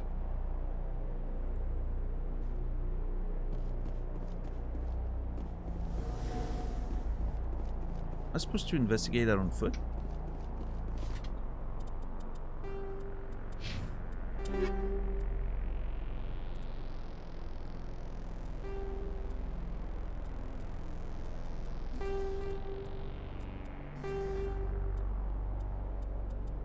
I'll take the kinetic coil.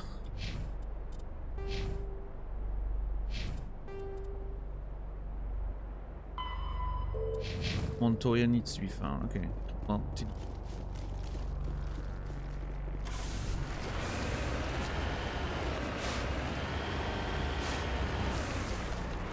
can I hold on? Can I see the footprints on the ground if I'm in the vehicle? I can. Okay.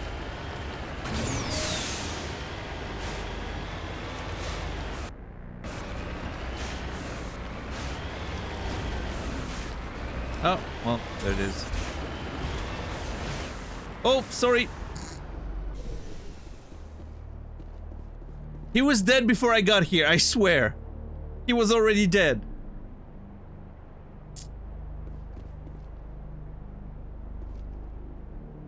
He was dead. He was dead. He was dead.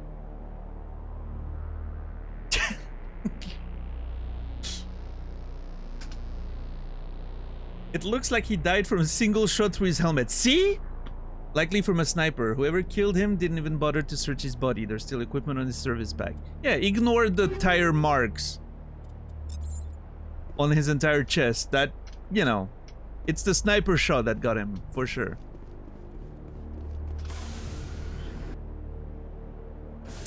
Whoops.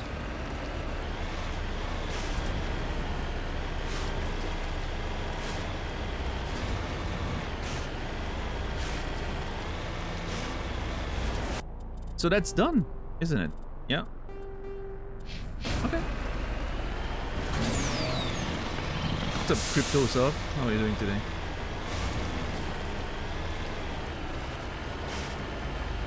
I don't know. So far, I don't want to be, you know, snarky or anything. So far, if I had paid for this DLC, I would be a little bit disappointed. I understand it was a different time and, you know. But it's kind of, you know, it's kind of just a normal, another planet to explore. I mean, the visuals are amazing. Like, that's something, you know, absolutely amazing. But other than that, you know, the sort of the gameplay and the quests, two of those quests were not even quests. They're just like, you know, parts of what the thing you need to do for the main quest anyway. And other than that, is just, yeah, go in those environments and buildings that look exactly like every single other building in the game, and I don't know. Yeah, not too impressed. Soundtrack's pretty good, yeah. Soundtrack's pretty good. Visuals are great. I think the overall the idea of the plot's not bad, right? But if this was a paid DLC, it feels like it would have needed a little bit, you know, newer assets, something a little bit more. A new environment, you know, that doesn't, with the building not looking exactly like every other building in the game. But again, I understand it's a, you know, different time in video games.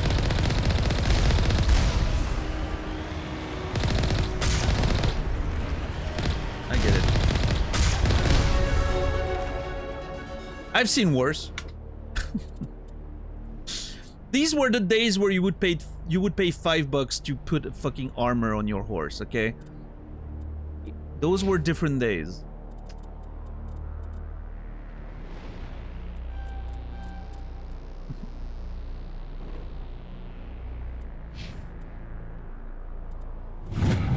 Kaiden getting extra throw. Tali getting a bit of first aid and damping. Beautiful. Fucking horse armor, I know. We should never forgive them for what they've done to the gaming industry.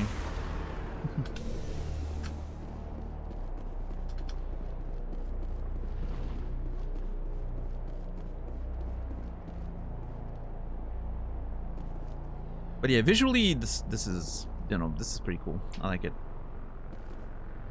This was $5 on Xbox 360 or 400 Microsoft points. Oh man, those were different days, man. I think we forget. We tend to forget how convenient everything has become and how I don't know.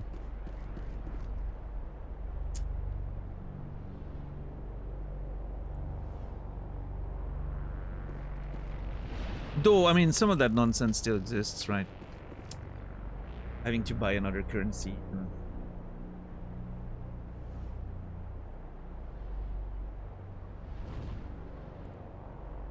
Yeah. No. But, you know, not enough for me to take a, you know, I'm not gonna take a knock against the game or a point. I don't know what the expression I'm trying to say is, but this is not a knock against the game overall, right? It's still a good game, you know. Obviously, I'm just like trying to look at the offer here under the lens of sort of current gaming standards, I guess. Though to be fair, again, like $5. Whatever, that's whatever, right? Today you don't get anything for $5. You get a skin for a character. Just the color of Tali's armor right there, the recolor in red and white, that is just an equipped thing, or my black and red armor, that would be $5 right now if this was a modern game.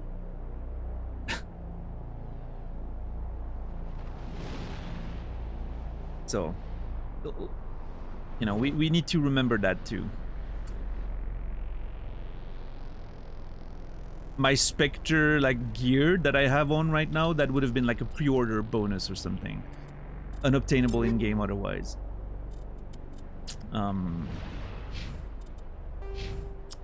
So yeah, I don't, the Commando subclass, that would have been like an extra DLC later, right? For $10 or part of the battle pass or something. I don't know if typically battle passes are for online games, of course, but I don't know.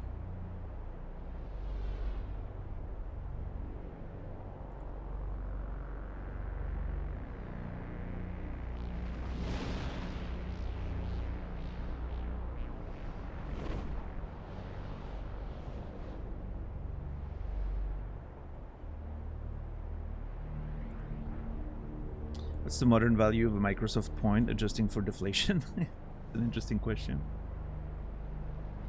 These days people will pay $5 for a skin and think nothing of it. That's true, yeah, completely true. Yeah. So yeah, I mean, in that sense, you know, it's a little bit of story. There's cool visuals. $5. Eh. Fair enough.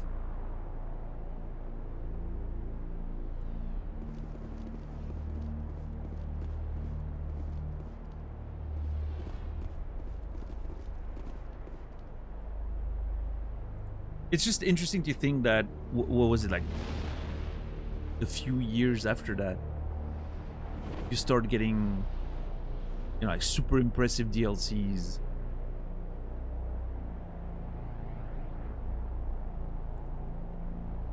Well, I mean, even at the time, hold on.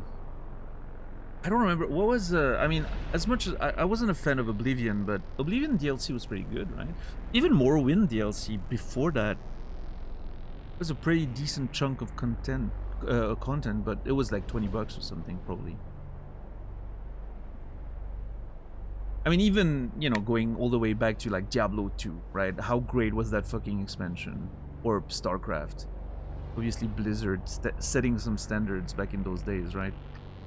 But yeah, it was completely different. Like, it was a full expansion, right? You would buy another CD, and that was a whole thing. Yeah.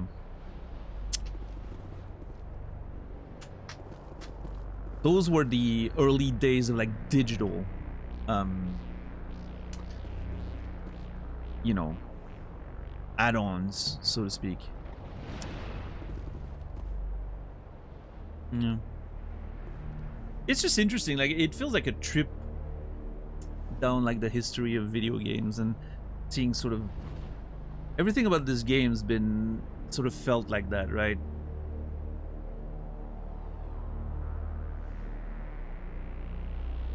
You can see all the limitations and the little like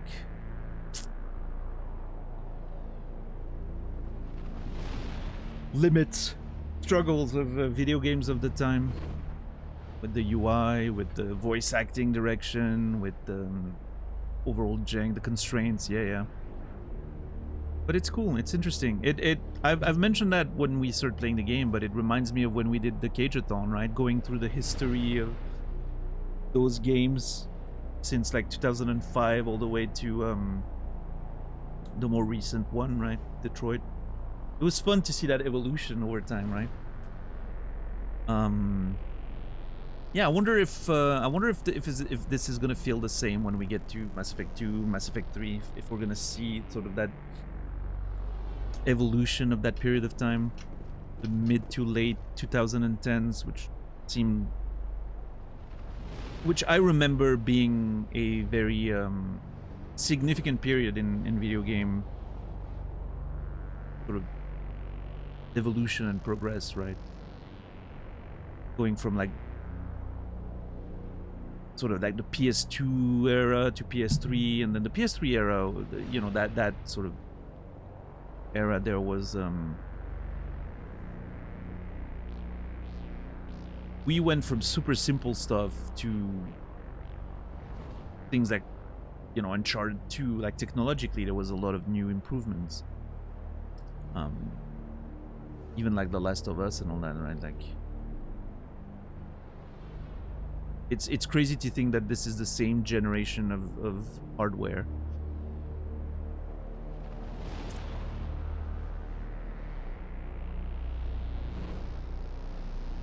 But yeah.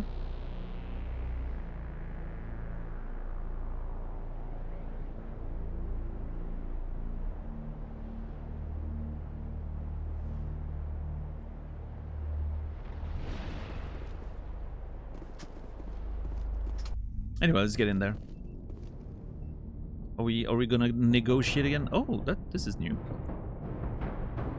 Yeah, I just had to complain about it, and now we suddenly have like a new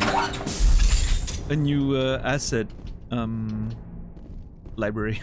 Well, sort of.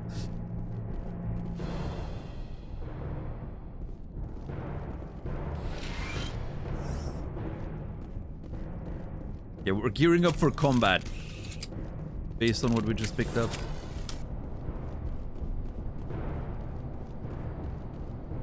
Oh, this kind of looks cool. Okay. Jesus. Well, hopefully my squad mates are taking care of that one.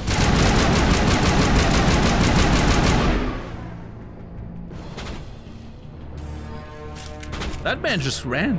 He ran past. Couldn't catch him anymore.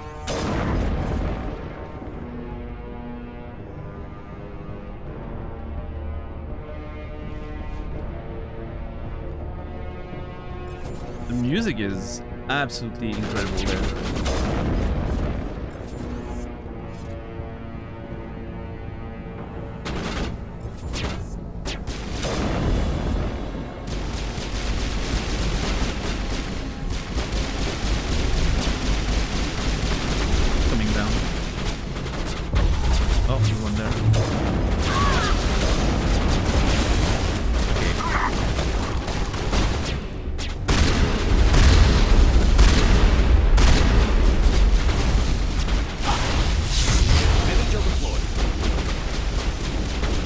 Doing great.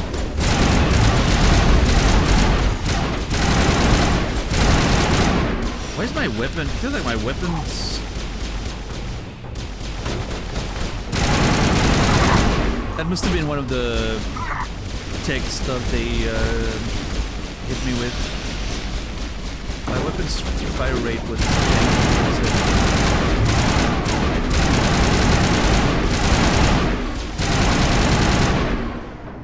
Man, those fights are always so fucking chaotic. And it has nothing to do with the actual like jank of the game. It's the movement. the movement of the enemy, like they're gonna run in the middle of your troops. It's like, it's so chaotic. Good as new.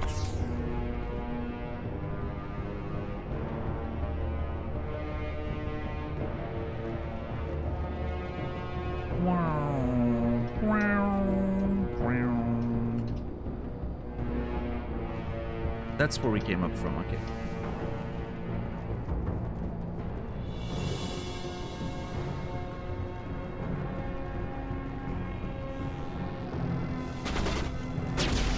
Okay, hold on.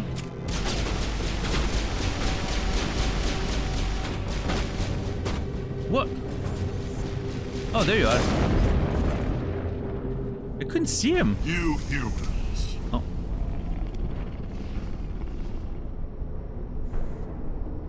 You're almost more trouble than you're worth. What are you doing? Let the hostages go, and maybe you'll live long enough to explain yourself to the Council. I don't answer to the Council. Or to you. I'm leaving this asteroid. If you try to stop me, I'll detonate these charges, and your helper and her friends are all going to die.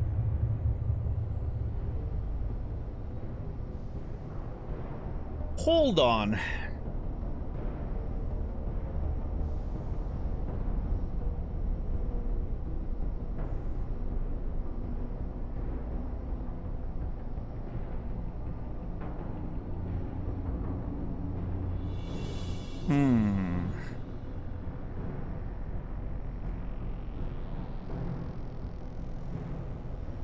I can't just let you go, Balak.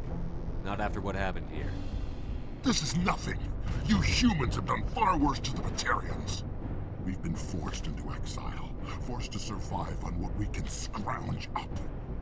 It's been like that for decades.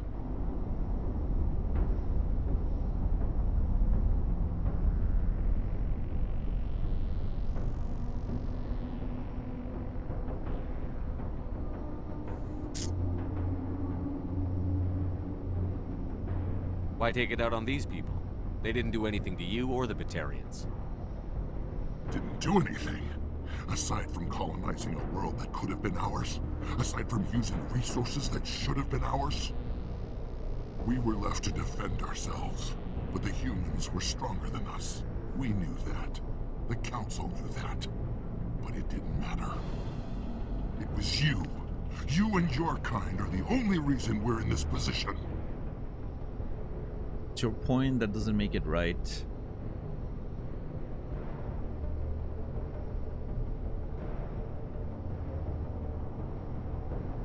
How does killing innocent people make up for that? We had no other options. Sometimes you need to get someone's attention before they'll listen.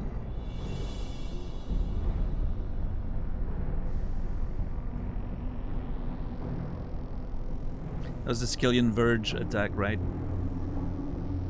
Is that what Elysium was? A way to get our attention? Well, you got it. And when we responded, you ran like cowards. Now you want to start it all over again. Enough! You couldn't possibly understand. Actually, you just don't want to understand, and I'm done wasting my breath. Now, if you want your friends to live, I suggest you step aside.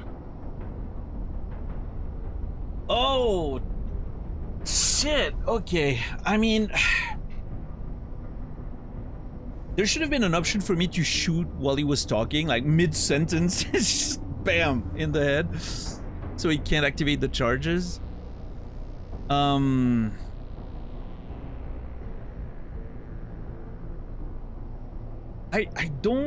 not sure if attacking him means it guarantees the hostages are dead.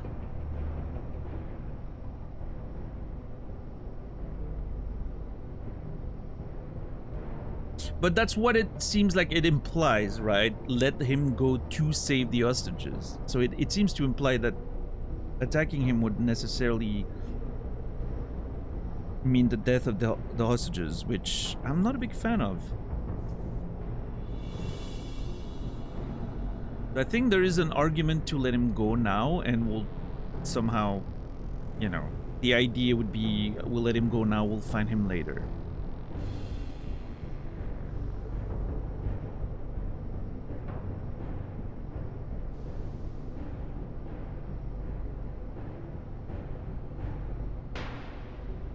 but it's not a very, I don't know, I don't trust.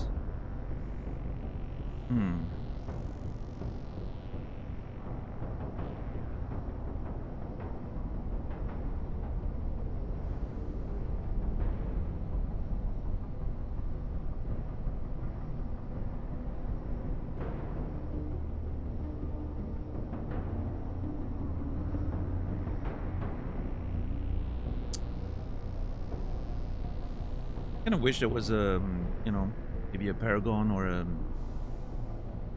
Renegade option to try and convince him or something, but doesn't seem like that's a thing, so.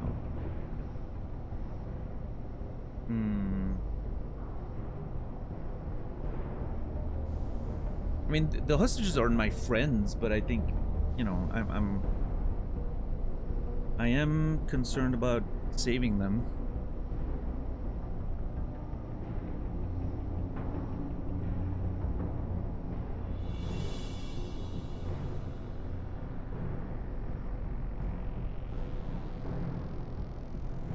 So as always, you know, like, don't negotiate with terrorists, try and just shoot him so as to not set a precedent, then you can just get away with it.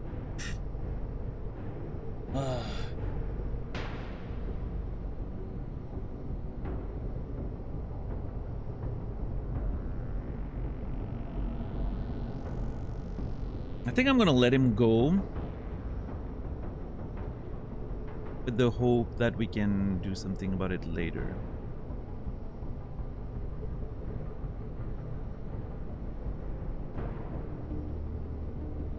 That eventually we get some sort of, you know,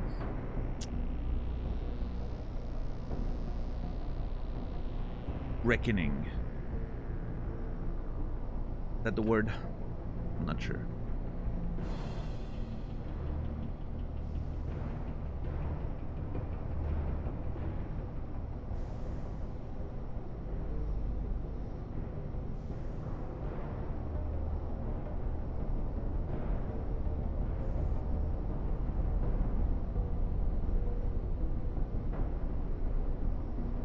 I gotta save the hostages.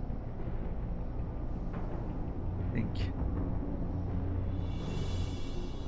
You can go. But this isn't over. I'll find you eventually. Maybe. But I made sure you won't follow me today. Those charges are still on timer. Motherfucker. Better hurry if you want to save your friends.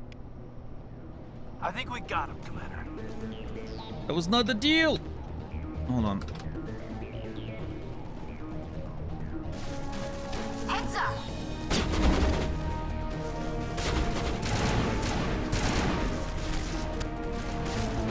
Oh god, is it up there?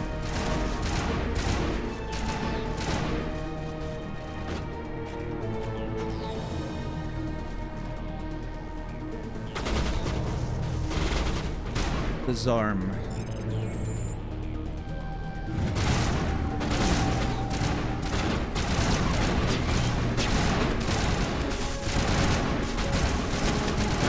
Where's the other one? Oh, it's down there? Ah, damn it.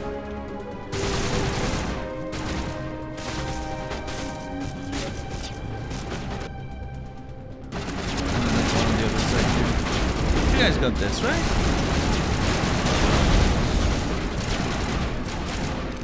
I no-scoped that one, by the way. I did not even realize I had my sniper rifle out.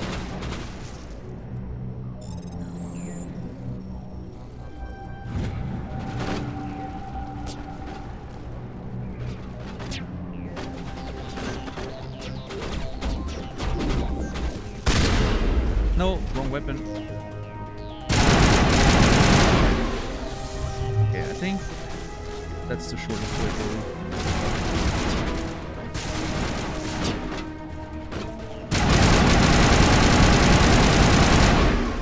What an incredibly annoying place to navigate.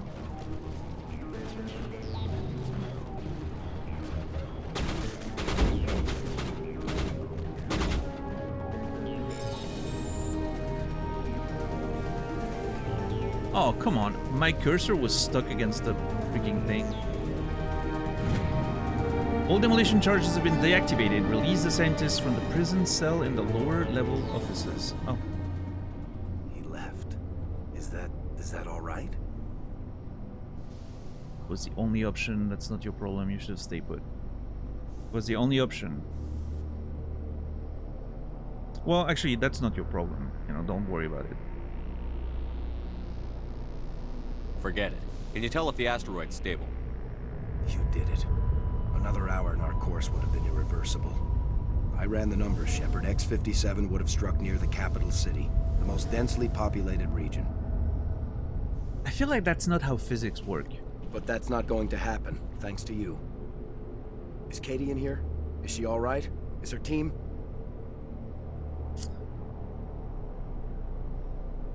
I mean, I don't know. I haven't seen her. I think so. There were hostages in one of the offices nearby. Valak said he'd blow them up if I didn't let him leave. You let him go to save them? Yeah. Is that... Will you get in trouble for that? I mean, he could do the same thing somewhere else, couldn't he?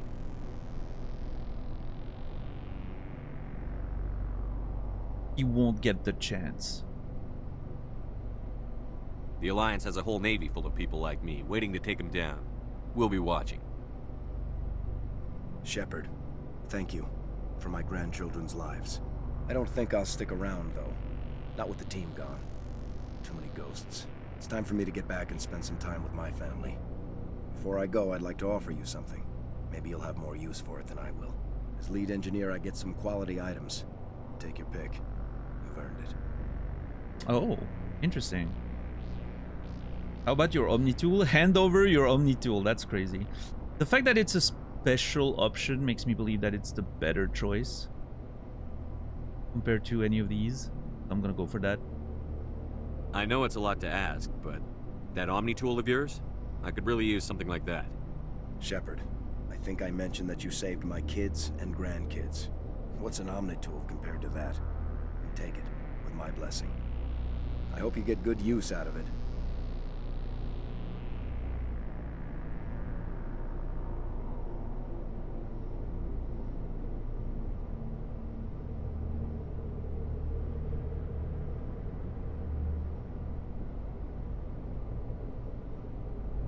Well, yeah, that's the thing, Larry, right? Like the entire setup, physical setup here didn't make too much sense. The assumption would be that the torches, the reactors were slowing the asteroid down, right? That's the implication. That's not what the visuals show, because I understand the game, you know, wants to make it impressive, like spectacle, right? It's the pulp sort of, you know, science fiction thing. But the reactors would have to slow down the asteroid since it was already orbiting the planet. But by the time, you know, the trajectory is slowed enough, stopping the reactors, you know, it's still gonna fucking hit the planet. So the only way this works is if it was currently slowing down the asteroid. And if it continued to burn for another X hours, then it would have deorbited the whole thing, right? And because we stopped it early enough, it didn't have time to slow the trajectory enough. It just reduced the orbit a little bit. But if that was the case, I don't think it would have shown visually in the way it did, but like becoming more red and like entering the atmosphere and all that. I feel like it would maybe not have looked like that, right? But, you know, details. Again, the point was making a spectacle.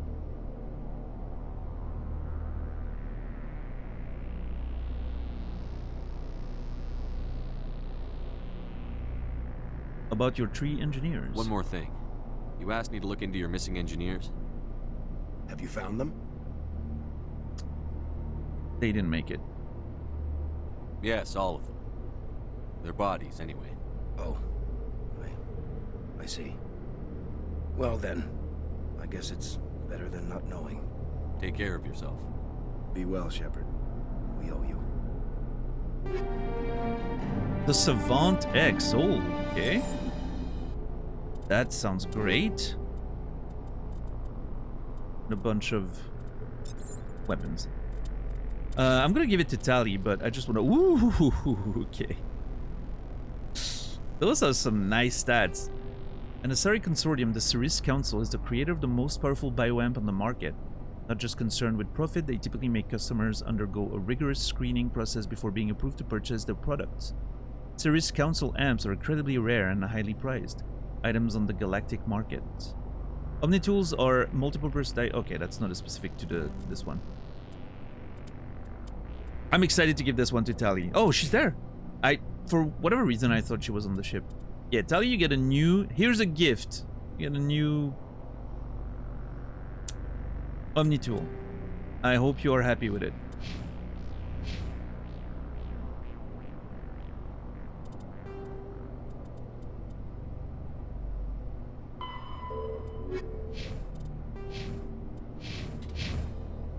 And let's free the hostage, and then we're good.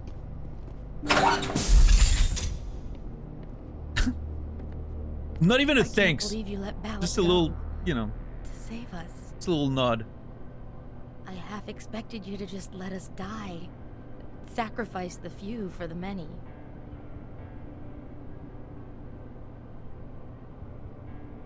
Little piano music. I did not expect that.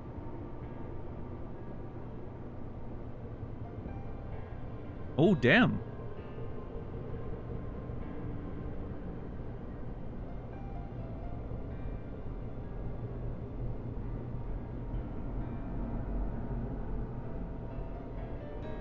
I think it's the first, like, sort of analog instrument we hear in that entire soundtrack.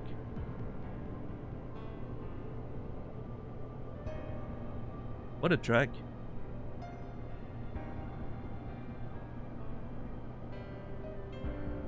Ooh. Nice.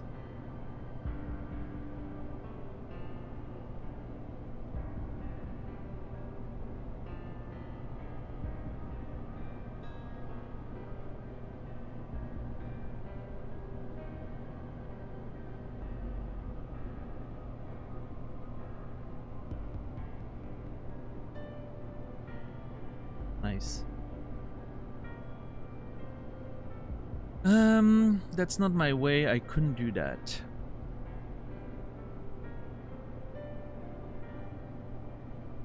Then I'd be no better than the Batarians. Besides, Balak won't get away with this. I know who he is now. He can't run forever. You sound like my brother. He was always so stubborn, but always willing to do the right thing, no matter what. Wait! There's no way her brother was the guy that died because she didn't want to say my name. There's no way. Your brother was the one Balak killed? Yes. Aaron. He was the one who convinced me to join the team here. Said it would be an adventure. Girl! I don't mean to sound ungrateful, but I should see to Aaron.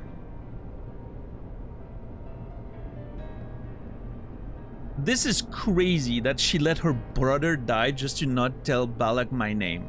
It wouldn't have changed anything. She could have told them where we were. I would have, you know, that would have made my job easier, in fact. Anyway. That is crazy. Yeah, go see your brother. I understand.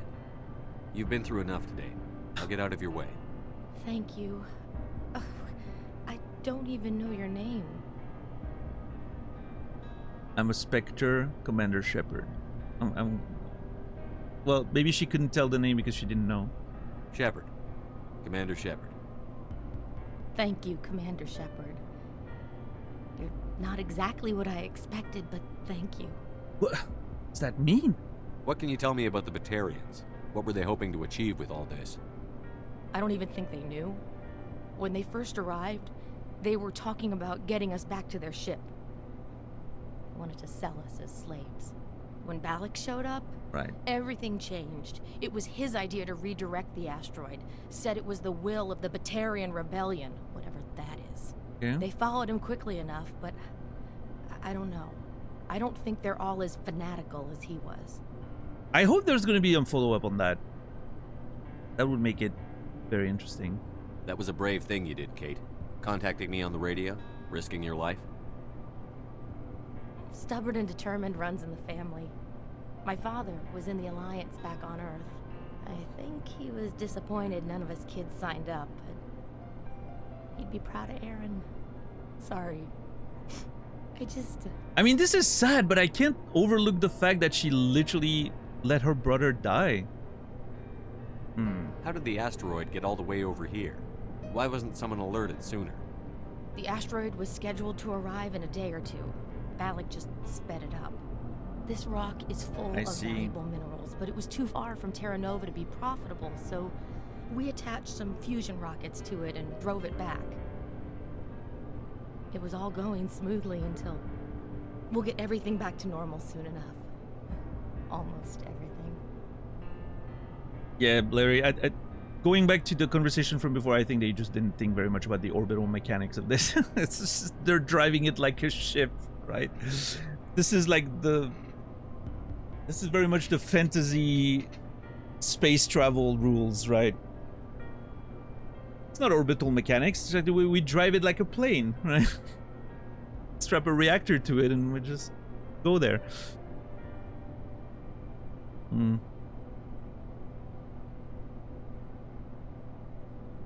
It's fine. It's not meant to be a very serious, hard science fiction story anyway, right? You've been through a lot. I'll get out of your way. So long, Kate. I appreciate that, Commander. Goodbye.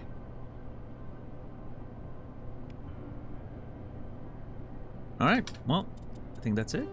Yep. Alright, no, I mean, listen, overall... Thank you so much. I thought we were all dead. No. Thank you again, Commander. You've done more than you know. I'm not mad. I think it was a decent mission. Beautiful outside areas. Why now? What do the Batarians want? Oh. That place looked cool. Interesting, beautiful piece of music. That track was very cool. Yeah, no, the gameplay part, you know, like the overall like structure and gameplay was not, you know, nothing particularly exciting. Like it felt like yet another one of those planetary missions, right? On that front, but you can't imagine how much you've done for all of us. Interesting. I like the moral, ethical sort of like dilemma at the end there. I thought that was nice. I'm really hoping what would elevate this is if there's a follow-up, right? If either in this game or in one of the sequels, we get to interact with Balak again. We get to see what those Batarian rebellions are all about, and maybe him being like one of their leaders, and then we get to sort of find some, you know, find a more significant conclusion to the what this implies is a setup for something greater, right? In that regard, I would think that would be pretty cool. We'll see. For now, back to the Normandy. Alright, we'll have to check with the crew if anyone has anything to say about this. Because this was a particular, you know, particularly more meaningful missions than the other side quests, so maybe people have something to say. Other than that, I think that's it. We have to do a bunch of side quests now. I'm looking at my map. We could go to those red places to just find items, but it doesn't seem worth it, honestly. I have more items than I know what to do with, so maybe I'll just ignore those. And then, yeah, some side quests. And then we go to Vermeer. That is the plan. We finish all the 5 side quests we have left. That shouldn't be too long. And then Vermeer awaits. And then, you know, maybe more side quests and whatever, but I think, yeah, I think I want to clean up a little bit of the back of all these for moving to Vermeer.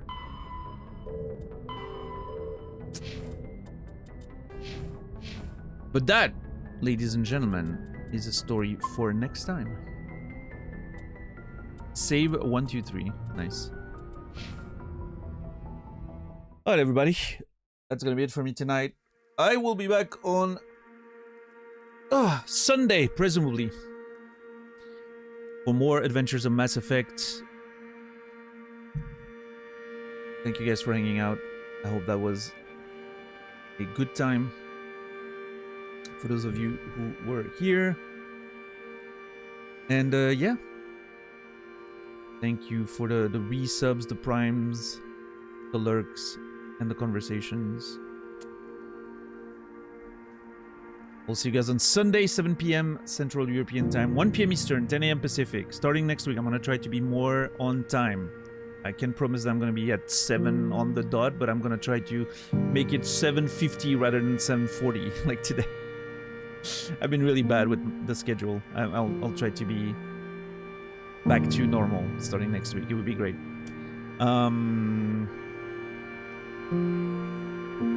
Yep, join Discord if you want to make sure exactly when I'm going live and all that. There's a bunch of stuff on Discord. Follow the channel if you haven't done so yet. And that's about it. I wish you all a beautiful rest of your day, evening, or night. Have a wonderful weekend.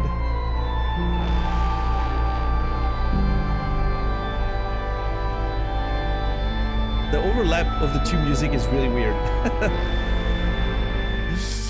Thank you, Saladino. That's very generous. Thank you so much. As always, I'm running out of words to express gratefulness. I appreciate you. Thank you. That's extremely, extremely generous. Thank you. Weird timing, I mistyped my password 3 times. It's totally fine. Thank you, thank you. Get some nice food. Maybe I will. Maybe I will. Maybe I'll order something tomorrow. In your honor. Anyway, thank you very much. Have a wonderful weekend, everybody. I will see you guys on Sunday. And until then, remember me, and I will remember you.